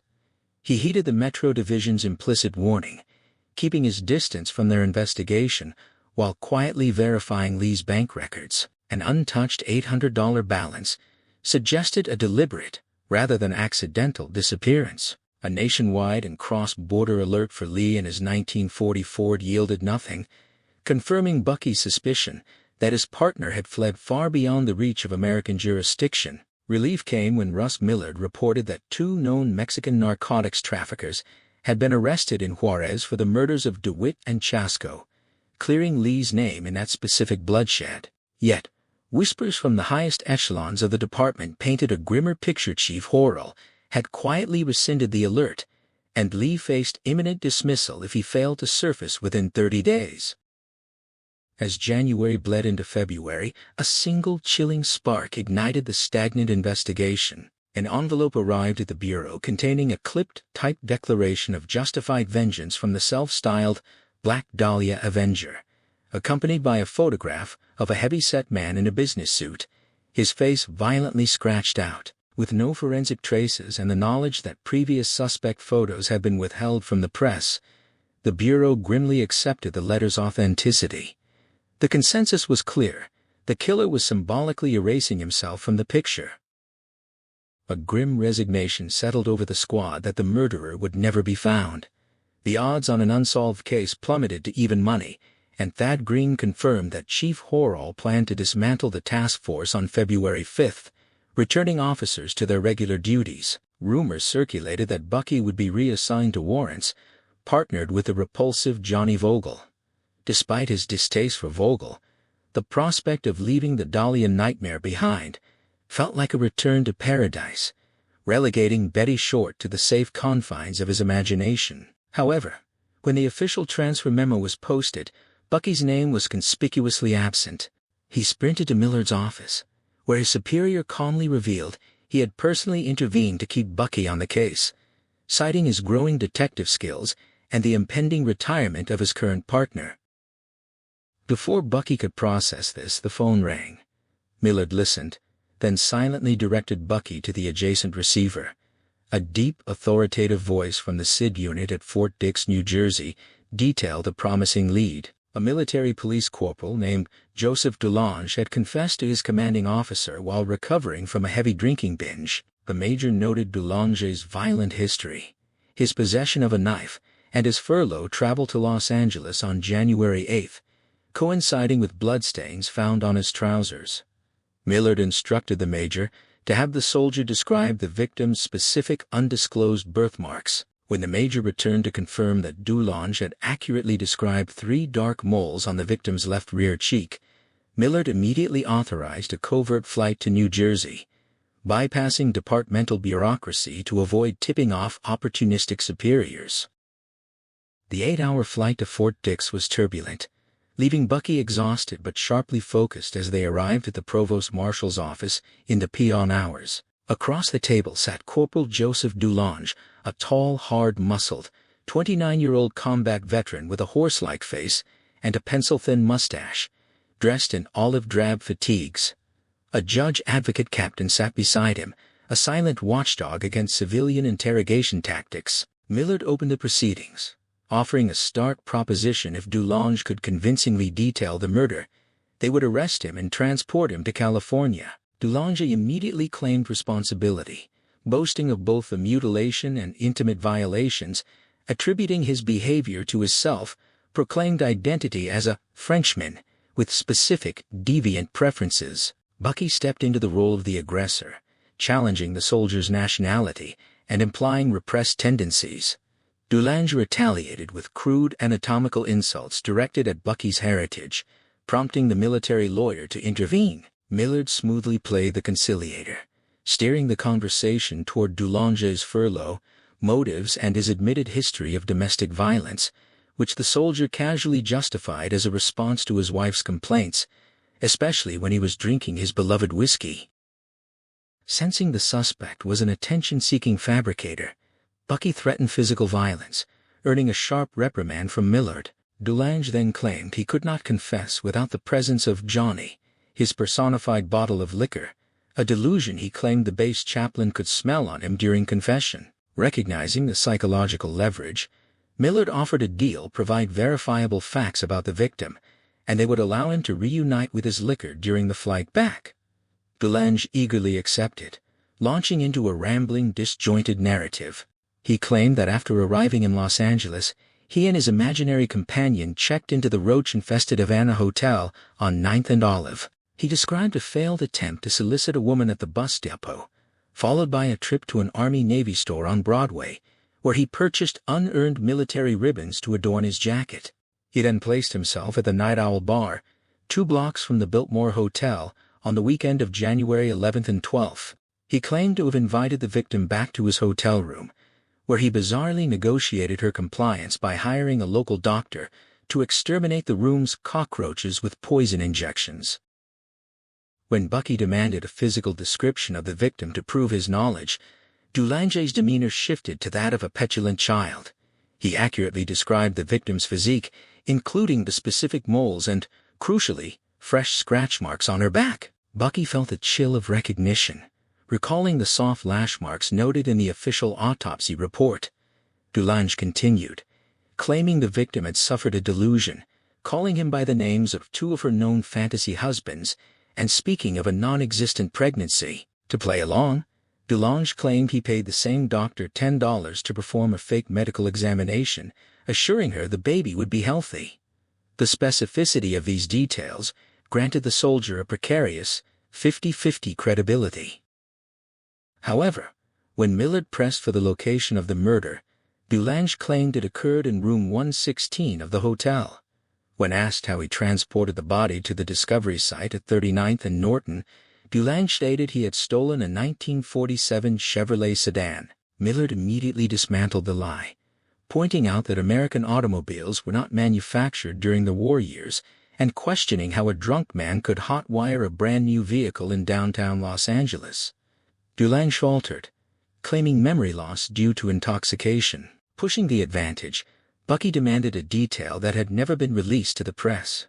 Dulonge merely repeated the publicly known fact of the ear-to-ear slash, then clumsily added an allegation of sexual assault. Millard swiftly countered, noting the absence of any physical evidence supporting such a claim, and demanded the true motive for the killing. Dulonge's answers devolved into nonsensical, repetitive justifications about the victim's refusal to accommodate his specific demands. Frustration boiling over, Bucky slammed his hand onto the table, verbally eviscerating the soldier as a pathological liar.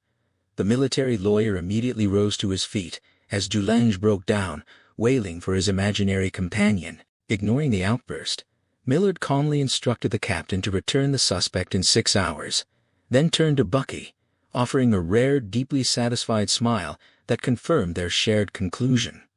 The confession was entirely fabricated.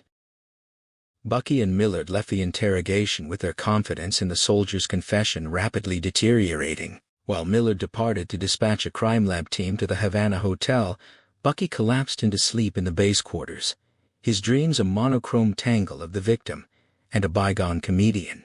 He awoke reaching for Madeline, only to find Millard standing over him in a crisp suit, holding a Newark tabloid. The front page screamed a sensational headline, crediting Deputy District Attorney Ellis Liu with a major breakthrough. The article falsely claimed that Millard and Bucky had validated the corporal's confession, branding the suspect a degenerate and promising his swift arraignment in Los Angeles. Bucky demanded to know what Millard had actually reported. Millard explained that his initial call to Captain Jack had merely flagged the soldier as a strong possibility, earning a reprimand for failing to report before departure.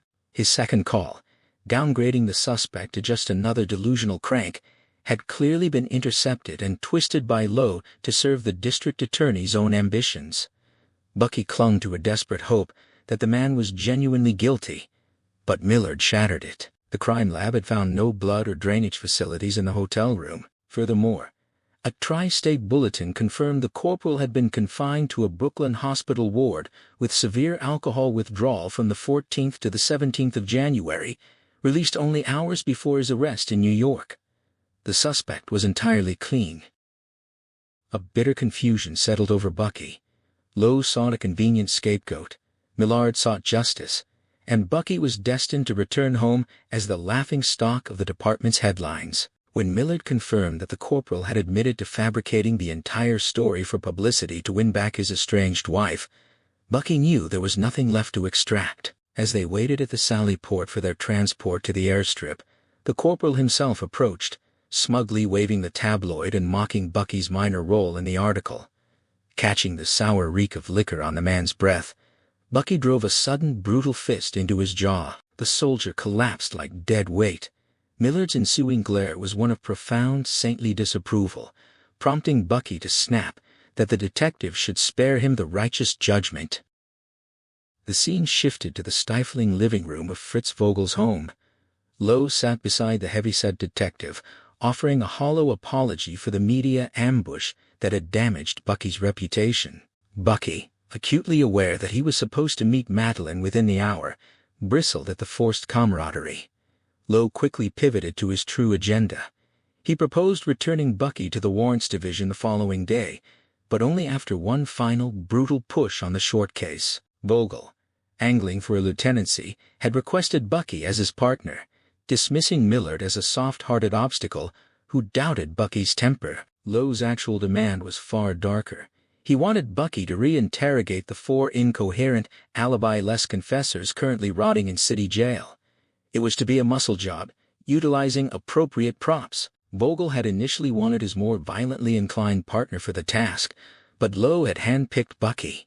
Faced with a choice of returning to warrants or enduring endless, demeaning homicide drudgery under a patient but unforgiving Millard, Bucky's leverage evaporated. He surrendered with a single, defeated affirmative. Liu instructed him to collect the signed waivers from the night jailer, commandeer a prisoner transport wagon, and deliver the men to an address in the East Los Angeles Industrial District.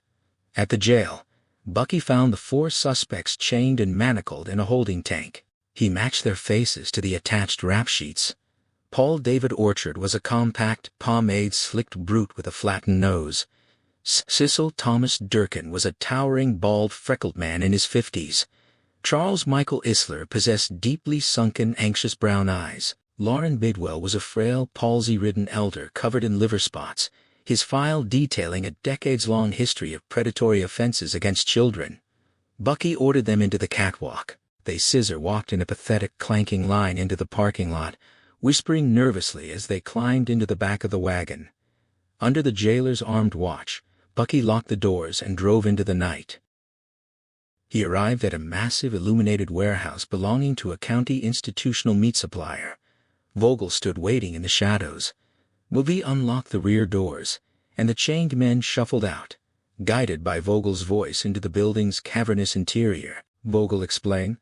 The location was secured through a web of political debts and favors. He led Bucky past the shuffling prisoners down a hallway, thick with the coppery stench of raw meat. The space opened into a vast sawdust-covered room where rusted hooks hung from the ceiling, bearing sides of beef that attracted swarms of horseflies in the stagnant air. Bucky's stomach churned as his eyes adjusted to the grim tableau, 4 wooden chairs positioned directly beneath 4 empty gleaming hooks.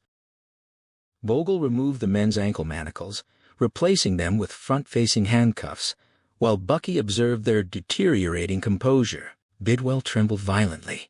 Durkin hummed a disjointed tune, Orchard sneered with arrogant defiance, and only Isler appeared lucid enough to register genuine terror, his eyes darting frantically between the 2 detectives. Vogel tossed Bucky a roll of tape, ordering him to affix the suspect's rap sheets to the wall in alphabetical order. Bucky complied, noting a sheet-draped table tucked into an adjacent doorway. Vogel then forced the men to stand on the chairs, looping their handcuff chains over the empty meat hooks above them. Bucky scanned the rap sheets, desperately searching for a reservoir of hatred to sustain him through the night and earn his return to Warrants. Bidwell's file detailed multiple commitments to a state hospital for aggravated offenses against minors and a past connection to a notorious historical child murder. Durkin was a known addict and violent offender who had served over a decade in prison for arson, having been caught in a compromising solitary act at the scene of his last fire. Isler was a career fabricator of confessions regarding the murders of sex workers, while Orchard was a former deputy sheriff turned violent extortionist and male sex worker. A faint, tenuous surge of revulsion finally sparked within Bucky, though it felt fragile, like stepping into the ring with an unknown opponent. Vogel instructed Bucky to begin questioning them about the victim's missing days, while he listened for inconsistencies. Bucky approached Bidwell first, gripping the meat hook to steady the old man's violently shaking chair. When Bucky demanded to know why he had killed the girl, Bidwell pleaded with watery eyes, claiming he had only confessed to secure a comfortable sentence on an honor farm. Recognizing the frail man lacked the physical capacity for such a brutal crime, Bucky moved to Durkin. The tall man mocked the interrogation with vulgar vaudevillian taunts, insulting Bucky's lineage. Bucky delivered 2 sharp, punishing blows to the man's midsection. Durkin gasped for air but remained upright, cynically calling out their staged good cop, bad cop dynamic. Rubbing his still bruised right hand, Bucky coldly asserted that he was in fact the merciful one. He then turned his attention to Isler, who immediately lowered his gaze and begged for mercy, claiming ignorance over his own compulsive need to fabricate crimes. Bucky probed Isler, who claimed he had only confessed to the murder because the victim looked sweet, admitting he targeted pretty girls. When pressed about his history of abusing women, the pimp broke down, weeping over his vile acts. Vogel, wearing brass knuckles, declared the gentle approach a failure. He kicked Isler's chair away, leaving the man dangling and snapping bones. Vogel then dropped the remaining 3 chairs, suspending all 4 confessors in a shrieking, tangled mass. Vogel delivered a brutal barrage of punches to Isler's midsection and groin, commanding details of the victim's missing days. As Isler gasped that he knew Vogel from the Vice Squad, the detective shattered the man's ribs. Bucky's legs trembled as he stared at a wall-mounted alarm. Vogel yanked a sheet from a nearby table, revealing a naked, bisected female corpse meticulously styled to mimic the victim. Brandishing a stiletto, Vogel commanded the dangling men to demonstrate the hidden mutilations, ordering Bucky to release them. Overwhelmed, Bucky's knees buckled. He crashed into Vogel, threw him to the floor and yanked the burglar alarm.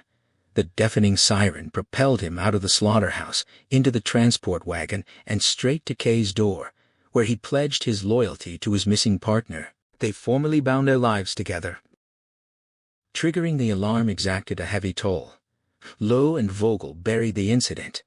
Bucky was stripped of his detective shield and demoted to uniform foot patrol in the Skid Row beat of Central Station, watched closely by a lieutenant loyal to the district attorney. The responding radio officers were rewarded with promotions to ensure their silence. Bucky found only 2 mercies: Vogel hadn't murdered anyone, and the 4 confessors were quietly shipped to state mental hospitals under the guise of car crash injuries. Kay became his sanctuary, soothing his fractured nerves with gentle, grounding intimacy. A week later, Bucky terminated his affair with Madeline over the phone. She coldly diagnosed him as a coward seeking safety, mocking him by pointing out she looked just like the dead girl. A month passed. The dope traffickers were executed for the Tijuana killings, and the Dahlia case faded from the headlines. Millard and Sears remained relentlessly obsessed, working late into the night. Millard promised to sponsor Bucky for a sergeant's exam, offering a path back to detective work. With his days free, Bucky devoured the case file, analyzing it with professional detachment, though the memory of his violent restraint in the warehouse haunted him. His foot patrol became a miserable exercise in attrition. Instead of brutalizing the derelicts of East 5th Street, he bribed the winos to scatter, earning a reputation as a soft, sob sister and receiving abysmal fitness reports. Rumors swirled that he was demoted for cowardice or insubordination. Sleep offered no escape. He was trapped in a recurring nightmare back in the meatpacking warehouse, beating a suspect, while the victim's ghost screamed that the madmen were innocent, offering herself to Bucky if he would only stop Vogel. He woke in cold sweats, profoundly grateful for the daylight and Kay's presence. On April 4th, Kay received a bureaucratic letter. Lee had been officially dismissed from moral turpitude, and his meager credit union balance of $14.11 was forwarded to her. Enraged by the cold bureaucracy, Bucky dove back into the master file. 2 days later, a crucial detail leaped from his own field interrogation report. A witness had noted the victim used various nickname variations. Bucky realized that while everyone called her Betty, only Isler had referred to her as Liz. The warehouse scene replayed in his mind with crystalline clarity. Vogel had ignored the others, focusing his sadistic fury solely on Isler, screaming about the missing days and what the pimp's girls had told him. Isler had blurted that he knew Vogel from the Vice Squad. Bucky recalled Vogel's trembling hands and his earlier obsession with the victim's whereabouts. Finally, he remembered a whispered exchange in the patrol car, where Johnny Vogel defensively claimed he had proven his masculinity through a specific illicit act that homosexuals could not perform. Bucky rushed to a payphone and called Millard.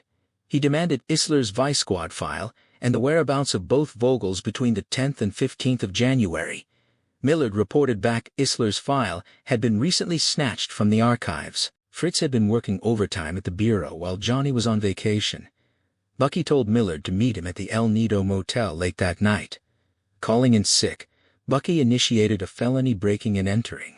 He impersonated a payroll clerk to secure Johnny Vogel's home address. After confirming the apartment was empty via a phone call, he picked the lock with a hairpin and slipped inside, holding his breath in the dark, giving himself exactly 10 minutes to find the truth.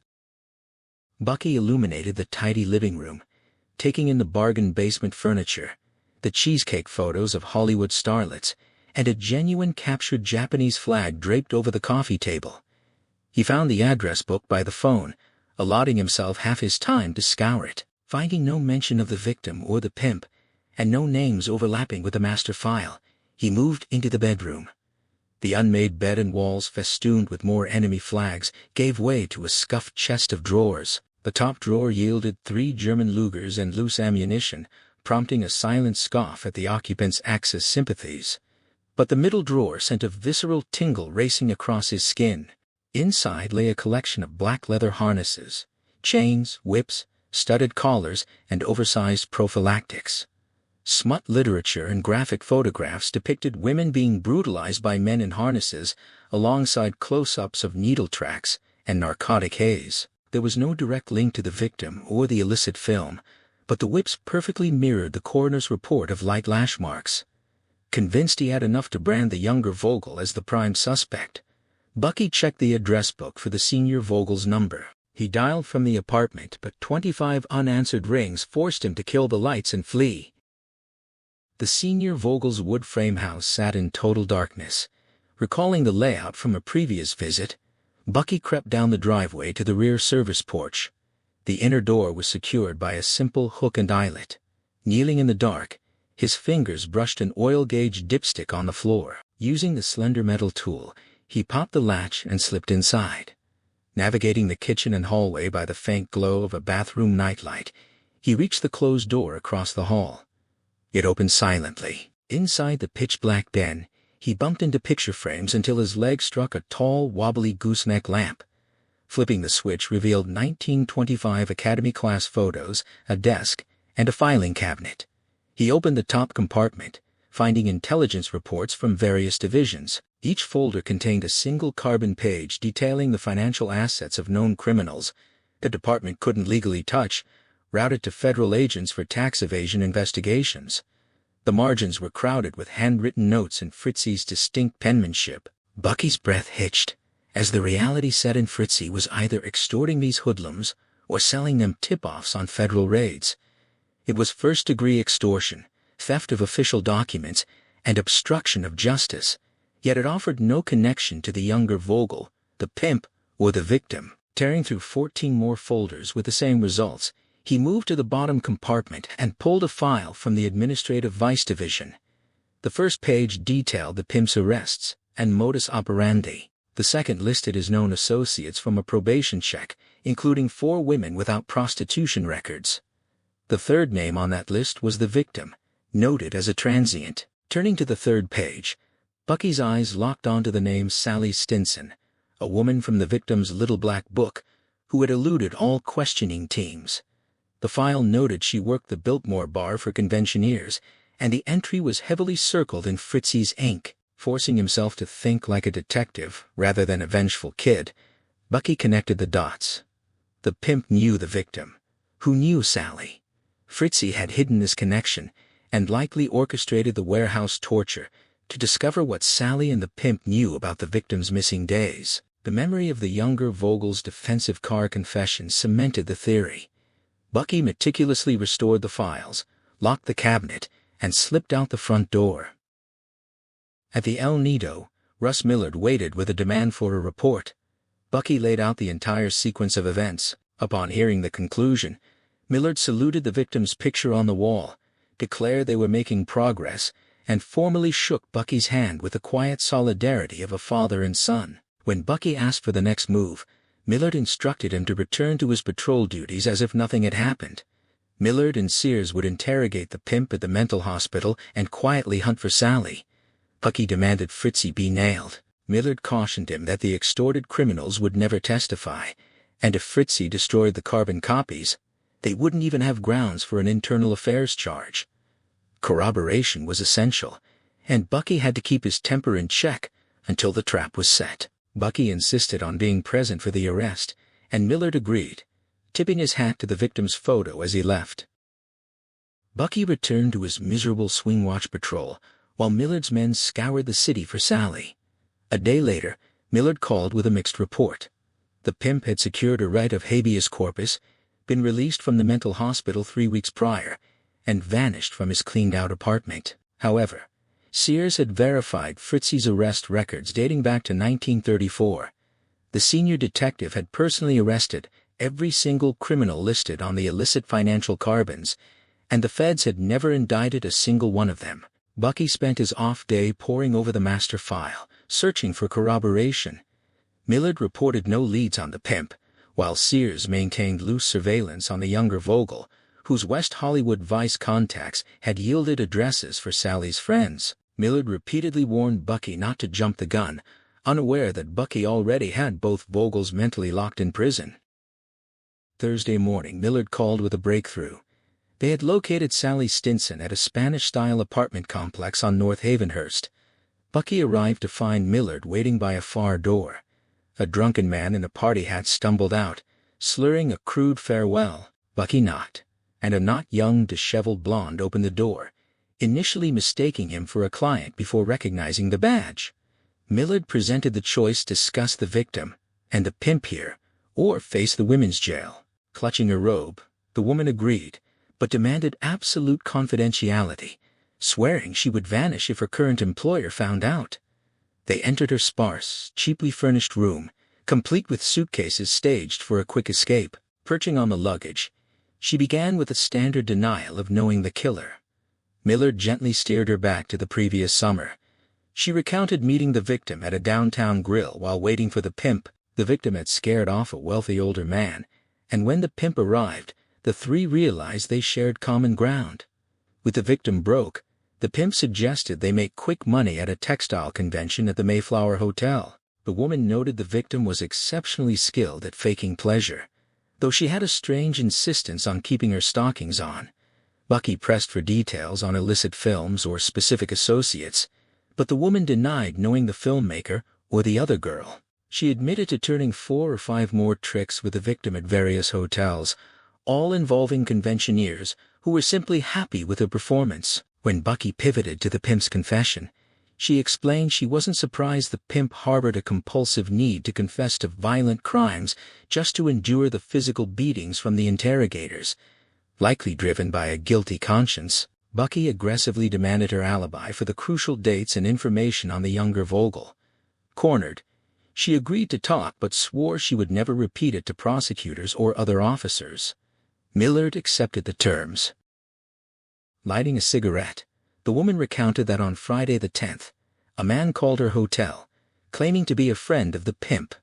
He offered $150 for a 2-day session with a wealthy, inexperienced young man at the Biltmore. She met the pair outside the hotel at noon, recognizing them immediately as a father and son police duo.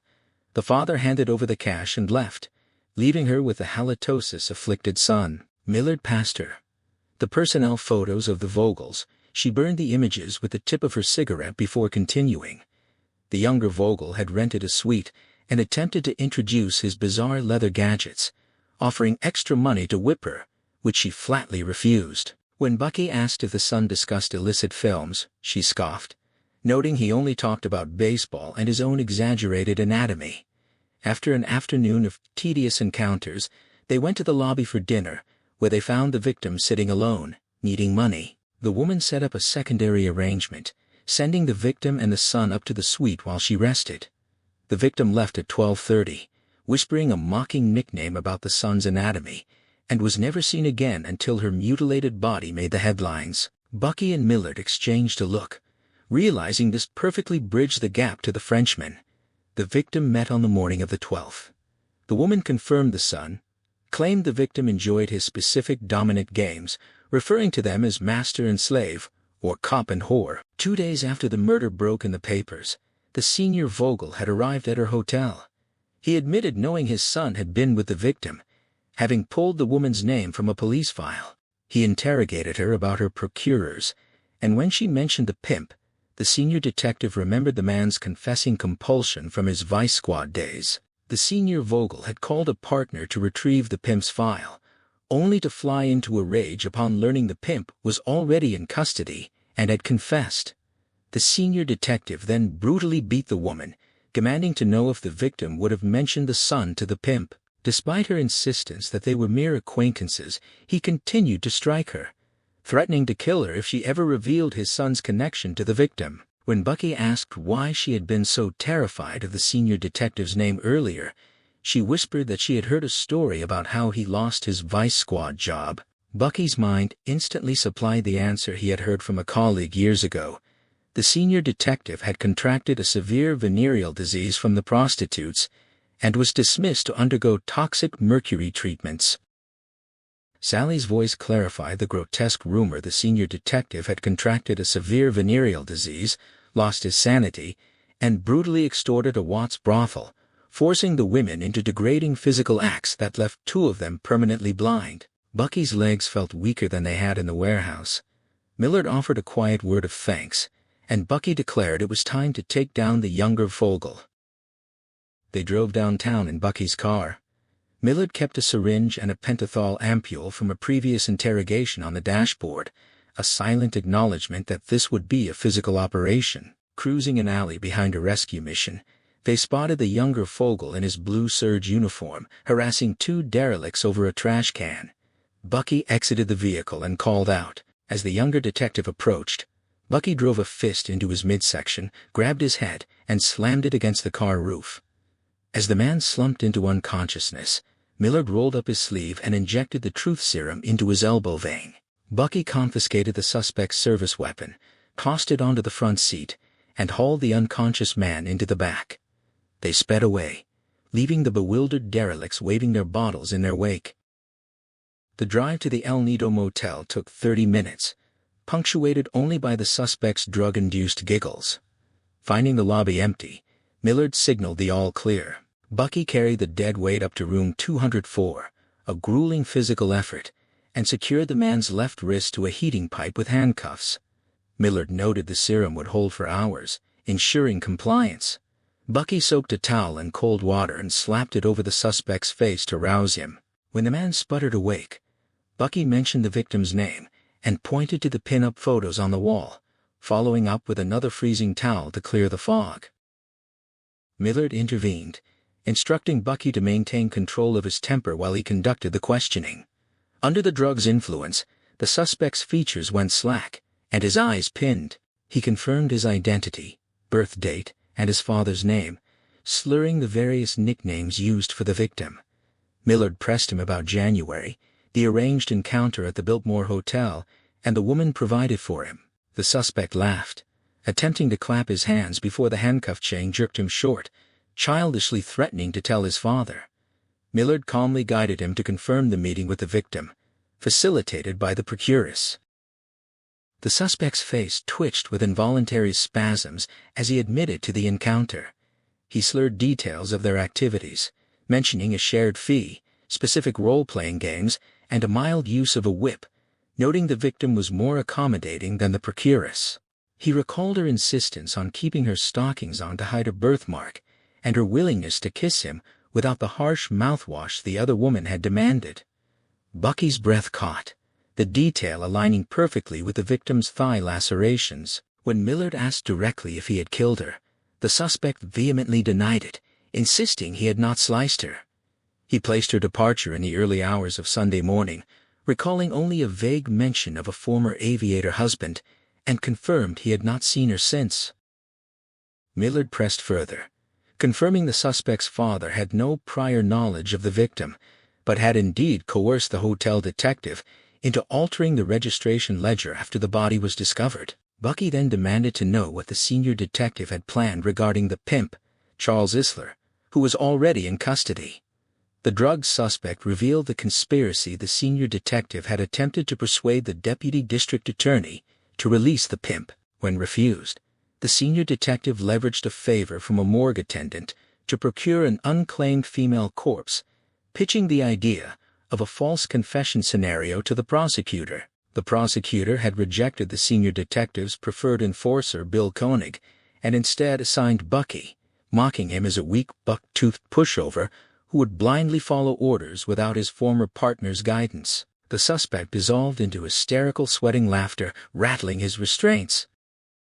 Millard stepped between them, stating he would have the suspect sign a formal statement and advising Bucky to take 30 minutes to cool down. Bucky retreated to the fire escape, dangling his legs over the edge. Watching the traffic on Wilcox, he mentally tallied the catastrophic cost of his actions. He played a game of license plate blackjack, casting himself and his compromised career as the losing southbound hand, while his missing partner in K represented the winning northbound hand. Dedicating his impending ruin to the three of them, he returned inside. The suspect was flushed and trembling as he signed Millard's statement, which succinctly detailed the Biltmore encounter and the senior detective's assault on the procuress, outlining multiple felonies and misdemeanors. Millard suggested sitting on the document to consult a legal officer. Bucky refused. He formally placed the younger Vogel under arrest for suborning prostitution, withholding evidence, obstruction of justice, and accessory to assault and battery. As the suspect sobbed and appealed to Millard, Bucky pocketed the signed confession and secured the man's wrists behind his back. Millard sighed, warning that this path meant permanent exile to the lowest ranks of the department. Bucky replied that he had already acquired a taste for it. Bucky drove the weeping suspect 4 blocks to the Hollywood station. The steps were swarming with reporters and photographers, who erupted at the sight of a plainclothes detective escorting a uniformed officer in handcuffs. Flashbulbs blinded Bucky as journalists shouted his name. He offered only a flat refusal to comment. Inside, he shoved the suspect to the front desk and leaned in to whisper a lethal promise he knew about the extortion scheme, the venereal disease, and the Watts brothel, and he would take it all to the newspapers by morning. When a uniformed lieutenant demanded an explanation, Bucky identified himself and the prisoner, handed over the confession, and winked, ordering the man to be booked. After a deliberate lengthy steak lunch, Bucky returned to Central Station for his regular swing watch. As he headed for the locker room, the intercom summoned him to the watch commander's office. Lieutenant Jastrow stood behind his desk, ignoring Bucky's crisp salute and adjusting his glasses with cold disdain. He informed Bucky he was placed on immediate 2-week vacation leave, after which he would report to Chief Green for reassignment to a different division. When Bucky asked for the reason, Jastrow stated flatly that the senior detective had just blown his own brains out. Bucky delivered a farewell salute twice as sharp as the first, which Jastrow again ignored. Walking across the hall, Bucky thought of the 2 blinded women, wondering if they would ever learn the truth or care. The muster room was packed with uniformed officers awaiting roll call. Bucky moved slowly, standing at rigid attention, forcing the hostile stares to drop to the floor. As he turned his back, the hissed epithets of traitor and radical echoed in his wake. Yet, just as he reached the exit, he heard steady applause, turning to see Millard and Chief Green clapping a silent, resolute goodbye. He was proud of it, this exile to the worst parts of the force. 2 weeks stretched ahead before he'd report to some grim outpost, time he chose to spend chasing the ghost of his old partner. He started in Los Angeles, sifting through Lee's arrest scrapbook repeatedly with no results. He questioned the women at Laverne's hideaway, asking if the blonde cop had returned to harass them. They said no, and laughed at him. A superior officer secretly gave him a copy of Lee's complete arrest file, but it revealed nothing. His wife, content with their marriage, told him he was a fool for what he was doing. He recognized the fear in her voice. The breakthrough with the Isler, Stinson-Vogel connection had confirmed something for him. He was a detective. Applying that skill to Lee's disappearance was difficult, but he forced himself to think clearly. The brutality he'd always observed in Lee and secretly respected seemed even more pronounced now, deepening his loyalty. The facts were stark. Lee vanished when the Dahlia case, his Benzedrine use, and Bobby DeWitt's impending release all converged. He'd been seen last in Tijuana, where DeWitt was also headed. DeWitt and his drug associate Felix Chasco were killed around that time, and while 2 Mexican nationals had been convicted, it could have been a setup away for the rurales to clear a troublesome case. The conclusion was inescapable. Lee might have killed DeWitt and Chasco to protect himself and his woman from the ex-con's threats. He found he didn't care about the morality of it. He went to the Hall of Records to study DeWitt's trial transcript.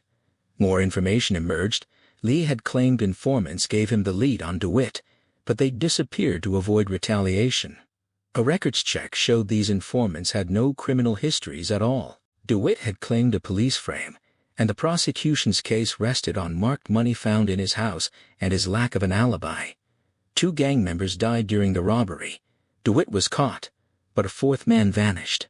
DeWitt denied knowing who the 4th man was, despite the possible sentence reduction cooperation might have brought. It was possible the LAPD had framed DeWitt, that Lee had been involved to gain favor with a gangster he feared, a man Lee had defied over a fight contract. Lee had met his woman at DeWitt's trial, fallen for her in his peculiar chaste way, and developed a real hatred for DeWitt. She could not have known any of this. DeWitt was a lowlife who got what he deserved. He had to hear it from Lee himself. 4 days later, he was in Mexico. In Tijuana, he handed out coins and showed Lee's picture to anyone who would look, withholding some money to bargain for information. He gathered a following but no real leads, realizing he'd be trampled if he kept showing cash. He switched to the standard bribe $1 to a Mexican cop for information. The Tijuana police were corrupt and barely spoke English, but they understood money. He approached dozens of them on the street, flashing his badge and Lee's photo, pressing bills into their hands, asking questions in broken Spanish. Most took the money and gave him nothing, but a few strange stories sounded true. One officer described a blond man weeping at a stag film screening in late January. Another mentioned a big blonde beating up 3 robbers, then paying off the police with a large roll of cash. The most detailed story claimed Lee had donated a substantial amount to a self-ordained priest running a leper ministry, bought drinks for everyone in the bar, then driven to Ensenada. He paid extra for that information, but the cop told him to keep his money and claimed the priest was his brother. He drove the coastal road south, wondering where Lee had gotten so much cash. The scenery was beautiful: ocean on one side, hills and valleys on the other. Traffic was light, but a steady stream of pedestrians walked north, entire families with their belongings, looking both scared and hopeful, as if anything was better than their current life. As he approached Ensenada at dusk, the trickle became a march. A single line of people hugged the roadside, carrying their possessions in blankets. Torches and lanterns dotted the line, small children strapped to their mothers' backs. From the last hill, he saw the city below, a smear of neon torchlights flickering until the city's glow swallowed them. Ensenada was a cleaner, more tourist-friendly version of Tijuana. The Americans were well-behaved, no children begged, no barkers harassed passers-by. The line of migrants originated in the Scrub land and cut through Ensenada only to reach the coast road, paying the rurales for the privilege. It was a blatant shakedown. Uniformed police walked from peasant to peasant, collecting money and stapling tags to their shoulders. Plainclothes officers sold food, the coins going into changemakers beside their guns. Other rurales checked the tags on every block. On a red light street, he glimpsed 2 of them beating a man senseless with their weapons.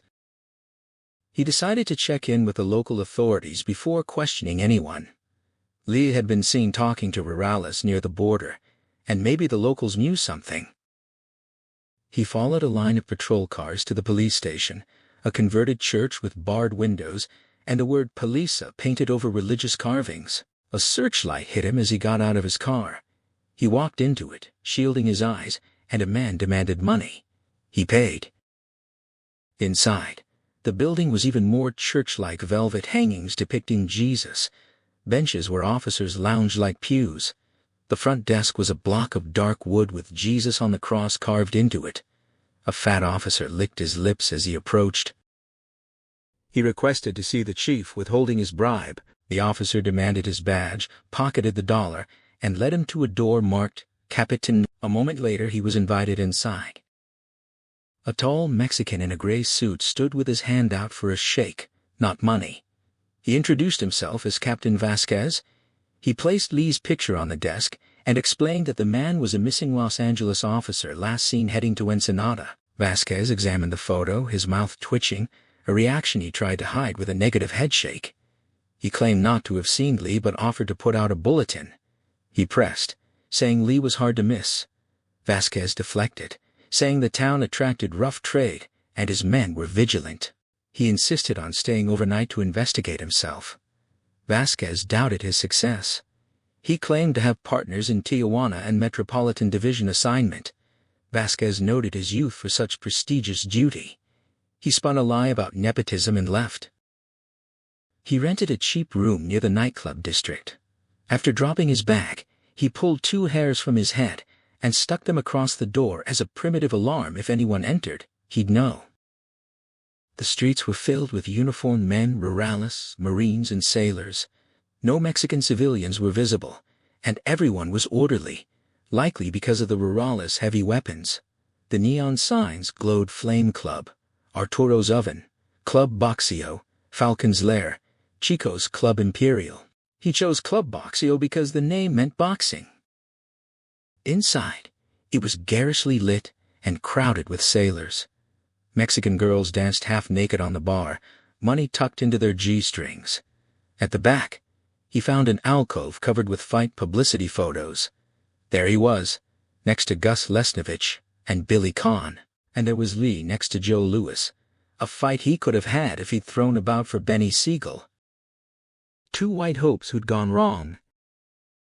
He stared at the pictures, the noise fading, lost in memories of winning fights and casual encounters with women who looked like Betty Short.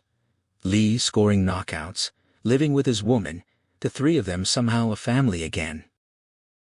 A voice pulled him back. "First Blanchard, now you, who's next? Willie Pep?" He spun around to see a hulking old man, his face battered, his voice steady. The man had seen Lee a couple of months ago, during heavy rains in February, and they'd talked fights for hours. He hadn't seen Lee since, and Lee had refused to discuss their own fight. The man ran the bar and didn't think Lee was still in town. He was looking for Lee to get him out of trouble. The old man, a fan of his boxing style, offered a lead Lee had caused trouble at a club called the XIII, paid off Captain Vasquez, and there was a cook named Ernie who'd seen it. He gave directions and warned him to brace himself for what he'd find. The club Satan had a crude sign of a devil with an erection. The doorman was armed, his uniform stuffed with American bills. He added one to the collection, and walked in. The interior was worse than anything he'd imagined. The bar was a urinal trough where men masturbated while women squatted naked above them. Tables hid sexual acts, and on stage, a man in a Satan costume performed with a fat woman while a donkey with devil horns watched. A singer crooned vulgar lyrics. The crowd chanted for the donkey. A woman with crusted lips offered sex. He paid her off, demanding to see Ernie. She led him through a curtain to the kitchen, past a stew pot containing a dog carcass, and spoke to a cook, a strange-looking half-breed. He showed Lee's picture. The cook asked who wanted to know. He flashed his badge. The cook confirmed Lee was his friend, his hands tucked under his apron, one holding a knife.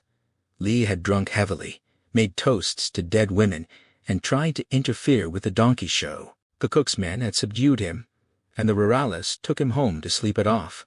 That was all. He walked out the back door into an alley. Two men in shiny suits saw him and started moving. He ran, their footsteps scraping gravel behind him. The alley led to a road, with a dirt fork toward the beach. He sprinted down it. Chicken scratch fencing on both sides, dogs barking, the sound of pursuit lost in the noise. He reached the oceanfront boulevard, got his bearings, and walked to his hotel. The courtyard was empty. He reached for his door and saw that his hair trap was gone. He drew his gun and kicked the door in. A man in a chair raised his hands, claiming to be unarmed. He frisked him, finding a wallet and a private investigator's license. The man's name was Milton Dolphine. He tossed the wallet on the bed and eased his gun. Dolphine said the money was nothing compared to what Lee had, and offered a partnership. He kicked Dolphine to the floor, demanding the full story. Dolphine explained. A Mexican woman had hired him to find Lee, believing he was hiding in Tijuana or Ensenada. He'd followed Lee, who was paying the rurales for protection. He'd heard Lee had hired rurales to kill two enemies in Tijuana, DeWitt and Chasco. Dolphine had learned that Lee sent DeWitt to prison years ago, and DeWitt had vowed revenge. When Lee's money ran out, he disappeared. Dolphine stuck around, hoping an American cop would come looking.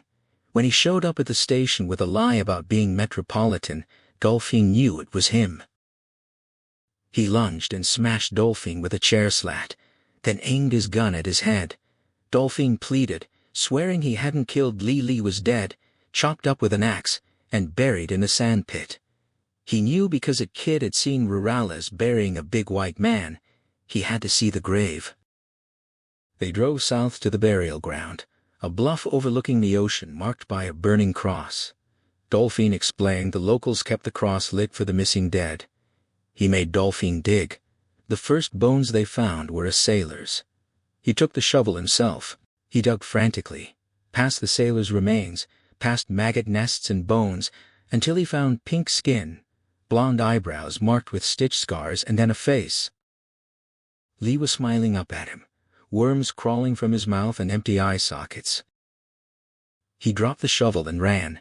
Dolphine shouted about the money. He reached the car, threw it into reverse, knocked over the cross, and sped north toward the border, fists pounding the dashboard when he remembered there was no siren. He kept talking to the private investigator, demanding more of the story. The man laid it out.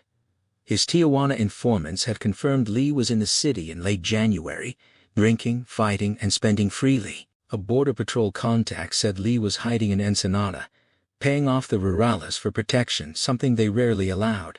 He'd followed Lee there, watching the blonde man play the part of a wealthy American, brawling with locals while the police stood by. That confirmed the protection racket, and the investigator started thinking about money.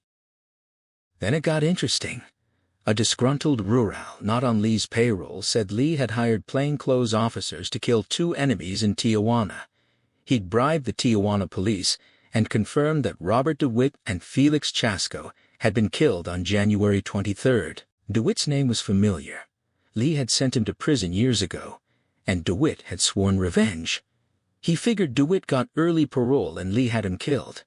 He'd left word with his partner for the Mexican woman Lee was in Ensenada, protected by the rurales, who probably did the killing. He demanded the woman's name. The investigator said she called herself Dolores Garcia, obviously a fake. He pegged her as one of Chasco's women, wanting revenge. He asked if the private eye knew about the Black Dahlia case Lee had been working on before coming south, if Lee had asked questions about it. The man said no. He pressed for the rest. The investigator had gone back to San Diego, learned the woman got his message, then took a vacation to Reno, losing her money gambling. He'd returned a couple of weeks later, but Lee was gone. He'd hung around Ensenada, gathering information. He saw punks wearing Lee's clothes, his letterman's jacket, his sweatshirt. He heard 2 men were hanged in Juarez for the DeWitt Chasco killings, a clear case of the rurales covering their tracks. He stayed close to Vasquez, informing on drug users to stay in his good graces. Finally, he pieced it all together. He ended it there, with the implication. His hands broke the chair slats he was gripping. The private eye told him to be calm. He gasped. For the rest. The man spoke slowly. Carefully, Lee was dead, chopped up with an axe. Some punks had broken into the house where he was staying, and one of them confessed to the rurales. To avoid being blamed, Vasquez paid them off with some of Lee's belongings, and the rurales buried the body outside town. None of the money was found. The investigator stuck around, figuring Lee was a rogue, and eventually some American cop would come looking. When he showed up at the station with that fake story about being metropolitan, the private eye knew. He couldn't speak. The man rushed ahead. Maybe the rurales did it. Maybe the woman or her friends did. Maybe they got the money, or maybe not, and they could. He knew Lee. He could get a handle on who. He lunged and hit him with a broken chair slat. The man fell, begging for mercy. He aimed his gun at his head, demanding proof. The investigator said there was a sandpit by the beach, where the rurales dumped bodies. A kid saw troopers burying a big white man around the time Lee disappeared. He lowered the hammer and ordered him to take him there. They drove south along the coast road, pulling up next to a large burning cross on a bluff. The private eye explained the locals kept it lit for their missing dead. He asked if he'd put his gun away. He said no, and demanded tools. The man got a spade from the trunk. He grabbed fence pickets and rags from the trunk, made torches, lit them in the cross, and handed one to the investigator. He ordered him to lead the way. They walked into the soft sand, torches lighting grave offerings and scattered bones. The private eye muttered that gringos were buried on the far side. He stopped at a high dune marked by a tattered American flag. He kicked it away, insects swarming up. A putrid smell rose from a crater. He ordered the man to dig. As the spade hit bones, he recited a psalm, then a prayer from his boxing days. When the private eye said he saw a sailor's uniform, he didn't know if he wanted Lee alive or dead. He pushed the man aside and dug himself. The first blow sheared off the sailor's skull. The second tore through the tunic. He dug past the skeleton, through maggots and entrails, until he found sunburned skin and blonde eyebrows marked with stitch scars. Then Lee's face, smiling like the dahlia, worms crawling from his mouth, and empty eye sockets. He dropped the shovel and ran. The private eye shouted about the money. He ran to the burning cross, got in the car, reversed into it, then drove forward at high speed. The man's shouts faded as he fishtailed onto the coast road, slamming the dashboard when he realized there was no siren. He made it back to Ensenada, speeding double the limit. He ditched the investigator's car and ran for his own, then slowed when he saw 3 men approaching, hands inside their jackets. Vasquez was in the middle, the other 2 flanking him. His car was 10 yards away, but a phone booth was the only shelter. He was about to be killed, his friend already dead beside him. He decided to let Vasquez get close and shoot him point blank. Then a white woman walked out a door, and he saw his way out. He grabbed her by the throat, cutting off her scream. The rurales advanced, guns drawn. He shoved her into the phone booth, held her there, dialed the operator, and demanded an English speaker. He fed coins into the slot, kept his gun on the woman, and asked for the FBI field office in San Diego. He heard the call go through. Vasquez tried to bribe him, promising Lee's money and a comfortable life. The operator connected him to an agent. He identified himself as an LA officer, said he was in trouble with the rurales, and asked the agent to talk to Vasquez. The agent asked if he was joking. He insisted, giving details about his work. The agent told him to put the officer on. He handed the phone to Vasquez, who took it with his gun still aimed at him. He kept his own gun on the woman. Seconds stretched. Finally, Vasquez dropped the phone, lowered his weapon, and told him to go home and leave the country. He holstered his gun and drove out of Ensenada, terrified. Only when he was back in America did he obey speed limits, and that was when grief for Lee truly hit him. He insisted, giving the FBI agent his credentials, listing his assignments. The agent told him to put the officer on. He handed the phone to Vasquez, who kept his gun trained on him. He held his own gun on the woman. The standoff stretched as Vasquez listened, growing paler. Finally, Vasquez dropped the phone, lowered his weapon, and ordered him to go home. He holstered his gun, squeezed out of the booth, and drove out of Ensenada in blind terror. Only when he crossed back into America did he slow down, and that was when the grief for Lee truly hit him. Dawn was breaking over the Hollywood Hills when he knocked on the door. He stood shivering on the porch, the strange sky a bad omen. She answered, speaking his name, and he saw the other survivor of their triad. It felt like an ending. He walked inside, struck by how strange the familiar room looked. She asked if Lee was dead. He sat in Lee's chair and told her the rurales, or a Mexican woman, or her friends had killed him. He started to explain that Lee had hired the rurales to kill DeWitt, but it didn't matter anymore. They needed to get better cops on it. He reached for the phone, but she stopped him. She wanted to talk first. He moved to the couch, and she sat beside him. She warned him that pursuing this would hurt Lee. He realized she'd been expecting this, that she knew more than she'd let on. He said you couldn't hurt a dead man. She insisted you could. He told her not to use Lee's endearment for him. She touched his cheek and said he could hurt Lee and hurt them. He pulled away and demanded the truth. She explained. She'd met Lee before the trial, not during it. They became friends, and she lied about her living situation so Lee wouldn't know about Bobby. Lee found out on his own. She told him how bad it was, and he mentioned a business opportunity. Then Bobby was arrested for bank robbery. Lee had planned the robbery and recruited 3 men. He'd bought his way out of his fight contract with Ben Ziegel, costing him everything. 2 men died in the robbery, 1 escaped, and Lee was the 4th. Lee framed Bobby because he hated him for what he'd done to her. Bobby didn't know they were seeing each other, so they made it look like they met at the trial. Bobby suspected a frame but blamed the LAPD, not Lee. Lee wanted to give her a home, and he did.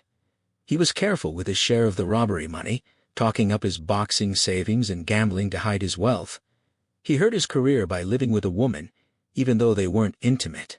It was a fairy tale until the previous fall, right after he and Lee became partners. He moved toward her, impressed by Lee's audacity. She pulled away and finished the story when Lee heard about Bobby's early parole. He tried to get Ben Siegel to kill him, afraid Bobby would talk about her and ruin their fairy tale. Siegel refused. Then the 3rd man from the robbery appeared, blackmailing Lee pay $10,000 or he'd tell Bobby the truth. The deadline was Bobby's release. Lee put him off, tried to borrow money from Siegel, then begged him to have the man killed. Siegel refused again. Lee learned the man associated with some Negro marijuana dealers, and the words hit him like bullets. The man was Baxter Fitch. Siegel wouldn't help, so Lee used him. The men were armed, so it was legally justified, but he'd been used. It was the one thing she couldn't forgive Lee for, the one thing she hated herself for tolerating. She asked if he still felt sentimental. He couldn't answer. She said she didn't think so, and pressed on, asking if he still wanted revenge. The Dahlia case happened next. Lee latched onto it for his little sister and other reasons. He was terrified Fitch had already talked to Bobby, that Bobby knew about the frame. He wanted to kill Bobby, or have him killed. She begged him to let it go, that no one would believe Bobby anyway. If not for that dead girl, she might have convinced him. But the case went to Mexico, and Bobby and Lee and he followed. She knew the fairy tale was over. He was numb, everything in shambles. She grabbed him as he started to walk away, insisting he not retreat this time. She told him what Bobby had done to her, taking pictures with animals, pimping her, hitting her with a razor strap, and that Lee had stopped it. Lee wanted to love her, not use her, and wanted them to be together. If he hadn't been so intimidated by Lee, he would have seen that. They couldn't drag Lee's name down. They had to give it all up, forgive him, and get on with just them. He retreated before she could destroy the rest of the triad. He was the triggerman, the stooge, the detective too blind to clear the case he was an accessory to, the weak point in the fairy tale. Best friend to a cop bank robber, keeper of his secrets. He stuck to his apartment for the rest of his vacation, hitting the heavy bag, skipping rope, listening to music, watching birds. He convicted Lee of 4 homicides connected to the robbery and pardoned him for the 5th himself. He thought of Betty Short and his wife until they blurred together.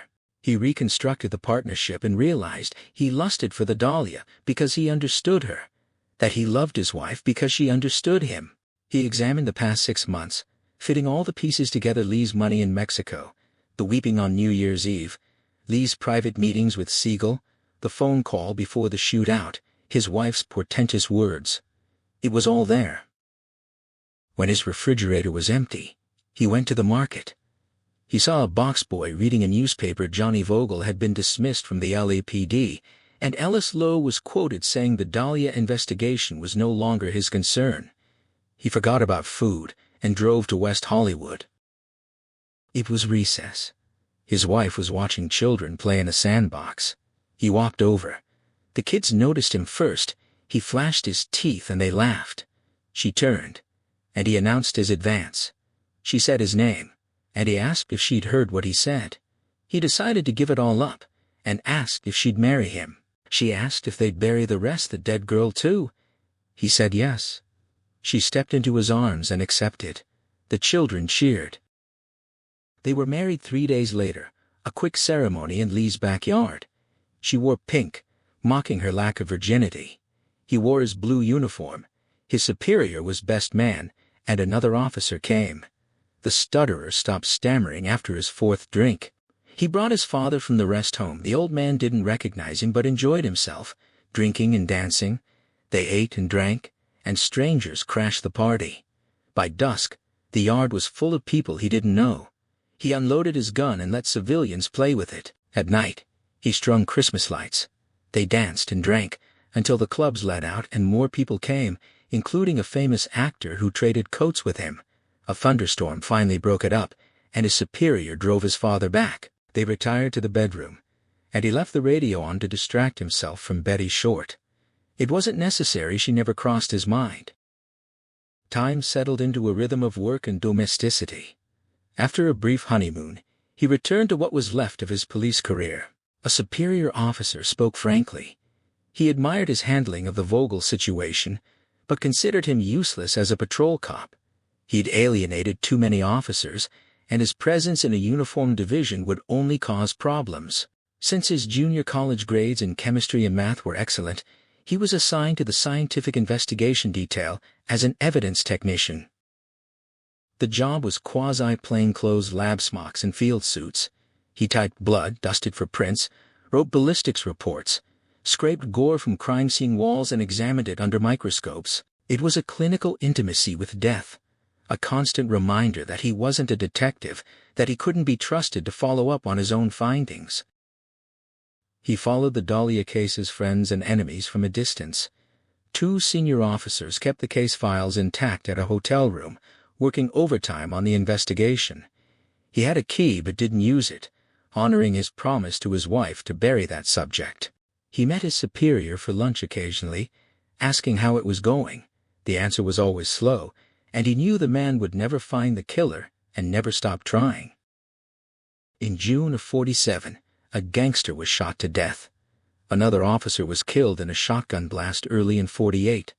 Both killings went unsolved.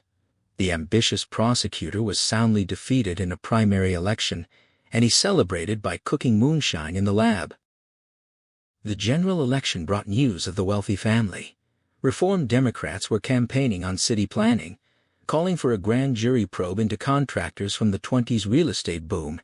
Scandal tabloids ran articles on the boom barons, naming the mogul and a film director. A magazine series included photographs of the director standing with a stocky man and a little girl. He couldn't quite tell if it was the man and his daughter, but he clipped the pictures anyway.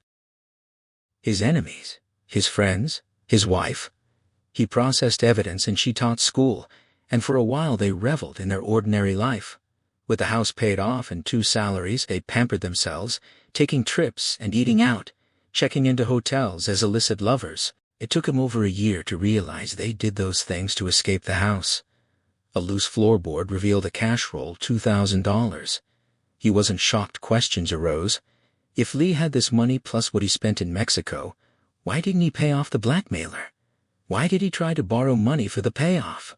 How could Lee have bought and furnished this house, put his wife through college, and still have a substantial sum left when his cut from the robbery couldn't have been more than $50,000? He told his wife she couldn't answer, and hated him for dredging it up. He suggested selling the house and getting an apartment. She refused. It was comfort, a link to her old life she wouldn't give up. He burned the money in the fireplace. She never asked what he did with it. The act gave him back some part of himself, cost him most of what he had with his wife, and returned him to his ghosts. They made love less and less. When they did, it was perfunctory. He saw her as wasted by her old life, already going chaste. He brought the gutter to their bed, the faces of downtown hookers attached to her body. It worked until he saw where he really wanted to go. He moved, came gasping, and she stroked him with mothering hands. He sensed she knew he'd broken his vow. 1948 became 1949. He turned the garage into a boxing gym, getting back into fighting shape, decorating the walls with old fight stills. His own image brought him closer to her, and he scoured used bookstores for old magazines, finding candid photos and snapshots. He kept them hidden in the garage. The stack grew, then vanished one afternoon. He heard his wife sobbing that evening, and when he went to talk, the bedroom door was locked. The phone woke him. He'd been sleeping on the couch for the past month. It was his supervisor at XIII, assigning him to a suicide case in Hancock Park. The house was sealed. The widow would show him around, be courteous, filthy rich. He groaned, then realized the address was a block from the wealthy family's mansion. Suddenly, the assignment was fascinating. An hour later, he rang the bell. A handsome gray-haired woman answered, dressed in dusty work clothes. He offered condolences. She accepted them, introduced herself, and asked if he was the lab man. He was. She led him to the study and excused herself to garden. The study was a classic shotgun suicide, overturned chair, body outline, weapon nearby. He spent an hour measuring trajectories and spatter marks, scraping matter into test tubes, dusting for prints. He bagged the weapon and walked out, stopping at a framed painting, a portrait of a young boy as a court jester, his face scarred into an ear-to-ear smile. He stared, transfixed, thinking of Elizabeth Short. The widow returned, dustier than before. He asked about the painting, then about her daughters. He mentioned the wealthy family's daughters. She reacted with contempt, asking how he knew them. He said he'd done some work for them once. She warned him to be lucky it was brief. The phone rang. and they said goodbye. He wrote his report and checked the suicide file. It confirmed the verdict, but it wasn't enough. He liked the widow. The other family lived a block away. He was still curious. He called his superior's newspaper contacts and gave them 2 names. They dug and called back. 4 hours later, he knew the dead man had died enormously wealthy, had been president of the real estate board, had nominated the other man for country club membership, but was rejected due to Jewish business associates, and had gotten him kicked off the board when his houses collapsed during the earthquake. It was enough for an obituary, but not for a test tube cop with a failing marriage and time on his hands. He waited 4 days, then went back to talk to the widow. She answered in gardening clothes, holding shears. She guessed his reason, curiosity. He confirmed it. She'd figured out who he was, asked if he'd been an athlete. He said he was a boxer. He asked about her daughters. She said she preferred to be alone. She invited him for tea in the backyard. He nodded. She led him to a shaded veranda overlooking a dug-up yard. She poured iced tea, saying the gardening had helped more than sympathy calls. He remarked she was taking it well. She said her husband had cancer, so she half expected it, but not a shotgun in their home. He asked if they were close. She said no. They would have divorced sooner or later. She asked if he was married. He said yes, almost 2 years. She called him a newlywed, then noticed his expression and apologized. She asked how he knew the wealthy family. He admitted involvement with the daughter. She considered the question, then explained the history. Her husband and the other man went way back, both in real estate. She shouldn't say this, but the man was a crook. His houses collapsed, and her husband discovered he used phony corporations. He got him booted off the board, enraged that he'd never be held responsible. He said her husband sounded like a good man. She said he had his moments. He asked why he never went to the police.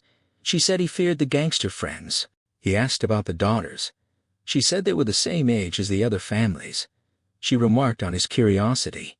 He said he was a cop. She laughed at his deflection, then turned the question back on him, genuinely curious how an ex-boxer cop had gotten involved with a Sprague daughter. He lied, saying he'd stopped her for a red light and one thing led to another. His gut clenched as he asked casually what she knew about her. She considered, then spoke. Her knowledge of the Sprague women was at least 10 years old and quite strange, almost baroque. He urged her to continue. She looked across the yard at the mansion and began when her daughters and the Sprague girls were little. The mother directed pageants on that front lawn, little enactments with the children in pinafores and animal costumes. She allowed her daughters to participate, even though she knew the woman was disturbed. As the girls got older, the pageants grew stranger. The mother and her eldest daughter were skilled with makeup, and she staged epics reenacting events from her husband's and his friends' World War I experiences. She had children wearing soldier kilts and pancake faces, carrying toy muskets. Sometimes she smeared fake blood on them, and sometimes the friend actually filmed it. It got so bizarre she made her daughters quit playing with the Sprague girls. Then one day her daughter came home with pictures the friend had taken of her. She was playing dead, all smeared with red dye. That was the final straw. She stormed over and berated the friend, knowing the mother wasn't really responsible.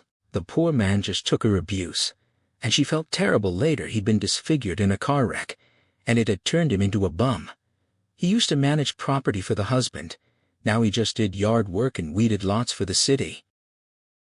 He asked, what happened to the Sprague daughters then? She said one turned into an art prodigy and the other into a round heels, which he already knew. He told her not to be catty.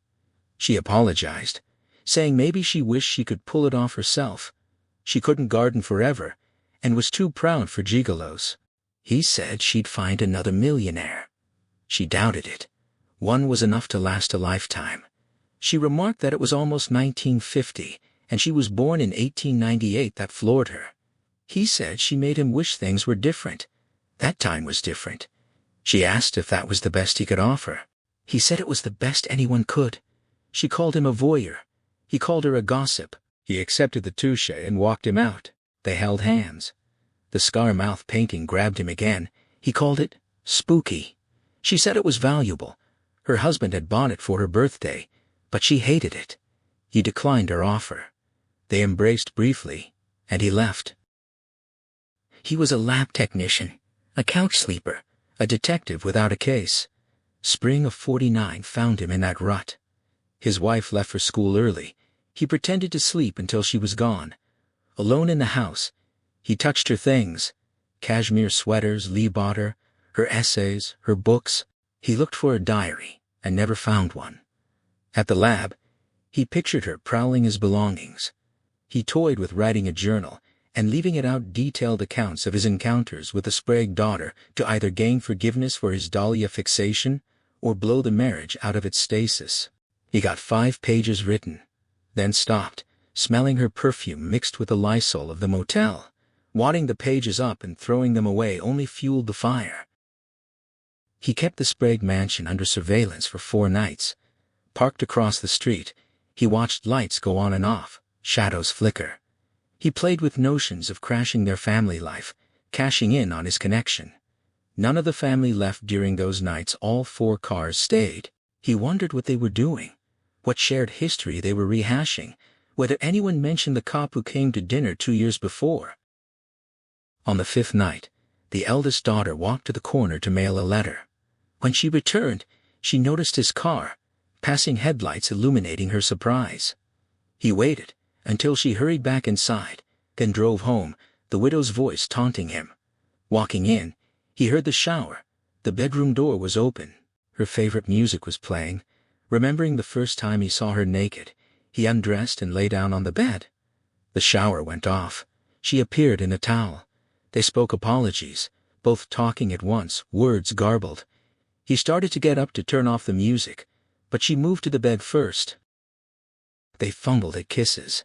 He went open-mouthed too fast, forgetting how she liked to be coaxed.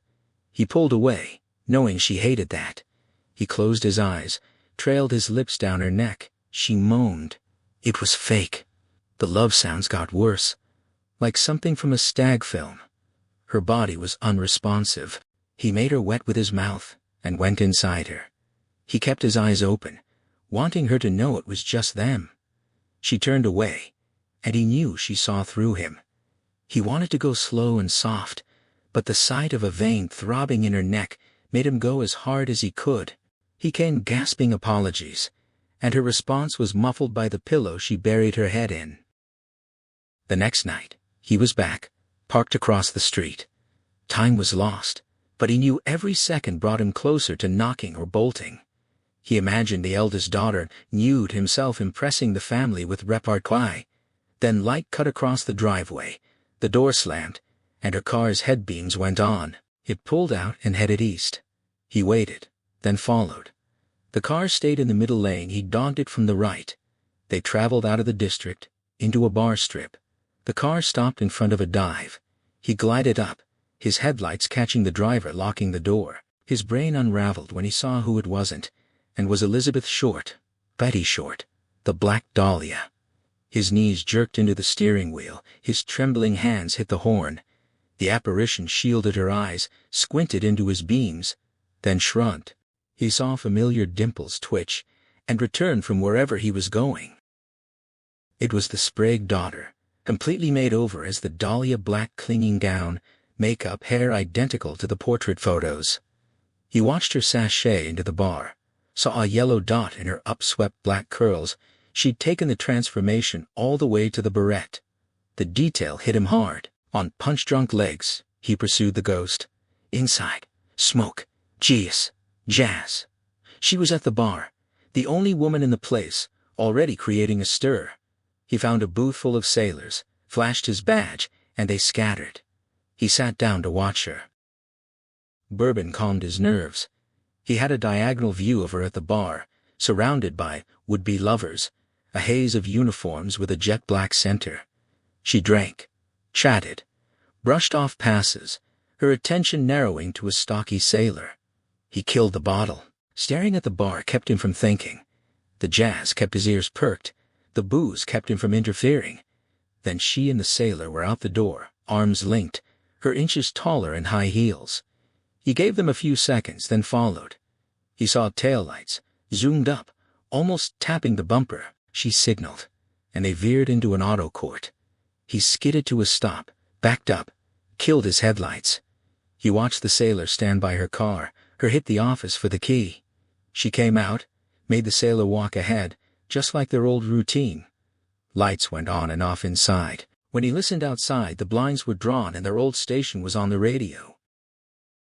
He was rolling stakeouts, conducting field interrogations. The lab technician was now a detective with a case.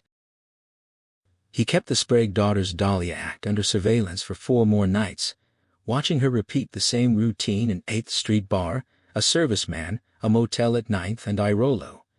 When she was occupied, he went back and questioned the bartenders and the men she'd rejected. They told him she gave no name, talked about the war and breaking into movies. When he asked about her resemblance to the murdered girl, they offered theories she was a lunatic who thought she was the Dahlia, a hooker cashing in on the look, a policewoman decoy, a dying woman trying to attract the killer. He knew the next step was to confront her lovers, but he didn't trust himself.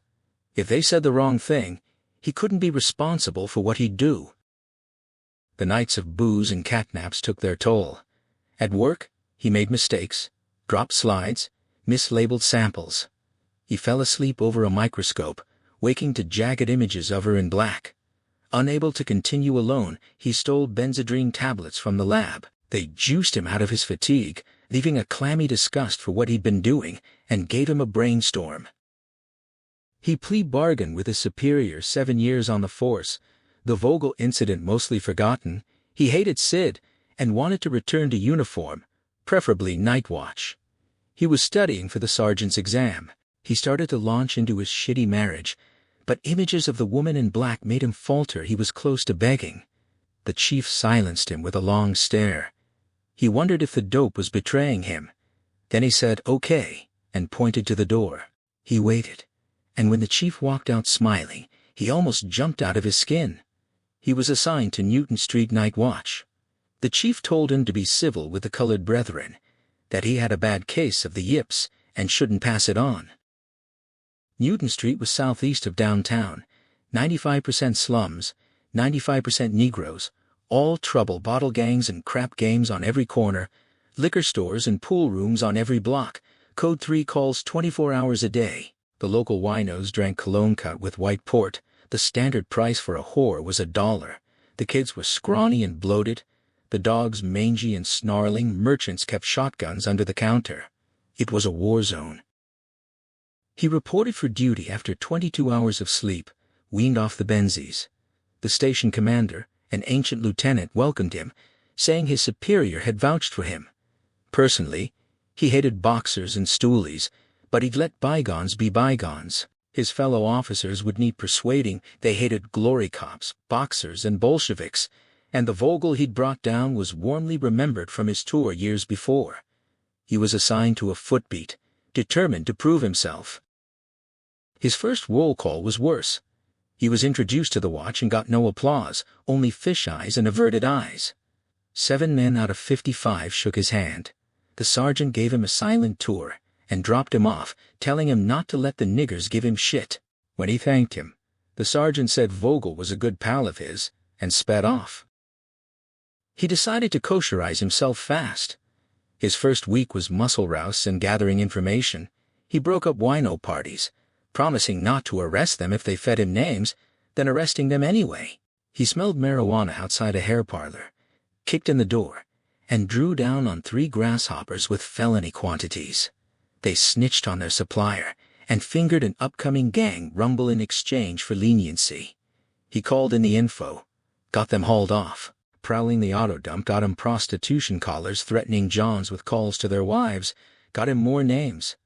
At week's end, he had 22 arrests, 9 felonies.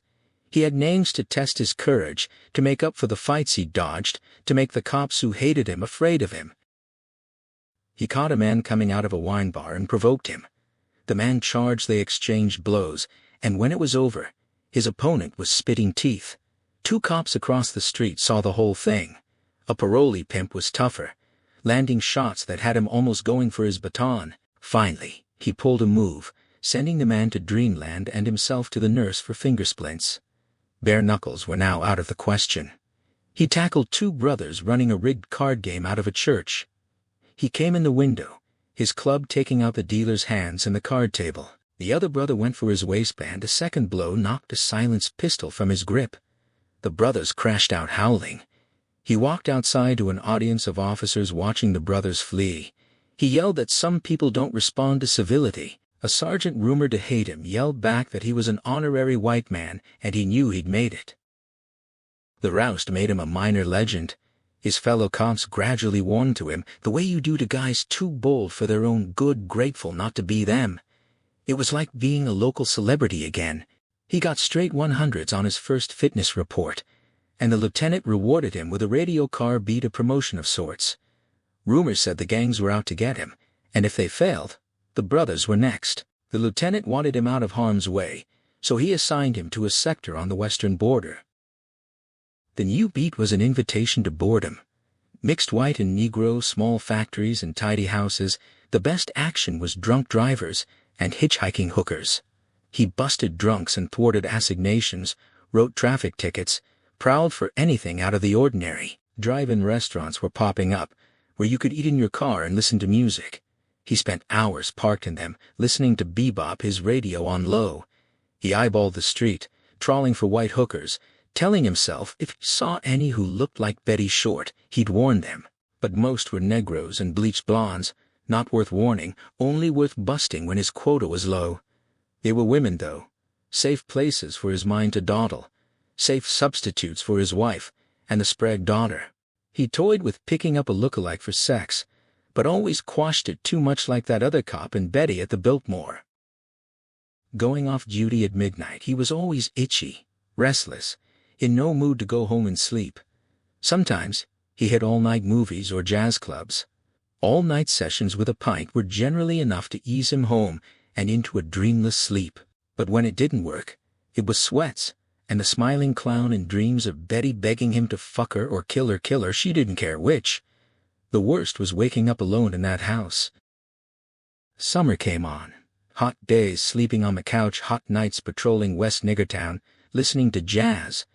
Restless attempts to study for the exam, the urge to blow off his wife in the house and get a cheap pad somewhere on his beat. If it weren't for the wino, it might have gone on forever. He was parked in a drive-in, eyeing a gaggle of trampy girls by the bus stop. His radio was off, wild music coming from the speaker. The humidity had his uniform plastered to him. He hadn't made an arrest in a week. The girls were waving at passing cars, one blonde gyrating her hips. He started synchronizing the bumps to the music, thinking of pulling a shakedown. Then a scraggy wino entered, one hand holding a bottle, the other out begging. The blonde quit dancing to talk to him. The music went haywire without her. He flashed his headlights. The wino shielded his eyes, then shot him the finger. He was out of the car and on top of him. Roundhouse lefts and rights, rabbit punches. The girl's shrieks drowning out the music. The wino cursing him, his mother, his father.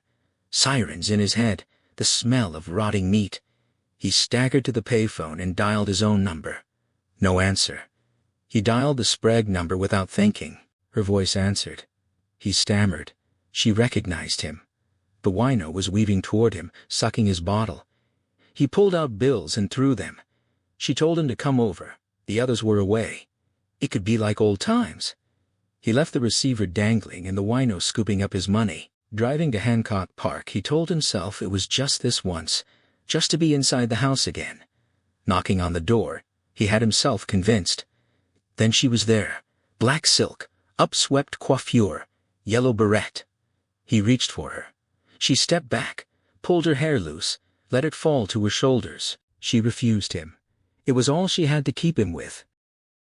For a month, she kept him in her grip. The family was at their beach house, leaving her to look after the estate.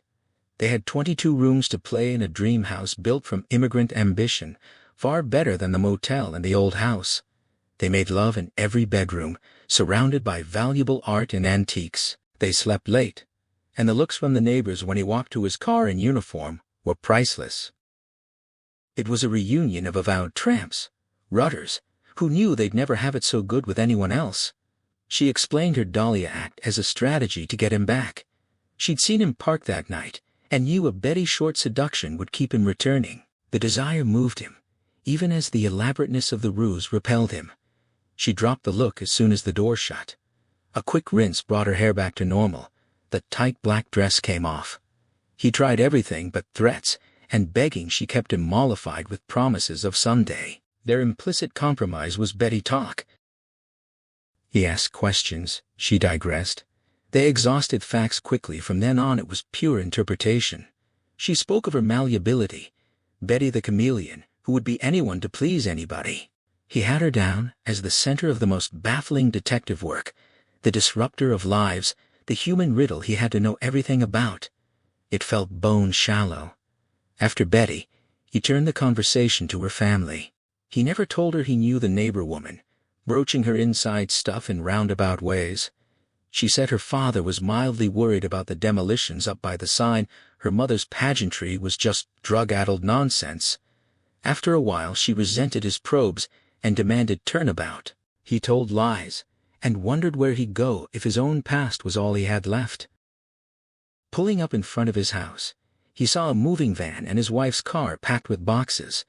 He double-parked and bolted up the steps, smelling the other woman's perfume on himself. The van started backing out. He shouted at it. The driver ignored him. His wife's words from the porch stopped him. She hadn't touched his things. He could have the furniture. She was wearing the same clothes as when he'd first met her. He started to ask why. She counterpunched, saying she'd had detectives following him. He'd been with a woman who looked like that dead girl, so he could have her, not her. Her dry eyes and calm voice were worse than the words. He felt shakes coming on. She backed out of grabbing range, calling him a whoremonger, coward, necrophile. The shakes got worse. She made for her car, a deft pirouette out of his life. He caught another scent of the other woman and walked into the house. The furniture looked the same, but her things were gone. The cushions on his couch were neatly arrayed, like he'd never slept there. His phonograph remained, but her records were gone. He picked up a chair and threw it at the wall. He hurled another chair at a cabinet, reducing it to rubble. He upended a table and rammed it into the window, then tossed it out. He kicked rugs into piles, pulled out drawers, tipped over the refrigerator, took a hammer to the bathroom sink. When his arms were too limp to inflict more damage, he grabbed his uniforms and his silenced pistol and left, leaving the door open. With the other family due back any day, there was only one place to go. He drove to the hotel, flashed his badge, and told the clerk he had a new tenant. Seconds later, he was smelling stale smoke and spilled rye, and he was eyeball to eyeball with Elizabeth Short on all four walls, alive and smiling, dumbstruck with cheap dreams, vivisected. Without saying it to himself, he knew what he was going to do. He removed the file cases, stacked them in the closet, ripped off the sheets and blankets. The Dahlia photos were nailed to the wall. He draped the bedding over them. The pad perfect. He went prowling for props. He found a jet black wig and a yellow beret. The heebie-jeebies returned. He drove to a lounge, hoping it still had police sanction. Inside, he sat at the bar, ordered a drink, and stared at the girls on the bandstand. Footlights shined up at them. He downed his drink. They all looked typical hophead whores in cheap kimonos. None was close. Then a skinny brunette in a flouncy cocktail dress stepped onto the bandstand. He hooked a finger at the bartender, who came over with the bottle. He asked how much to take her to his place for an hour. The barman sighed, saying the girls didn't like. He shut him up with a 50. The 50 disappeared. He filled his glass and downed it, until he felt a hand on his shoulder. She introduced herself. Close up, she could have been any pretty brunette, perfect molding clay. He gave a false name. She asked if he wanted to go. He nodded. She walked outside ahead of him. Daylight showed the runs in her nylons and needle scars on her arms. Her eyes were dull brown. Her closest link to Betty was chipped nail polish. It was enough. They drove to the hotel and walked up without speaking. He opened the door and stood aside. She rolled her eyes and whistled at the dive. He locked the door, unwrapped the wig, and handed it to her, telling her to take off her clothes and put it on. She did an inept strip. He moved to unzip her dress, but she turned away and did it herself. With her back to him, she unhooked her bra, stepped out of her panties and fumbled with the wig. Facing him, she asked if this was his idea of a big thrill. The coiffure was askew. Only her breasts were a good match. He took off his jacket and started working at his belt. Something in her eyes stopped him. She was afraid of his gun and handcuffs. He got the urge to tell her he was a cop, but the look made her seem more like Betty, and he stopped. She started to speak. He told her not to talk. He straightened the wig, bunching her hair up inside it. The fit was still wrong. She was shaking as he stuck the barrette in, ripping strands of hair. He told her to lie down on the bed. She complied, legs rigid, a skinny length of tics and twitches. Prone, the wig was half on her head, half on the pillow. Knowing the pictures on the wall would spark perfection, he pulled off the sheets covering them. He stared at portrait-perfect Betty. The girl screamed. He wheeled, seeing a naked fraud transfixed by the horror photos. He hurled himself onto the bed, pressed his hands over her mouth, and held her down. Speaking, it was just that she had all these different names, and this woman wouldn't be her for him, and he couldn't be just anybody like her. Every time he tried, he fucked it up. His friend went crazy because his little sister might have been her if somebody didn't kill her. She tried to scream again. The wig was in disarray on the bedspread. His hands were on her neck. He let go and stood up slowly, palms out. She couldn't speak, rubbing her throat where his hands had been. He backed off. She massaged her throat. Ice came into her eyes. She got off the bed and put on her clothes facing him, the ice getting deeper. He couldn't match it, so he got out his badge. She smiled. He tried to imitate her. She walked up and spat on it. The door slammed. The pictures fluttered. His voice came back in racking fits. He'd get him for her. He wouldn't hurt her anymore. He'd make it up to her. The plane flew east, cutting through clouds. His pockets were stuffed with cash from his nearly emptied bank account. His superior had bought his story about a sick friend and granted him a week of accumulated sick leave. A stack of notes from the Boston PD's background check sat on his lap, copied from the case files. He had an interrogation itinerary, aided by a Boston Street atlas. When the plane landed, it would be Medford, Cambridge, Stoneham Elizabeth Short's past, the part that didn't make page 1. He'd hit the master file the previous afternoon as soon as he stopped shaking and could push the near disaster out of his mind. A quick skim told him the LA end of the investigation was dead. Deeper readings confirmed it. A fourth convinced him that if he stayed in town he'd go crazy over the two women. He had to run, and if his vow to Elizabeth Short was to mean anything, it had to be in her direction.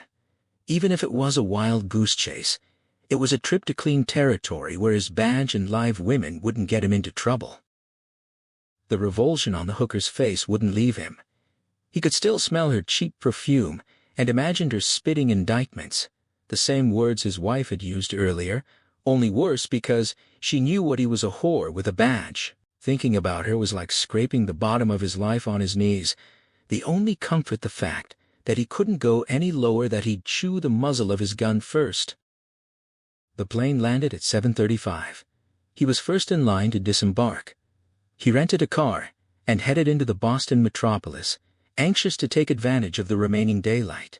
His itinerary included the addresses of Elizabeth's mother, 2 sisters, her high school, a Harvard Square hash house where she worked in 42, and the movie theater where she was a candy girl in 39 and 40. He decided on a loop through Boston to Cambridge, then Medford, Betty's real stomping ground. Boston hit him like a blur. He followed signs to the Charles River Bridge and crossed into Cambridge, ritzy Georgian houses and streets packed with college kids. More signs led him to Harvard Square, and the first stop a gingerbread structure spilling the aroma of cabbage and beer. He parked and walked in. The Hansel and Gretel motif extended throughout carved wood booths, beer steins, waitresses in dirndl skirts. He looked around for the boss, settling on a smock-clad older man by the cash register. He walked over, and something kept him from badging him. He claimed to be a reporter writing a story on Elizabeth Short and asked about her time there. The man didn't recognize the name. He explained she was killed in Los Angeles a few years ago, a famous case. The man said he'd bought the place in '46, and the only employee left was Roz. He called her over. She popped her gum and said she'd told the papers and the cops the first time. She wasn't changing her story. Betsy Short was a dish dropper and a dreamer. If she didn't bring in so much Harvard business, she wouldn't have lasted a day. She heard she put out for the war effort, but didn't know any boyfriends. End of story. And he wasn't a reporter, he was a cop. He thanked her for the perceptive comment and left. His atlas placed Medford 12 miles away. He got there just as night fell, smelling it first, then seeing it. Medford was a factory town, smoke-belching stacks forming its perimeter. He rolled up his window against the sulfur stink. The industrial area dwindled into blocks of narrow red brick houses crammed together. Every block had at least 2 bars. He found the movie theater, a typical red brick building. The ticket booth was empty, so he walked straight in and up to the snack stand. The man behind it asked if something was wrong. He groaned. The locals had his number 3,000 miles from home. He asked if he was the manager. The man said he was the owner. He reluctantly showed his shield and explained it was about Beth Short. The owner crossed himself. He asked if he had hot leads. He said he owed Betty one and had a few questions. The owner told him to ask. He noted that his name wasn't on the Boston police interview sheet. The owner said he didn't talk to them because they talked Lizzie up like a tramp. He didn't cooperate with badmouthers. He said that was admirable, but what would he have told them? The owner said nothing dirty. Lizzie was all aces to him. If the cops had been respectful of the dead, he'd have told them that. He said he was a respectful guy, and asked him to pretend it was 2 years ago. The owner finally said Lizzie was a bad worker, but he didn't care. She brought the boys in like a magnet. For 50 cents an hour, he didn't expect her to slave. He asked about her boyfriends. The owner slammed the counter, saying Lizzie wasn't around heels. The only boyfriend he knew was a blind guy, and it was just palship. He used to let the blind guy in for free, and Lizzie kept sneaking in to tell him what was on the screen. Did that sound like tramp behavior? It felt like a punch to the heart. He said no, and asked for the guy's name. The owner said Tommy something.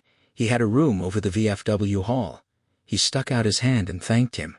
They shook, and the owner said if he got the guy who killed Lizzie, he'd buy him the factory that made the candy bars. He said he would. The VFW hall was across the street. He walked there thinking of blind Tommy as a washout, someone he had to talk to soften up Betty, make her live more easily in him. Side steps took him upstairs past a mailbox. He rang the bell, heard music, saw darkness. A soft voice asked who was there. He identified himself and stated his business. Light hit the window. The music died. The door opened, and a tall, pudgy man wearing dark glasses pointed him inside. He was immaculate, but the room was a pigsty. The blind man asked why the papers said such nasty things about Beth. He tried diplomacy, saying they didn't know her like he did. The blind man smiled and asked if the apartment was disreputable. He said it could use a cleaning. The blind man said he got slothful sometimes and asked if Beth's investigation was active again. He said no, he was there on his own. He asked where he picked up the cop lingo. He had a policeman friend. He brushed a bug off his sleeve and asked for something about Beth that didn't make the papers, something good. The blind man asked if it was personal, like a vendetta. He said it was more than that. The blind man said his friend told him policemen who take their work personally get in trouble. He stomped a cockroach and said he just wanted to get the bastard. The blind man told him not to yell he was blind, not deaf, and he wasn't blind to be false either. He asked how so. The blind man fingered his cane and said Beth was promiscuous, just like the papers implied. He knew the reason but kept still because he didn't want to disgrace her memory. He said to let him judge that. He was an experienced detective. The blind man questioned his age, saying his friend said you had to serve 10 years to make detective. He started to lose his temper, then stopped, seeing the man was frightened. He apologized. The blind man smiled and apologized too, saying he was being coy. He'd tell him about Beth. He probably knew she was starstruck and not very talented. She read plays to him, acting all the parts, and she was a terrible ham, just awful. What she was good at was writing. He used to sit in on movies and Beth described things so he'd have something to go with the dialogue. She was brilliant, and he encouraged her to write for the movies, but she just wanted to be an actress like every other silly girl who wanted to get out of Medford. He said he'd already mentioned knowing the reason she was promiscuous. When Beth was 16 or 17, two thugs assaulted her in Boston. One raped her, the other was going to, but a sailor and a Marine came by and chased them away. She thought she might be pregnant and went to a doctor. He told her she had benign ovarian cysts and could never have children. She went crazy, because she'd always wanted lots of babies. She looked up the sailor and Marine who'd saved her and begged them to father her child. The Marine turned her down, and the sailor used her until he was shipped overseas.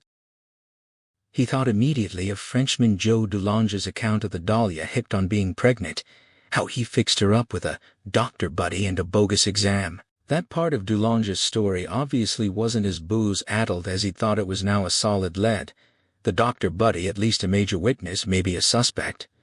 He asked if the blind man knew the names of the sailor, Marine, or doctor. He shook his head, saying that was when Beth became so loose with servicemen, she thought they were her saviors, that they could give her a child, a little girl to be a great actress in case she never made it. It was sad, but the only place he heard Beth was a great actress was in bed. He stood up and asked what happened with them then. They lost touch. She left Medford. He thanked him for the lead.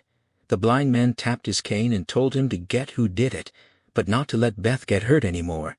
He promised he wouldn't. The investigation had reignited, at least inside him. He spent hours combing through Medford's bars, gathering the usual tales of Betty's promiscuity. Nothing new, nothing that matched the revelation he'd gotten from the blind man. It felt like a letdown, and he caught the midnight flight back to Los Angeles, calling Russ Millard from the airport as soon as he landed. His boss agreed that the lead on Dulonge's so-called doctor seemed solid separate from the Frenchman's delirium tremens ravings. Millard proposed contacting the Fort Dix Cid for more details and organizing a three-man sweep of downtown medical offices near the Havana Hotel. Bucky suggested the doctor was likely some kind of barfly, back-alley abortionist or quack, and Millard concurred, saying he'd check records and informants while he and Harry Sears began knocking on doors within the hour. They divided the territory, with Bucky taking the area from Figueroa to Hill, between 6th and 9th Streets. He stole the yellow pages and compiled a list: legitimate physicians, chiropractors, herb peddlers, mystics, anyone operating under the doctor label. There were a few obstetricians and gynecologists listed, but something told him Dulonge's scheme had been random, not a calculated attempt to find a specialist to calm Betty down. Fueled by adrenaline, he began his rounds. Most of the legitimate doctors were accessible early in the day, and he got the same earnest denials he'd come to expect as a cop. Each one made him more certain that Dulonge's contact had to be at least somewhat shady. After a quick sandwich lunch, he moved on to the quasi-professionals. The herbalists were all Chinese. The mystics were a mix of women and nondescript men. He believed their bewildered refusals, imagining them too intimidated by Dulonge to have ever considered his offer. He was about to switch to bar canvassing for gossip on barfly doctors when exhaustion finally caught up with him. He drove back to the El Nido and collapsed into sleep for only 20 minutes. Too restless to try again, he forced himself to think logically. It was 6 p.m. Doctors' offices were closed for the day, and the bars wouldn't be worth working for another 3 hours. Millard and Sears would call if they turned up anything. He reached for the master file and began reading. Time slipped away as he pored over names, dates, and locations in police jargon. Then something caught his eye: 2 memo slips he'd seen a dozen times before, but now they struck him as off. 1. Dated January 18th, directed Harry to contact Buzz Meeks at Hughes Aircraft, asking him to investigate possible movie business connections for Elizabeth Short, based on Bucky's observation that she was starstruck. The order specified doing it independently of Ellis Lowe. The second, dated January 22nd, reported that Meeks had come up empty. He was anxious to help, according to Harry, but had found nothing. With Betty's movie obsession fresh in his mind, the memos now felt wrong. He remembered Millard mentioning that he was going to query Meeks, the Hughes security chief, and the department's unofficial Hollywood liaison, and recalled that this was during the period when Lowe was actively suppressing evidence of Betty's promiscuity to build a better prosecutorial case. Betty's little black book had listed numerous low-level movie people, names that had been checked during the 1947 interrogations. The question that nagged at him was this: if Meeks had truly done his due diligence, why hadn't he turned up at least a few of those names and passed them along to Millard and Sears? He went to the hallway phone, looked up Hughes' security's number, and dialed. A woman with a sing-song voice answered. He asked for Meeks, identified himself as an LAPD detective, and was told Meeks was in a budget meeting. He left word that he'd be at the office in half an hour and hung up, and then drove to Santa Monica in 25 minutes. The gate guard admitted him to the plant and pointed to a Quonset hut at the end of a row of aircraft hangars. The same sing-song-voiced woman let him in, saying Meeks would be along shortly, and left him alone in the office. The walls were covered with paintings of Hughes' aircraft, but Meeks's personal office was more interesting photos of a burly crew-cut man with various Hollywood figures, including George Raft and Mickey Rooney. He took a seat. The burly man himself appeared a few minutes later, hand extended automatically, offering a friendly greeting but mispronouncing Bucky's name. They shook hands, and Bucky could tell Meeks was put off by his 2-day-old clothes and 3-day beard. He corrected the name and said he had questions about an old case Meeks had helped homicide with. When Meeks asked if he was with the Bureau, Bucky said Newton Patrol. Meeks noted that it was a bit out of his jurisdiction, and that his secretary had thought he was a detective. Bucky closed the door and leaned against it, stating this was personal for him. Meeks warned him that personal involvement would keep him on the streets, rousting the dregs of society, until he retired. Bucky shot back that he'd been told that before, and countered with a crude question about Meeks's sexual history with starlets. Meeks boasted of having been with Carole Lombard, but Bucky pressed harder. Had he been with Elizabeth Short? Meeks's reaction was telling. He flushed, fidgeted with papers on his desk, and deflected with a wheezing, dismissive comment about the dead girl. Bucky pulled back his jacket to reveal the .45 he was carrying, and warned him not to use that language again. Meeks backed down and told him to state his business so they could resolve it. Bucky laid it out in 1947. Sears had asked him to query his movie contacts about Betty Short, and he'd reported a dead end. He was lying. Why? Meeks picked up a letter opener, ran a finger along the blade, then put it down, insisting he hadn't killed her and didn't know who did. Bucky threatened to go to the press, framing a headline about a Hollywood hanger on suppressing Dahlia evidence, and demanded an explanation. Meeks tried bravado again, saying Bucky was messing with the wrong man, but Bucky pulled out the .45, fitted with a silencer, and slid around into the chamber, repeating the threat.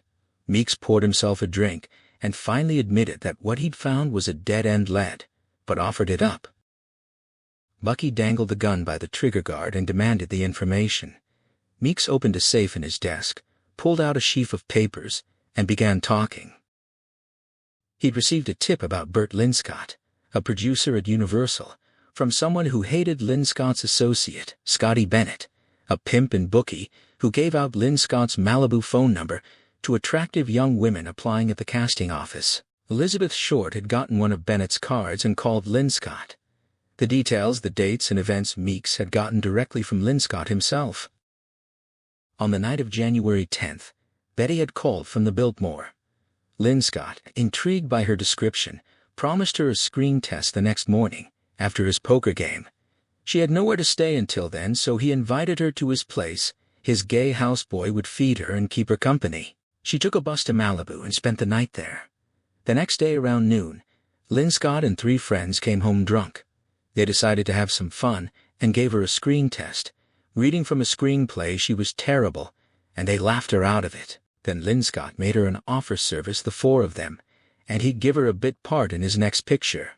She was still angry about being mocked and threw a tantrum, calling them draft dodgers and traitors, unfit to be soldiers. Linscott kicked her out around 2:30 that afternoon. The houseboy said she was broke and planned to walk back downtown. So Betty had walked or hitched 25 miles back to the Biltmore, meeting Sally Stinson and Johnny Vogel in the lobby 6 hours later. Bucky asked Meeks why he hadn't reported this. Meeks, visibly shamed, said he'd tried to reach Millard and Sears, but they were in the field, so he'd called Ellis Lou. Lou told him not to report it, threatening to revoke his security clearance. Meeks later learned that Linscott was a Republican power player who had promised Lou a substantial contribution for his DA campaign, and Lou didn't want him implicated with the Dahlia. Bucky shut his eyes, picturing Betty being mocked, propositioned, and thrown out into the night. Meeks pleaded that he'd checked out Linscott, his houseboy, and his friends. They all had airtight alibis. None of them could have killed her. He had the depositions to prove it. Bucky opened his eyes and asked how much Lowe had paid him. Meeks blurted out, $1,000, and recoiled as if expecting a blow. Bucky loathed him too much to give him the satisfaction of punishment and left him there, the price of his silence hanging in the air. Now the pieces of Betty's final days were falling into place. Red Manley had dropped her at the Biltmore on Friday evening. January 10th she'd called Linscott and gone to Malibu, returning by the afternoon of the 11th. That evening she met Stinson and Vogel in the Biltmore lobby, and spent time with Johnny until after midnight. Then she met Corporal DeLange at the Night Owl Bar on 6th and Hill, just 2 blocks from the Biltmore, and was with him until Sunday afternoon, January 12th, when he took her to see his doctor buddy. Back at the El Nido, a nagging thought broke through his exhaustion. Passing a phone booth, it hit him if Betty had called Linscott in Malibu a toll call, there would be a record with Pacific Coast Bell. If she'd made other toll calls on the 10th or 11th, before or after her time with Vogel, the company would have records. They saved toll call data for cost studies. His fatigue vanished. He took side streets, running stop signs and red lights, parked in front of a hydrant, and ran up to his room for his notebook. Heading for the hallway phone, it rang. It was Madeline, demanding to know where he'd been, saying they'd had a date. He cut her off, saying he'd had to leave town for work, but she pressed him, insisting he come see her. She rambled about the Hollywoodland sign and her father's bungalows, about deeds and investigators. He didn't have time for it, told her he couldn't talk, and hung up. Now it was real detective work. He arranged his notebook and pen on the ledge by the phone, emptied his pockets of coins, nearly $2 worth, and called the night supervisor at Pacific Coast Bell. He requested a list of all toll and collect calls made from Biltmore payphones on the evenings of January 10, 11, and 12, 1947, including the names and addresses of the called parties and the times. He held the receiver, shifting nervously, glaring at other residents who wanted to use the phone. Half an hour later, the supervisor came back with the information. The Linscott number was among the January 10th listings, but nothing else seemed suspicious. He jotted everything down. Then for the evening of January 11th, right around the time Betty met Vogel, he had paid her 4 toll calls to obstetricians' offices in Beverly Hills. He took down the names and numbers, along with the doctor's night answering services. A few subsequent calls produced nothing, but he copied them anyway and attacked Beverly Hills with his remaining nickels. It took all his change to get what he needed. He convinced the answering service operators it was a police emergency, got put through to the doctors at home, and had them have their secretaries check their records and call him back. 2 hours later, he had it on the early evening of January 11th. A Mrs. Fickling and a Mrs. Gordon had called 4 obstetricians' offices in Beverly Hills, requesting appointments for pregnancy testing. Appointments were made for the mornings of January 14th and 15th. Lieutenant Fickling and Major Matt Gordon were 2 of the war heroes Betty had dated, and pretended to be married to the appointments were never kept, because on the 14th she was being tortured, and on the 15th her body was found at 39th and Norton. He called Millard at the bureau, but another officer answered and told him Millard was in Tucson extraditing a prisoner. He asked if Harry Sears was with Millard, and the voice on the other end confirmed it, then identified itself as Dick Kavanaugh. Kavanaugh said Harry had mentioned Bucky might call and had left a list of doctors for him, but he couldn't find it at the moment. Bucky confirmed that was what he needed, and asked when Millard would be back. Late tomorrow, he was told. Kavanaugh offered to call if the list turned up, but Bucky said he'd be moving around and would check in later. The obstetrician lead was too promising to ignore, even though there were other phone numbers to try. He headed back downtown to search for Dulonge's doctor contact, his exhaustion suddenly gone. He worked the bars around 6th and Hill until midnight, buying drinks and talking to barflies, picking up a few tips on abortion mills that almost seemed credible. Another sleepless day ended. He drove from bar to bar, keeping the radio on to stay awake. The news droned on about the Hollywoodland sign refurbishment, playing up the removal of the last letters as a major event, with Max Sennett and his tract getting significant coverage. A theater in Hollywood was reviving some of his old Keystone Cops pictures. By closing time, he felt as foolish as a Keystone Cop and looked like a bum, unshaven, clothes soiled, attention wandering. When the drunk started brushing him off, he took the hint, drove to a deserted lot, and slept. Leg cramps woke him at dawn. He stumbled out of the car looking for a phone. A black and white cruiser passed, the driver giving him a long, suspicious look. He found a booth and dialed the homicide bureau. Kavanaugh answered, and when Bucky identified himself, the sergeant said he was just the man he wanted to talk to. He'd found the list. Bucky got out his notebook, and Kavanaugh read off 3 names: licensed revoked doctors who had been practicing downtown in 47: Gerald Constanzo, Melvin Prager, and Willis Roach. The name hit him like a physical blow. Roach, the Roach doctor from Dulonge's delirious confession, the man who'd given Betty the fake examination. He asked if Harry had written down Roach's address. Kavanaugh confirmed it was 614 South Olive, just 2 blocks from the Havana Hotel. Bucky told him to call Wayside Honor Rancho and tell the warden he was coming up to question Roach about the Elizabeth Short homicide. A shower, shave, and change of clothes at the El Nido made him look like a homicide detective again. Kavanaugh's call would give him the authority he needed. He drove north on the Angeles Crest Highway, putting the odds at 50-50 that Dr. Willis Roach was Elizabeth Short's killer. The trip took just over an hour, the radio still chattering about the Hollywoodland sign. At the gate, the deputy sheriff examined his badge and ID, made a call, and snapped to attention. The barbed wire fence swung open, and he drove past the inmate barracks to a large Spanish-style building. As he parked, a uniformed Lasty captain approached with a nervous grin and introduced himself as Warden Patchett. Bucky gave him a crushing handshake and asked if Roach had been told anything. Patchett said no, that Roach was waiting in an interrogation room, and asked if he thought Roach had killed the Dahlia. Bucky said he wasn't sure yet and asked for background. Patchett explained that Roach was a 48-year-old anesthesiologist arrested in October '47 for selling hospital morphine to an LAPD narcotics officer. He'd gotten 5 to 10, served a year at Quentin, and was transferred to Wayside because they needed help in the infirmary, and the adult authority considered him a safe risk. He had no prior arrests and had been a model prisoner. They entered a low tan brick building, a typical county facility with long corridors and recessed steel doors. Passing a row of one-way windows, Patchett pointed and said, "That's Roach." Bucky looked in. A bony, middle-aged man in county denim sat at a card table reading a magazine.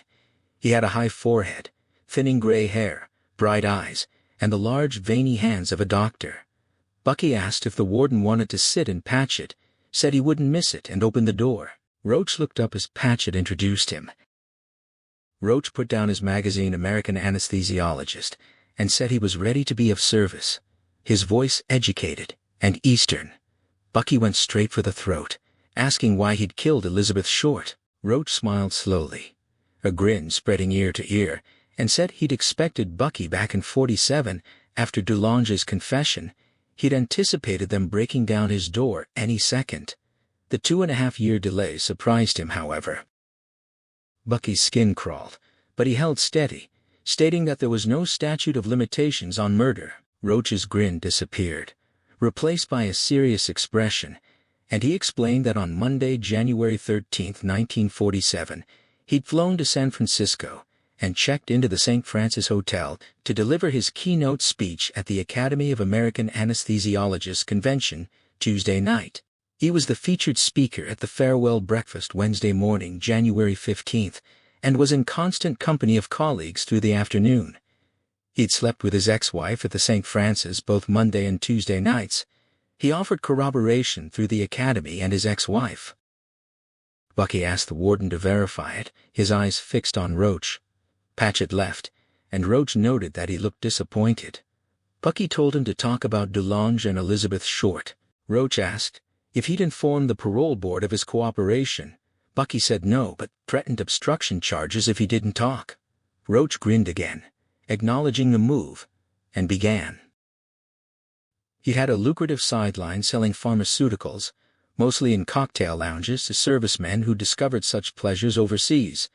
That was how he'd met Corporal DeLonge. He'd approached him, but DeLonge had made it clear he only appreciated Johnny Walker Red Label Scotch. The meeting was at the Yorkshire House Bar on 6th and Olive, near his office, on the Thursday or Friday before Betty's death. He'd foolishly given DeLonge his card and assumed he'd never see the man again. He was wrong. He was in poor financial shape at the time, living in his office. On the early evening of Sunday, January 12th, DeLonge showed up with a lovely young woman named Beth. DeLonge, quite drunk, took him aside, pressed $10 into his hand and said Beth was obsessed with being pregnant. Could he give her a quick examination and tell her she was? He obliged, while DeLonge waited in the outer office. He took her pulse and blood pressure and informed her she was indeed pregnant. Her reaction was strange. She seemed sad and relieved at the same time. He interpreted it as her needing a reason to justify her promiscuity, and childbearing seemed like the ticket. Bucky asked if he'd stayed quiet after her death because he didn't want his drug racket exposed. Roach confirmed that, but said there was more. Beth asked to use his phone, and he let her. She dialed a number with a Webster prefix and asked to speak to Marcy. She identified herself as Betty, listened, and said, "Really? A man with a medical background?" He didn't hear the rest. She hung up, said she had a date, and joined DeLonge. Looking out the window, he saw her giving DeLonge the brush off the corporal, stormed away, and Beth walked across 6th Street and sat down at the westbound Wilshire Boulevard bus stop. That was about 7:30 on Sunday evening. He'd told Bucky something he didn't already know. Bucky finished his shorthand notes and admitted he hadn't known that part. Roach asked if he'd tell the parole board about the valuable clue. Then Patchett opened the door and declared him clean. Another piece of Betty's final days was in place. Back at the El Nido, Bucky checked the master file for Webster prefix phone numbers, his mind running through connections. The Spraggs had a Webster number, the Wilshire bus passed near their place, and Roach's Marcy could have been Maddie or Martha, but it didn't hold up logically. The Spraggs were at their Laguna Beach house during Betty's disappearance. Roach was certain about Marcy, and he'd already pressed Madeline for every bit of Dahlia knowledge she had. Still, the thought lingered, as if some buried part of him wanted to hurt the Spragg family. He tried to follow it, but logic kept blocking him. When Lee Blanchard disappeared in 47, his R, S, and T files were missing. Maybe the Spragg file was among them, but there was no Spragg file. Lee didn't know the Spraggs existed, and Bucky had kept everything about Madeline from him to protect her. He continued skimming the file in the hot, airless room. No Webster prefixes appeared, and nightmare images started surfacing. Betty at the Wilshire bus stop, waving goodbye to him, about to step into eternity. He considered querying the bus company, but any driver who remembered picking her up would have come forward during the 47 publicity. He thought about calling the other numbers from Pacific Coast Bell, but they didn't fit chronologically. He called Millard at the bureau, but he was still in Tucson. Harry was up at the Hollywoodland sign on crowd control. He finished his search with nothing to show for it. He considered pulling Roach's phone records from Pacific Coast Bell, but realized it was pointless. A downtown call from Madison to Webster wasn't a toll call, and there'd be no record, just as there wouldn't be for the Biltmore calls. Then it all crashed down on him, a wave of self-loathing. He traded a good woman for the wrong kind of thrills, turned everything good in his life to shit. He bolted downstairs, grabbed his car, and drove like a man possessed, ignoring stop signs and red lights. wishing he had sirens and flashing lights to clear the way. But at Sunset and Vine, traffic ground to a halt, a bottleneck of cars turning north toward Gower and Beechwood. From miles away, he could see the Hollywoodland sign draped in scaffolding, tiny figures climbing the face of Mount Lee. The forced pause calmed him slightly, gave him a destination. He told himself, it wasn't over, he'd drive to the Bureau and wait for Russ, and together they'd piece together the rest. But the traffic jam worsened. Film trucks blocked the lanes, motorcycle cops held back traffic, and kids hawked souvenirs and handbills. He heard someone shouting about Keystone Cops at the Admiral Theater, and a handbill was shoved in his face. He barely registered the words, but a photo at the bottom hit him like a physical blow. 3 Keystone Cops standing between pillars shaped like snakes swallowing each other's tails, a wall of Egyptian hieroglyphics behind them, a flapper girl on a divan. It was unmistakably the background from the Linda Martin Betty Short Stag film. He forced himself to stay still, telling himself that just because Emmett Sprague knew Max Sennett in the 20s and helped him build sets in Edendale didn't mean he had anything to do with a 1946 smut film. Linda Martin had said it was shot in Tijuana. The still unfound Duke Wellington had admitted making it. When traffic started moving again, he turned north toward the boulevard, ditched the car, and bought a ticket at the Admiral. The box office girl recoiled from his appearance, and he realized he was hyperventilating and soaked in sweat. Inside, the air conditioning froze that sweat against his clothes. The final credits of the previous showing were rolling, replaced immediately by new opening titles, superimposed on papier-mâché pyramids. He balled his fists when Emmett Sprague, assistant director, flashed on the screen and held his breath for a title card indicating where it was shot. A printed prologue came on, and he settled into an aisle seat to watch. The story was a farce about Keystone Cops transplanted to biblical times, chases, pie-throwing, kicks to the rear. The Stag film set appeared multiple times, each showing confirming more details. The exterior shots looked like the Hollywood Hills, but there were no transitions between inside and outside shots to confirm whether the set was in a studio or a private residence. He knew what he needed to do next, but he wanted one more hard fact to support the growing pile of what-ifs stacking up inside him.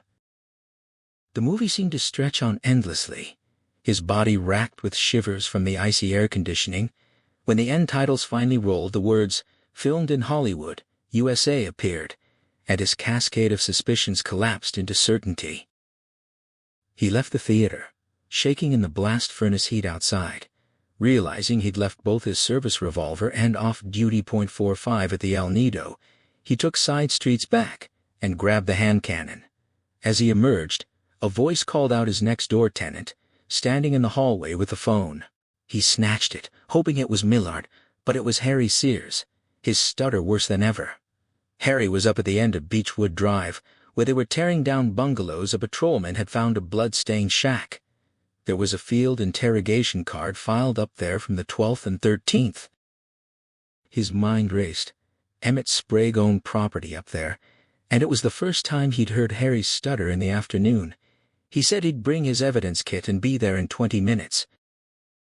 He hung up, grabbed Betty Short's print abstract from the file, and ran to his car. Traffic had eased in the distance. He could see the Hollywoodland sign now missing its last 2 letters.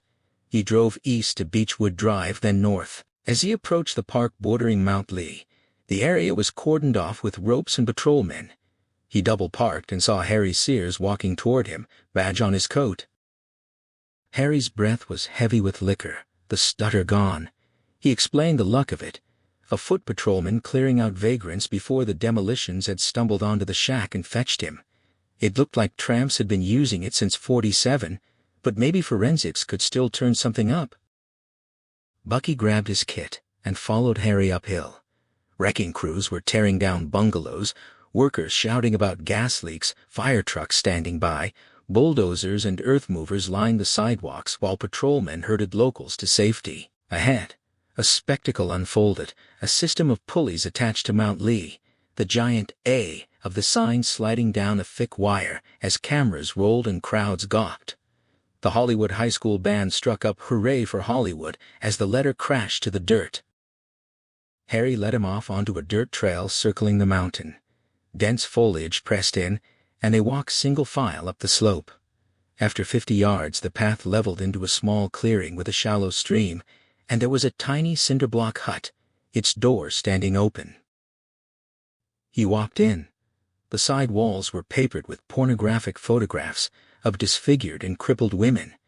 A mattress on the floor was caked with layers of dried blood, bugs and flies trapped in the crust. The back wall held anatomy text photos of diseased organs. A spotlight on a tripod was aimed at the mattress, powered by a battery pack. A stack of blood-sprayed books sat in the corner science fiction novels, along with Gray's Advanced Anatomy and Victor Hugo's The Man Who Laughs. Harry called out to him, and he told him to get Millard, he'd do the forensics himself. Harry protested that Russ wouldn't be back until tomorrow, but Bucky shouted him out. Harry stormed off, and Bucky opened his kit. The proximity to Sprague property and Georgie Tilden, son of a famous Scottish anatomist, burning in his mind. He examined the shack top to bottom. Recent mud tracks, likely Harry's tramps, but also narrow strands of rope under the mattress. He scraped what appeared to be abraded flesh particles from them and collected blood-matted dark hair. The blood crust was uniformly maroon. He took a dozen samples. He tagged the rope, the anatomy pages, and the smut pictures. A boot print outlined in blood on the floor was measured and traced. Then he dusted for fingerprints every surface in the room, the spines of the books. The books yielded. Only streaks. The other surfaces produced smudges, glove marks, and 2 distinct sets of latents. He circled the smaller digits on the door and wall molding, then compared them to Betty Short's print blow-up. 1, 2, 3, identical prints, enough for a courtroom. 4, 5, 6. His hands shaking so hard, he couldn't transfer the other set to plates. He hacked a 4-digit section off the door with his knife and wrapped it in tissue. Packing up his kit, he walked outside, saw the running water, and knew that was where the body had been drained. Then a flash of color near the stream caught his eye, a baseball bat, the business end stained dark maroon. He walked back to the car, thinking of Betty alive and happy, in love with some decent man. Passing through the park, he looked up at the sign, now just Hollywood, while the band played on. He drove downtown. The city personnel office and inns were closed. He called Randy and found nothing on Scotland-born George Tilden's, and knew he couldn't wait overnight for confirmation. It came down to calling a superior officer, breaking and entering, or bribery. He remembered a janitor cleaning outside the personnel office and tried bribery. The old man listened to his fabricated story, accepted $20, unlocked the door, and led him to the filing cabinets. He opened the drawer marked City Property Custodial Part-Time, got out his magnifying glass and the powder-dusted piece of wood, and held his breath. The file read Tilden, George Redmond, born Aberdeen, Scotland, 1896. No address listed. Transient contact for work through E. Sprague, we 4391. California driver's license, vehicle A 1939 Ford pickup. Rubbish hauling territory from Manchester to Jefferson, La Brea to Hoover, 39th and Norton, right in the middle of it. Fingerprints at the bottom of the page. 1, 2, 3, 3 matching points, enough for a conviction. 4, 5, 6, 7, 8, 9. A one-way ticket to the gas chamber. Hello, Elizabeth. He closed the drawer, gave the janitor an extra 10 to keep quiet, packed up, and walked outside. He noted the time, 8:10 p.m. Wednesday, June 29, 1949. The night a harness bull cracked the most famous unsolved homicide in California history. He touched the grass to see if it felt different, waved at office workers, pictured himself breaking the news, seeing his name in the headlines, getting K back. He saw the Spragues disgraced, their money useless, and then it hit him. There was no way to make the arrest without admitting he'd suppressed evidence on Madeline and Linda Martin back in '47. It was anonymous glory or public disaster. Or backdoor justice. He drove to Hancock Park. Ramona's Cadillac and Martha's Lincoln were gone. Emmett's Chrysler and Madeline's Packard remained. He parked his Chevy crossways, rear tires sinking into the rose bushes. A side window was open. He hoisted himself up and into the living room. Balto. The stuffed dog stood by the fireplace, guarding packing crates filled with clothes, silverware, and fine china. A cardboard box at the end overflowed with cheap cocktail dresses, a strange anomaly. A sketch pad with drawings of women's faces was wedged in one corner. He heard voices upstairs. He drew his .45, silencer attached, and moved to the master bedroom. Emmett's burr and Madeline's pout filtered through the door. He pressed himself to the wall and listened. Emmett was talking about pipes spewing gas, health and safety violations, taking the family to Scotland, letting Mickey Cohen handle the public relations. Madeline protested, saying she didn't want to go to Europe. Emmett dismissed her concerns, mocking his toothy chum, and suggesting Scotland had better men for her. He called him a piss-poor excuse for a man who'd served his purpose. Bucky stepped into the bedroom. Emmett and Madeline lay on the canopied bed, her head on his lap, his hands massaging her shoulders. She screamed when his shadow hit the bed. Emmett silenced her with a hand over her mouth, claiming it was just affection, and they had a dispensation for it. Bucky stated calmly that Georgie Tilden killed Elizabeth Short. She'd called here. They'd fixed her up with Georgie. She'd taken the Wilshire bus out to meet him. He demanded the rest of the story. Emmett didn't dispute it, offered to tell him where to find Georgie. Bucky refused, demanding answers about their relationship first. Emmett deflected, saying it wasn't relevant, that he'd given the location and they'd leave it at that. Madeline begged her father to make him stop. Bucky pressed harder, accusing her of sleeping with him on her father's orders, of being set up to provide an alibi. She screamed again, and Emmett's hand flashed back over her mouth. The Scotchman then asked directly what did he want. Bucky looked around the room: Picasso, Ming vases, a Dutch master, a pure Colombian gargoyle. Tens of thousands, hundreds of thousands. Emmett smiled and offered them, saying nice things could be his. Bucky shot the Picasso first, the silencer making a soft puff as the canvas split. The Mings exploded next, crockery fragments showering the room. He missed the gargoyle but took out a gold-bordered mirror. Huddled on the bed, they watched as he sighted on the Dutch master and blew a hole through it, the frame toppling onto Emmett's shoulder. The heat of the gun singed his hand, but he held on, one round left. In the cordite haze, he placed the silencer to the back of Emmett's head and demanded the truth about Georgie, Betty, and their relationship. Madeline, tears drying, confessed that Emmett wasn't her real father and they'd never actually been together, so it wasn't wrong. He asked who was, and Emmett, businesslike, admitted that Georgie Tilden was Madeline's father. Ramona was her mother. Did he want the details or would the facts suffice? Bucky sat down and demanded everything, warning him not to lie. Emmett tidied himself, noted the damage, and began. In the mid-20s, Ramona wanted a child he didn't. He'd gotten drunk and fathered Martha deliberately. But Ramona had also taken up with Georgie to have a child of her own, Madeline. He believed she was his until she was 11, when the resemblance to Georgie became unmistakable. He'd slashed Georgie's face, bribed the hospital to call it a car crash, and then given him money and work. He hadn't told the full story of how he'd controlled Georgie ever since. He knew the man was speaking from a place of shared brutality, acknowledging that they both understood what it meant to inflict pain. Emmett described the moment he'd recognized Madeline's resemblance to Georgie, how he'd tracked him down and carved his face with a knife, then bribed the hospital to record it as a car accident. When Georgie emerged as a disfigured wreck, he'd begged forgiveness and provided money and work. Bucky recalled his own observations, Madeline's lack of resemblance to her parents, Jane Chambers' mention of Georgie's accident and decline. So far, Emmett's story held.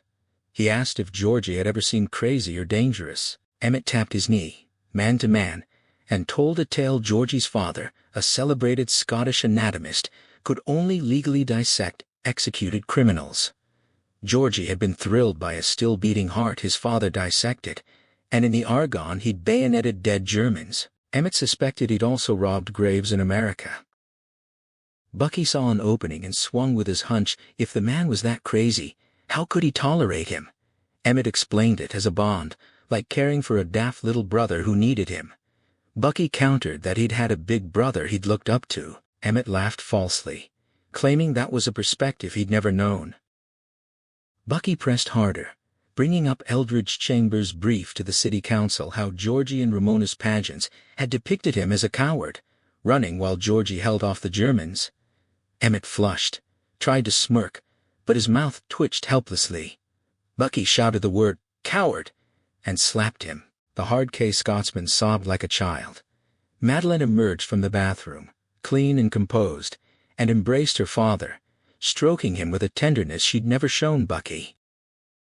He demanded the rest. Emmett, weeping on his daughter's shoulder, finally whispered the truth. Georgie had saved his life in the war, piling German corpses over him to hide him from a patrol.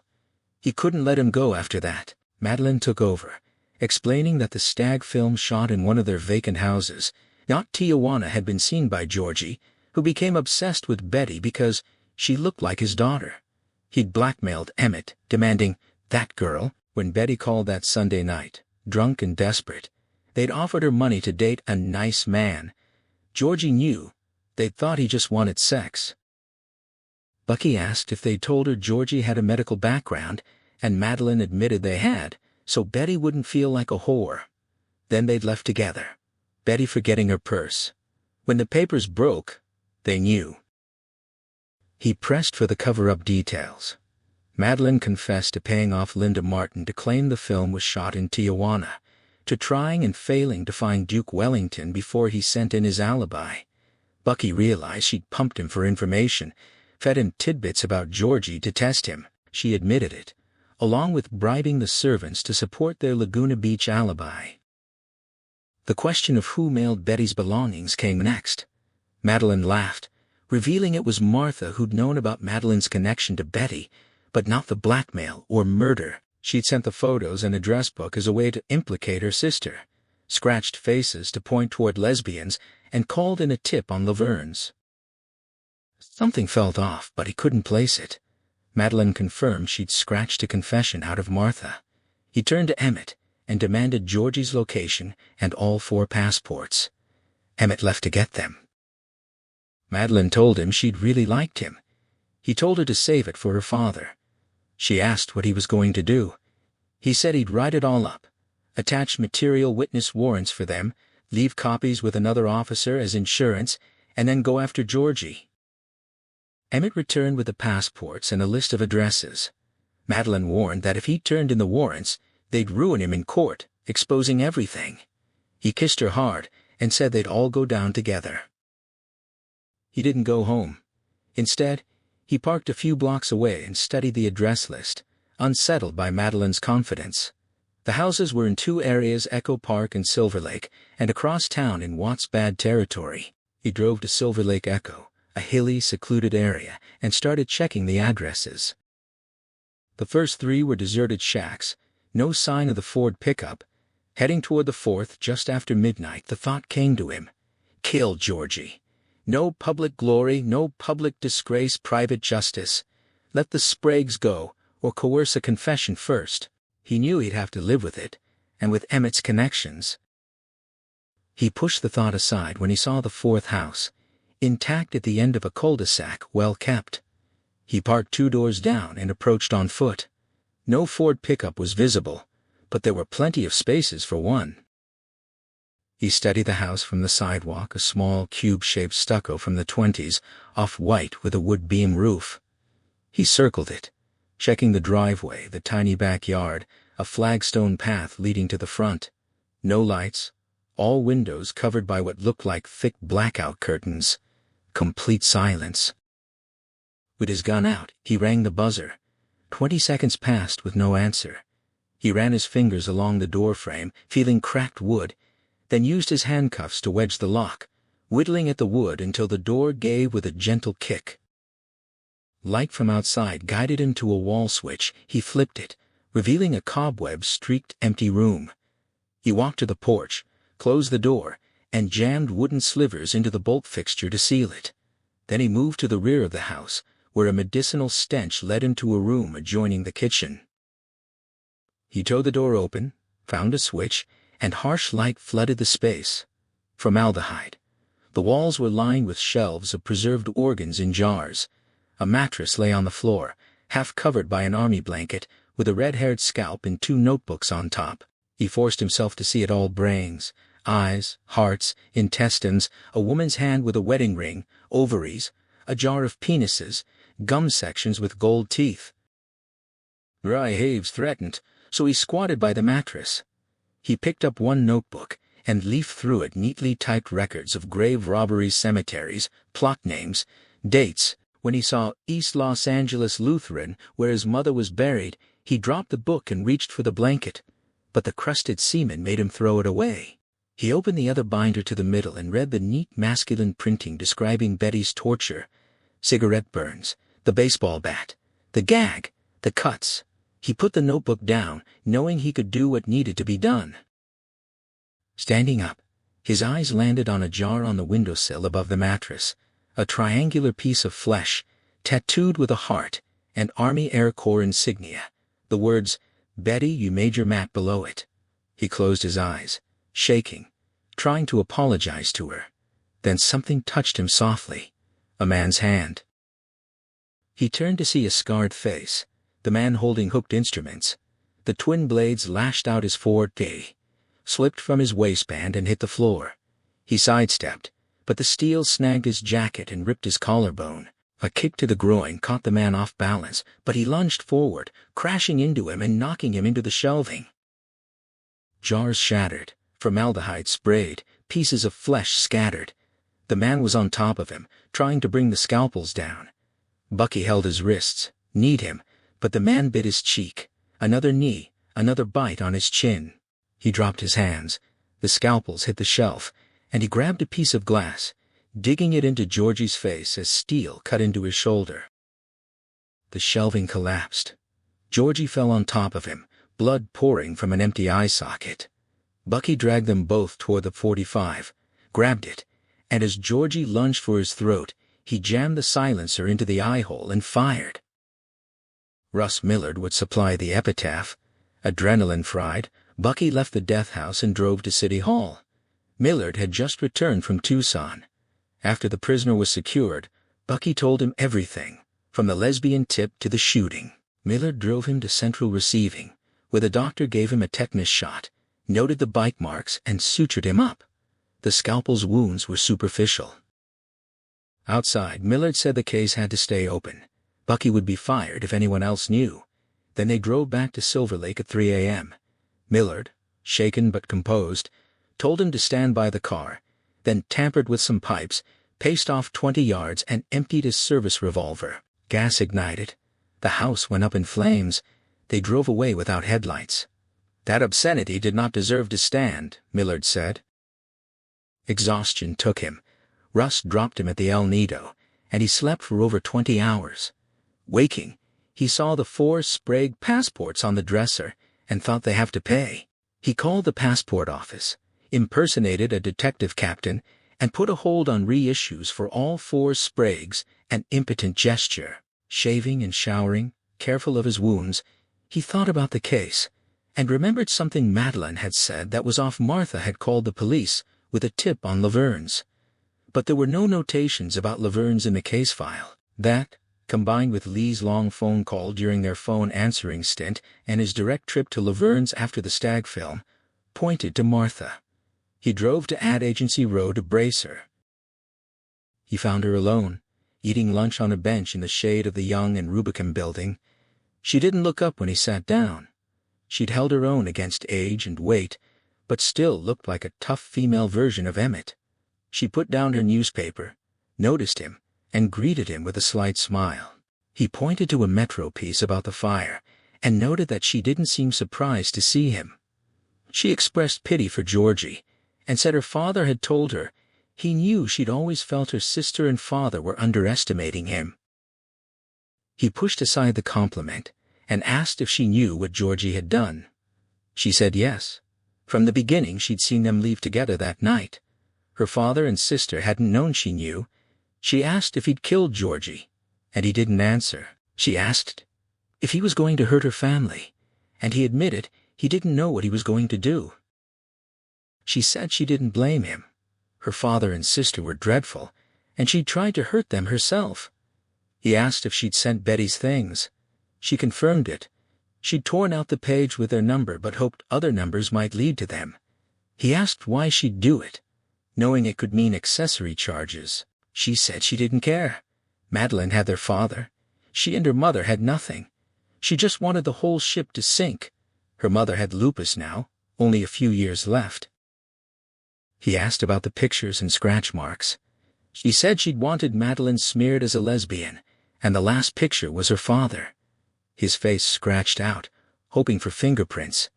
He asked if her father touched her the way he touched Madeline, and she said he didn't. That was the problem. Then he asked if she'd called the police with a tip on Laverne's. She lowered her eyes and admitted it.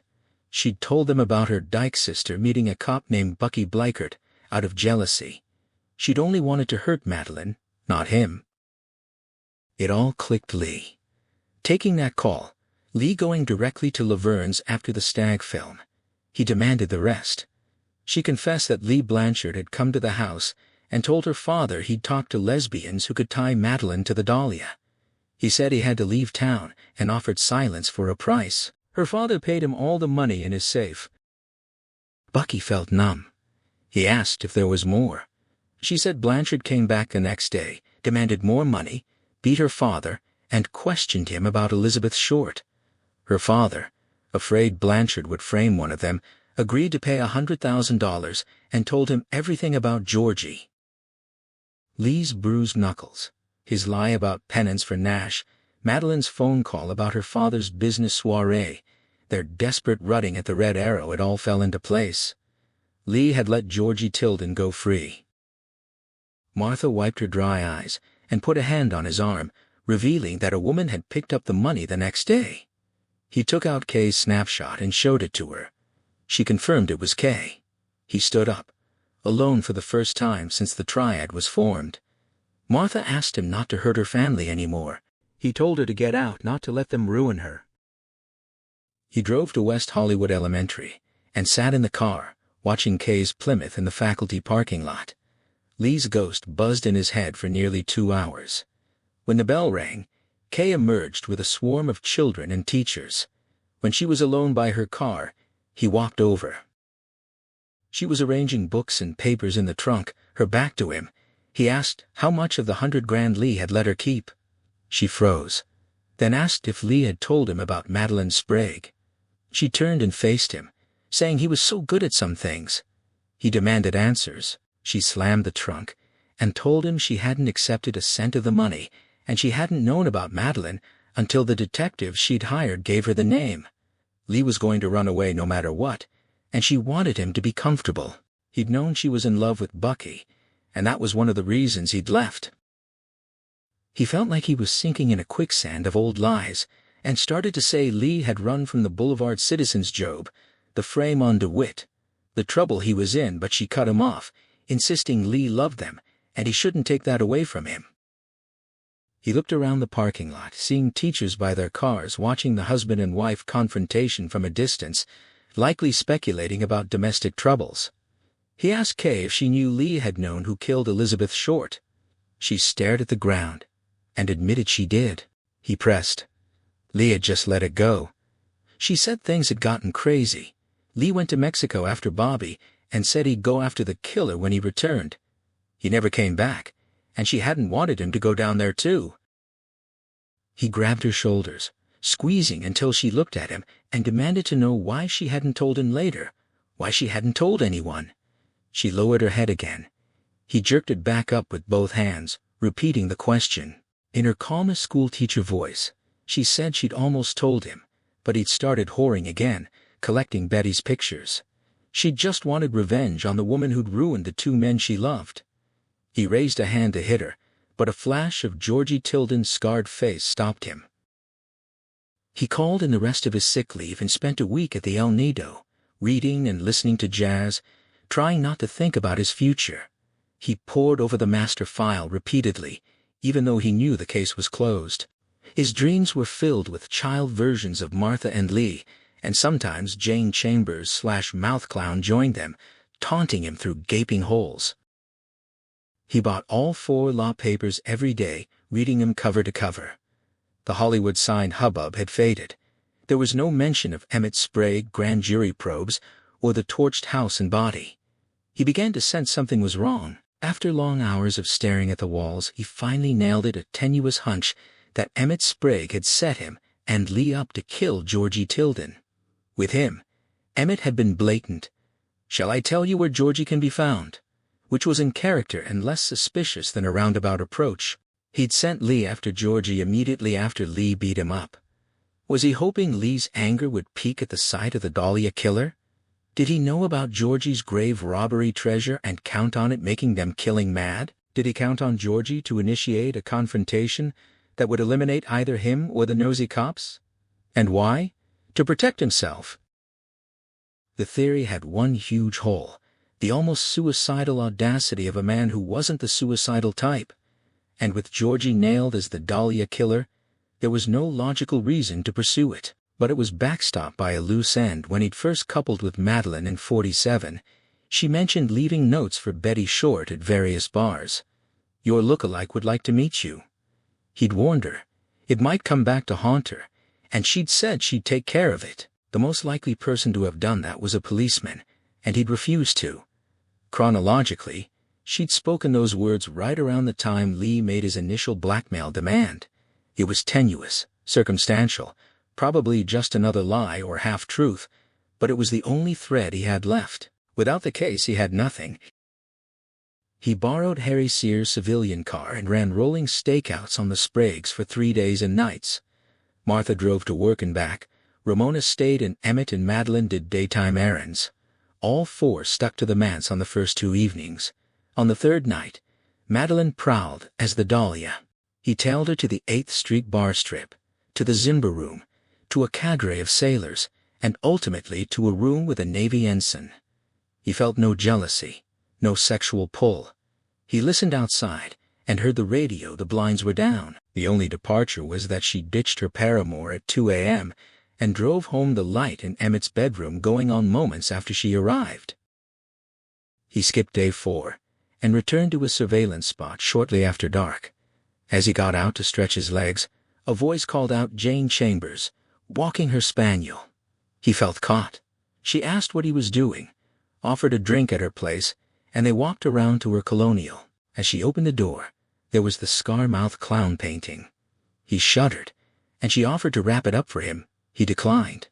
She mentioned she'd looked into its history, thinking of donating it, but it was too valuable. It was a Frederick Giannantuono original, inspired by Victor Hugo's The Man Who Laughs. The book was about a group of Spaniards called the Comprachicos, who kidnapped and tortured children, mutilating them to sell as court jesters. The main character had his mouth slashed ear to ear. His mind raced. There was a copy of The Man Who Laughs in the shack where Betty was killed. He forced a smile, said it just reminded him of old stuff. Jane said she'd found a receipt. It was Ramona Sprague who'd sold the painting to Eldridge. He asked if her husband bought it in 47 for her birthday, January 15th. She confirmed it. He demanded to see the receipt. She fumbled for it, and he stared at the painting, transposing the 39th and Norton glossies against the clown's face. The receipt was on purple stationery, in incongruously masculine block printing, dated January 15, 1947. The handwriting was identical to the torture diary he'd read before killing Georgie. Ramona Sprague had murdered Elizabeth Short. He grabbed Jane in a hard hug and took off, leaving her stunned. He went back to his car, decided it was a one-man play, and watched the Sprague house through the night, running through variations: Ramona and Georgie torturing together or separately, bisecting, dividing the spare parts, running a 2-car caravan to Leimert Park. He thought of everything except what he'd do when he got Ramona alone. The next morning, Martha left at 8:19. Madeline followed at 10:37 with a valise. Emmett waved from the doorway. Bucky decided to give him an hour or so to leave or take him down with his wife. Shortly after noon, Emmett drove off, radio humming light opera. He knew the servants' routine Thursday. The housekeeper and gardener were off. The cook arrived at 4:30. Madeline's valise meant she'd be away. Martha wouldn't return until 6 o'clock. Emmett was the only wild card. He crossed the street and reconnoitered. The front door was locked, side windows bolted. As he considered his options, he heard tapping on the glass and saw a white shape move back into the living room. Moments later, the front door opened. He walked around to meet her. Ramona stood in the doorway, spectral in a shapeless silk gown, her hair a frizzy mess, face blotchy and puffed. Her dark brown eyes, identical in color to his, were terrifyingly alert. She pulled a small automatic from her gown and pointed it at him, accusing him of telling Martha to leave her. He slapped the gun from her hand. It hit the welcome mat. She gnawed at her lips, her eyes losing focus. He said Martha deserved better than a murderer. She smoothed her gown, patting her hair, and asked if he'd told. Her voice was pure cold Sprague. He picked up the gun, pocketed it, and asked if she meant Martha didn't know what she'd done. She stood aside and bid him enter, saying Emmett had told her it was safe, that he'd taken care of Georgie and had too much to lose by coming back. Ramona explained that Martha had told Emmett he wouldn't hurt them, and Emmett had believed her. He was always accurate about business matters. Bucky walked inside, noting that except for the packing crates, the living room looked unchanged. He asked if Emmett had sent him after Georgie, and if Martha truly didn't know she'd killed Betty.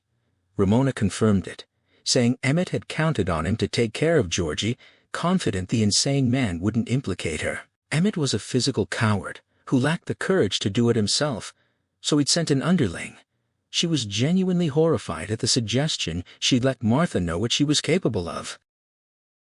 He pressed that Martha had seen Georgie and Betty leave together that night, but Ramona insisted Martha had left for Palm Springs an hour later and was gone for a week only. Emmett and Madeline knew.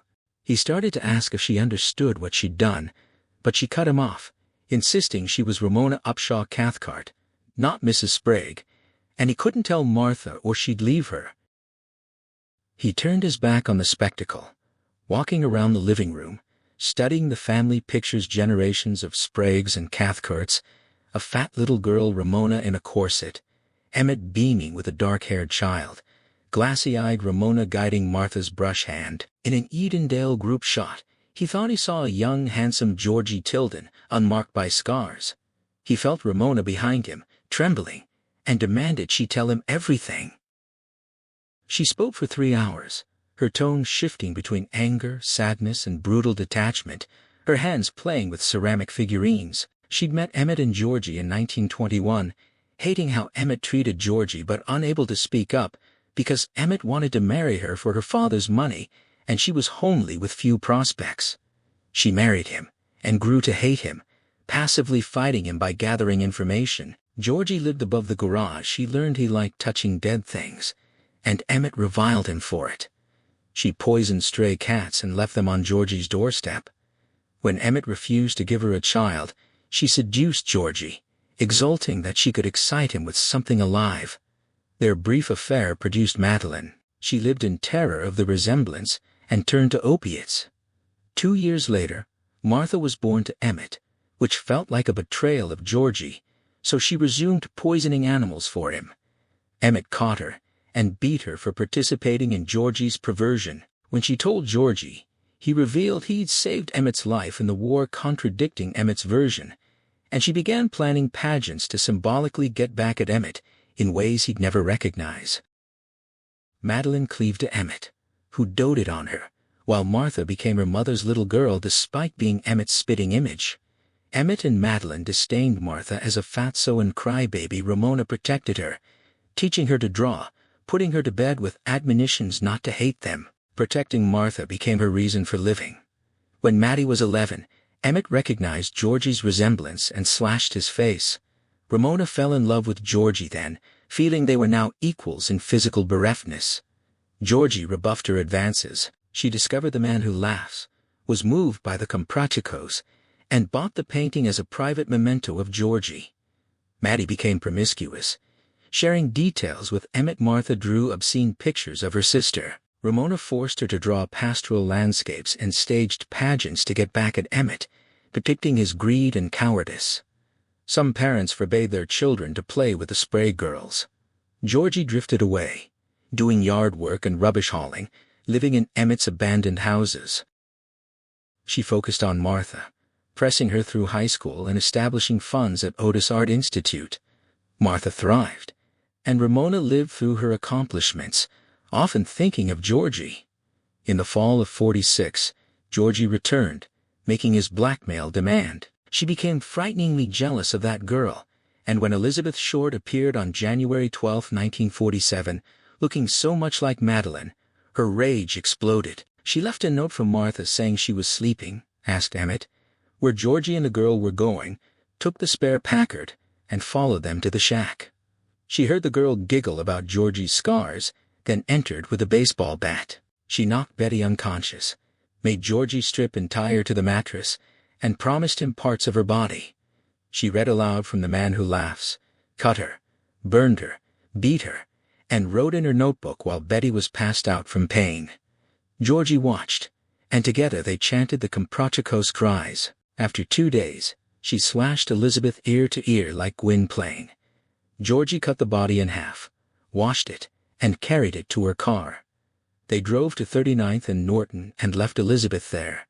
She sold the painting to Eldridge Chambers as an act of purging. Then came days and weeks of horror that Martha would find out and hate her, and more drugs to make it go away. He stood looking at framed magazine ads, Martha's award-winning work, while Ramona's story echoed in his head. The room was cool, but he was sweating. She asked what he was going to do. He said he didn't know. She pleaded that Martha mustn't know. He asked if she'd been the one throwing dead cats into cemeteries in the fall of '46. She admitted it. She'd been so jealous, and wanted Georgie to know she still cared. He told her to go upstairs and leave him alone. He heard soft footfalls, then sobs, then nothing. He thought about the family's united front to save Ramona, how arresting her would blow his police career with charges of withholding evidence and obstruction. Sprague money would keep her out of the gas chamber, but she'd be eaten alive in prison until the lupus killed her. Martha would be ravaged. Emmett and Madeline would still have each other. If he took Ramona in, he was ruined as a policeman. If he let her go, he was finished as a man.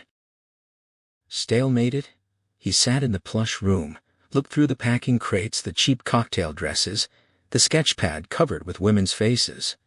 He left the manse and killed time visiting old haunts, his father at the rest home, Lincoln Heights, the Eagle Rock Legion Hall. At twilight, he gave in one last shot at Madeline before he took her mother down, one last chance to ask why she was still playing Dahlia.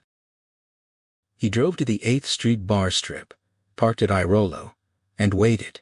Just past midnight, Madeline's Packard pulled up. She got out looking like herself, not Elizabeth Short. He watched her walk into a restaurant, then emerged 15 minutes later as the Black Dahlia, tossing her valise in the back seat before entering the Zimba room. He gave her a minute, then peered in. The bar was sparse. Madeline drinking alone, 2 soldiers preparing to make their move. Too deserted for surveillance, he retreated to his car. An hour later, Madeline and a first lieutenant walked out, got into the Packard, and drove to the 9th and Irolo Auto Court. He followed. She got the key. The soldier waited by room 12, but she called him over to a different unit. He gave them 10 minutes, then moved to the bungalow, finding a window open about 2 feet, dried paint holding it stuck. He sheltered beside a vine-covered trellis and listened.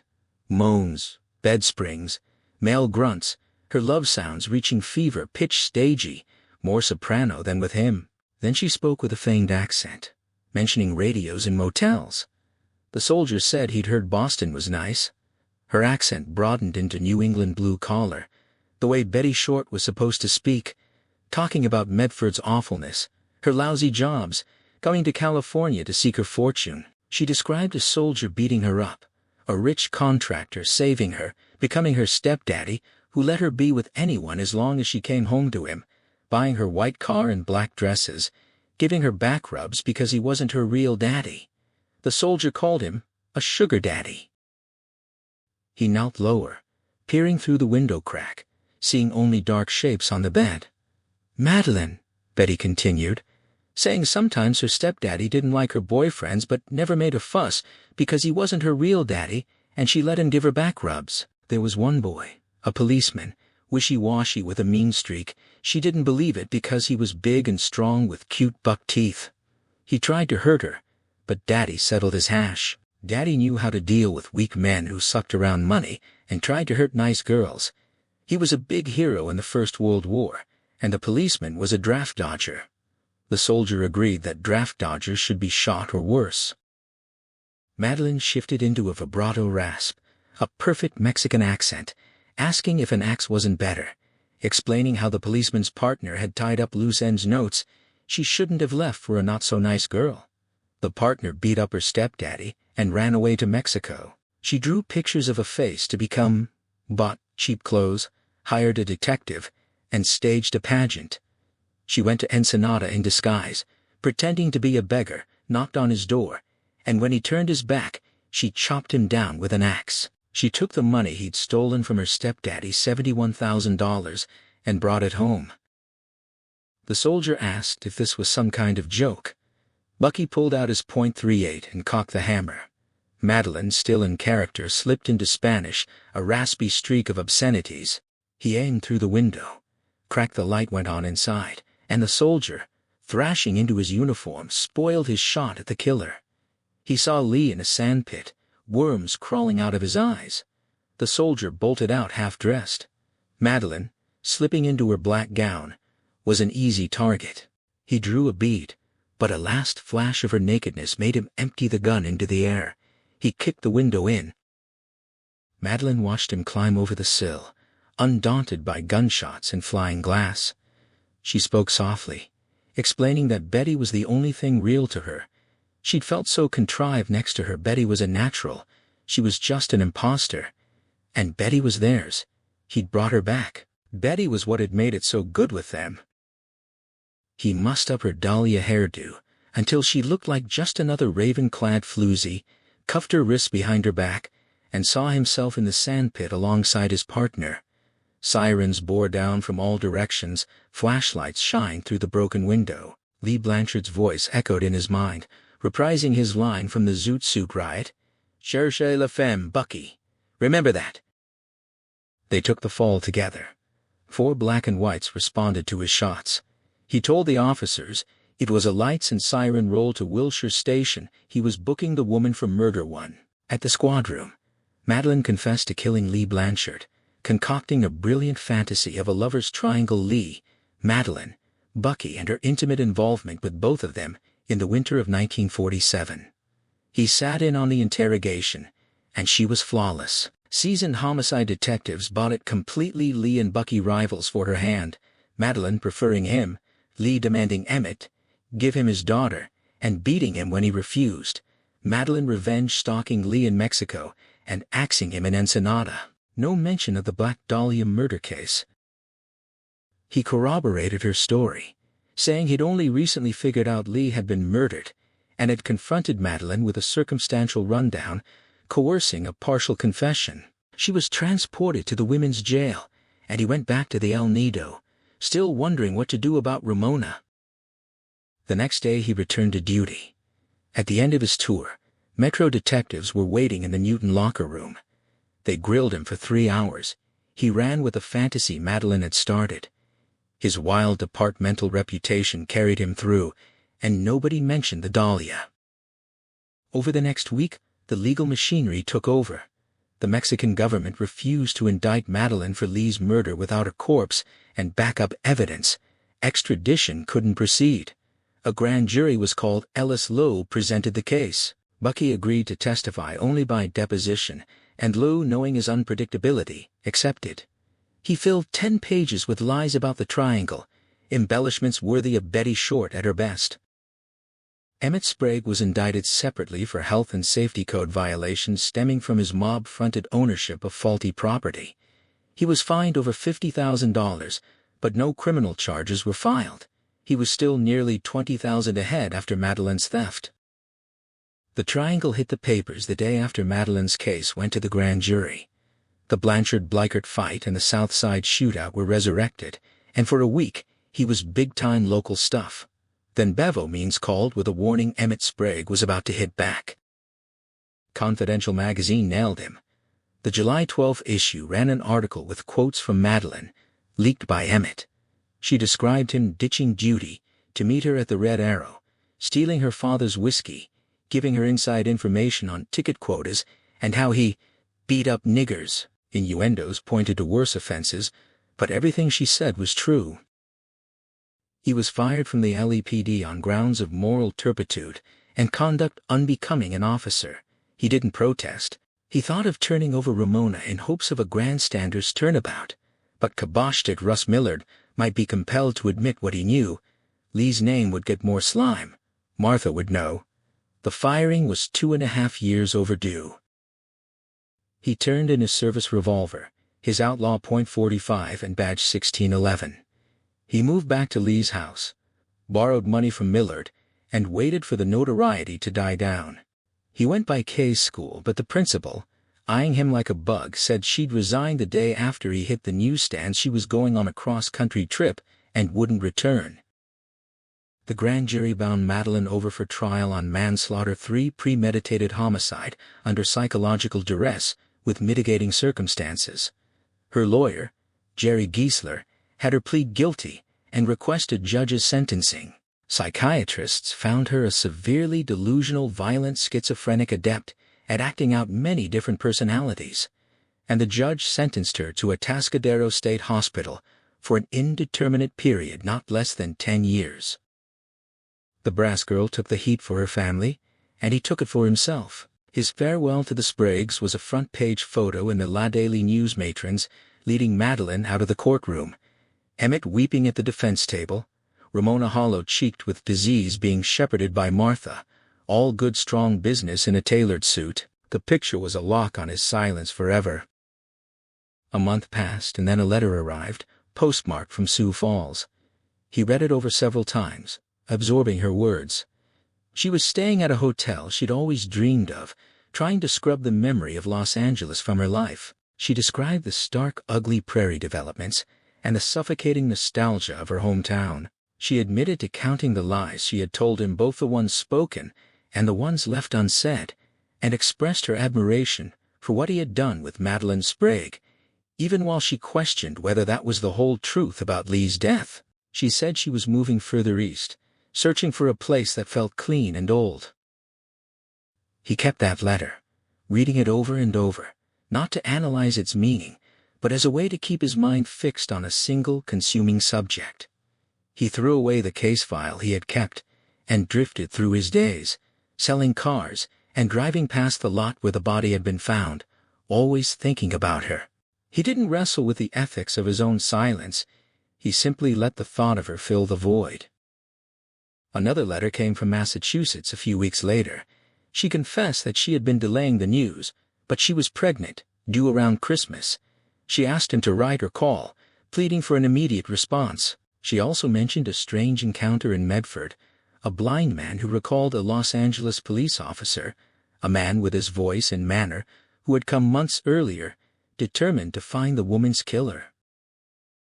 He didn't reply. Instead, he sold the house and boarded a plane for Boston. As he flew, he mentally prepared the truth he would need to lay before her. He would have to confess that, for a brief and feverish month, he had been a detective in all but name, driven by a fierce brilliance and the will to sacrifice. He would have to admit that the intensity of that time was a permanent scar, a vulnerability that would always draw him back to darkness, and most of all, he would have to convince her that his strongest desire was to keep that darkness from ever touching her again, that the woman from that case was paradoxically the one granting them this chance to start over. As the plane descended toward Boston, it was swallowed by clouds. Fear, a heavy and implacable weight, settled deep in his chest, freezing him with the dread of reunion and impending fatherhood. He reached for a thought of her, offering it like a simple, desperate prayer. He could only hope she would see him through. The end.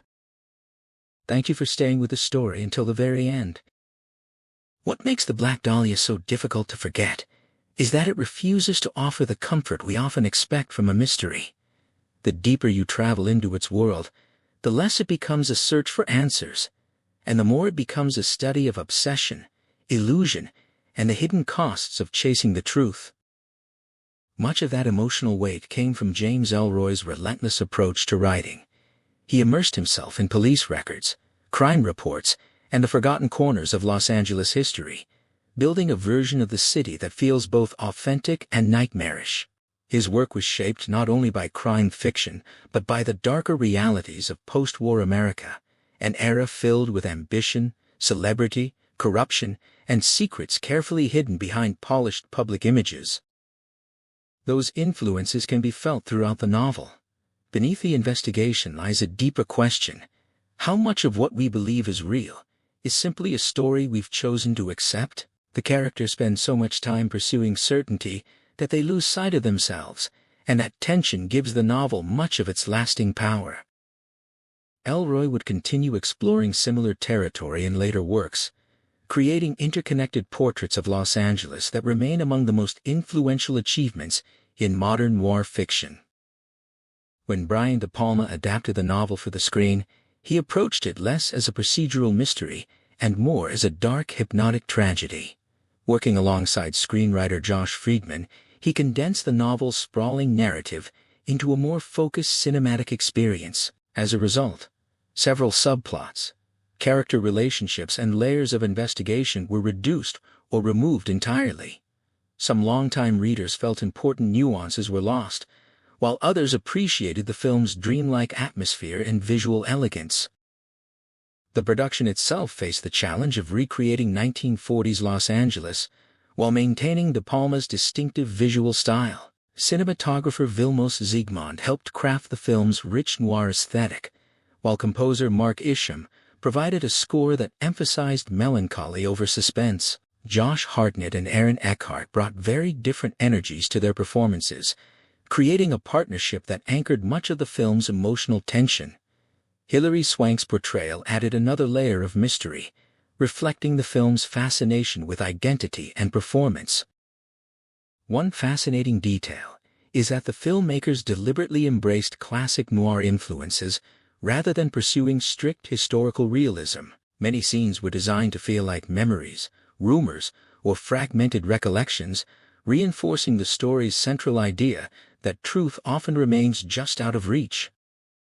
Whether experienced through the novel or the adaptation, the story continues to inspire debate because it never fully resolves itself in the mind. It lingers. It invites interpretation. It asks questions that remain unanswered. If this retelling sparked your curiosity, the original novel offers an even deeper journey into its characters, its atmosphere, and its haunting vision of Los Angeles. And if this story left an impression on you, I'd love to hear your thoughts. Share your interpretation, your favorite moment, or even the questions you believe can never be answered. If you enjoy these storytelling journeys, subscribing and sharing helps bring more remarkable books and their histories to life for others as well. For now, we'll leave this world behind. But the most unforgettable stories never truly end when the final page closes. They remain somewhere in the imagination, waiting quietly, like a mystery that refuses to be forgotten.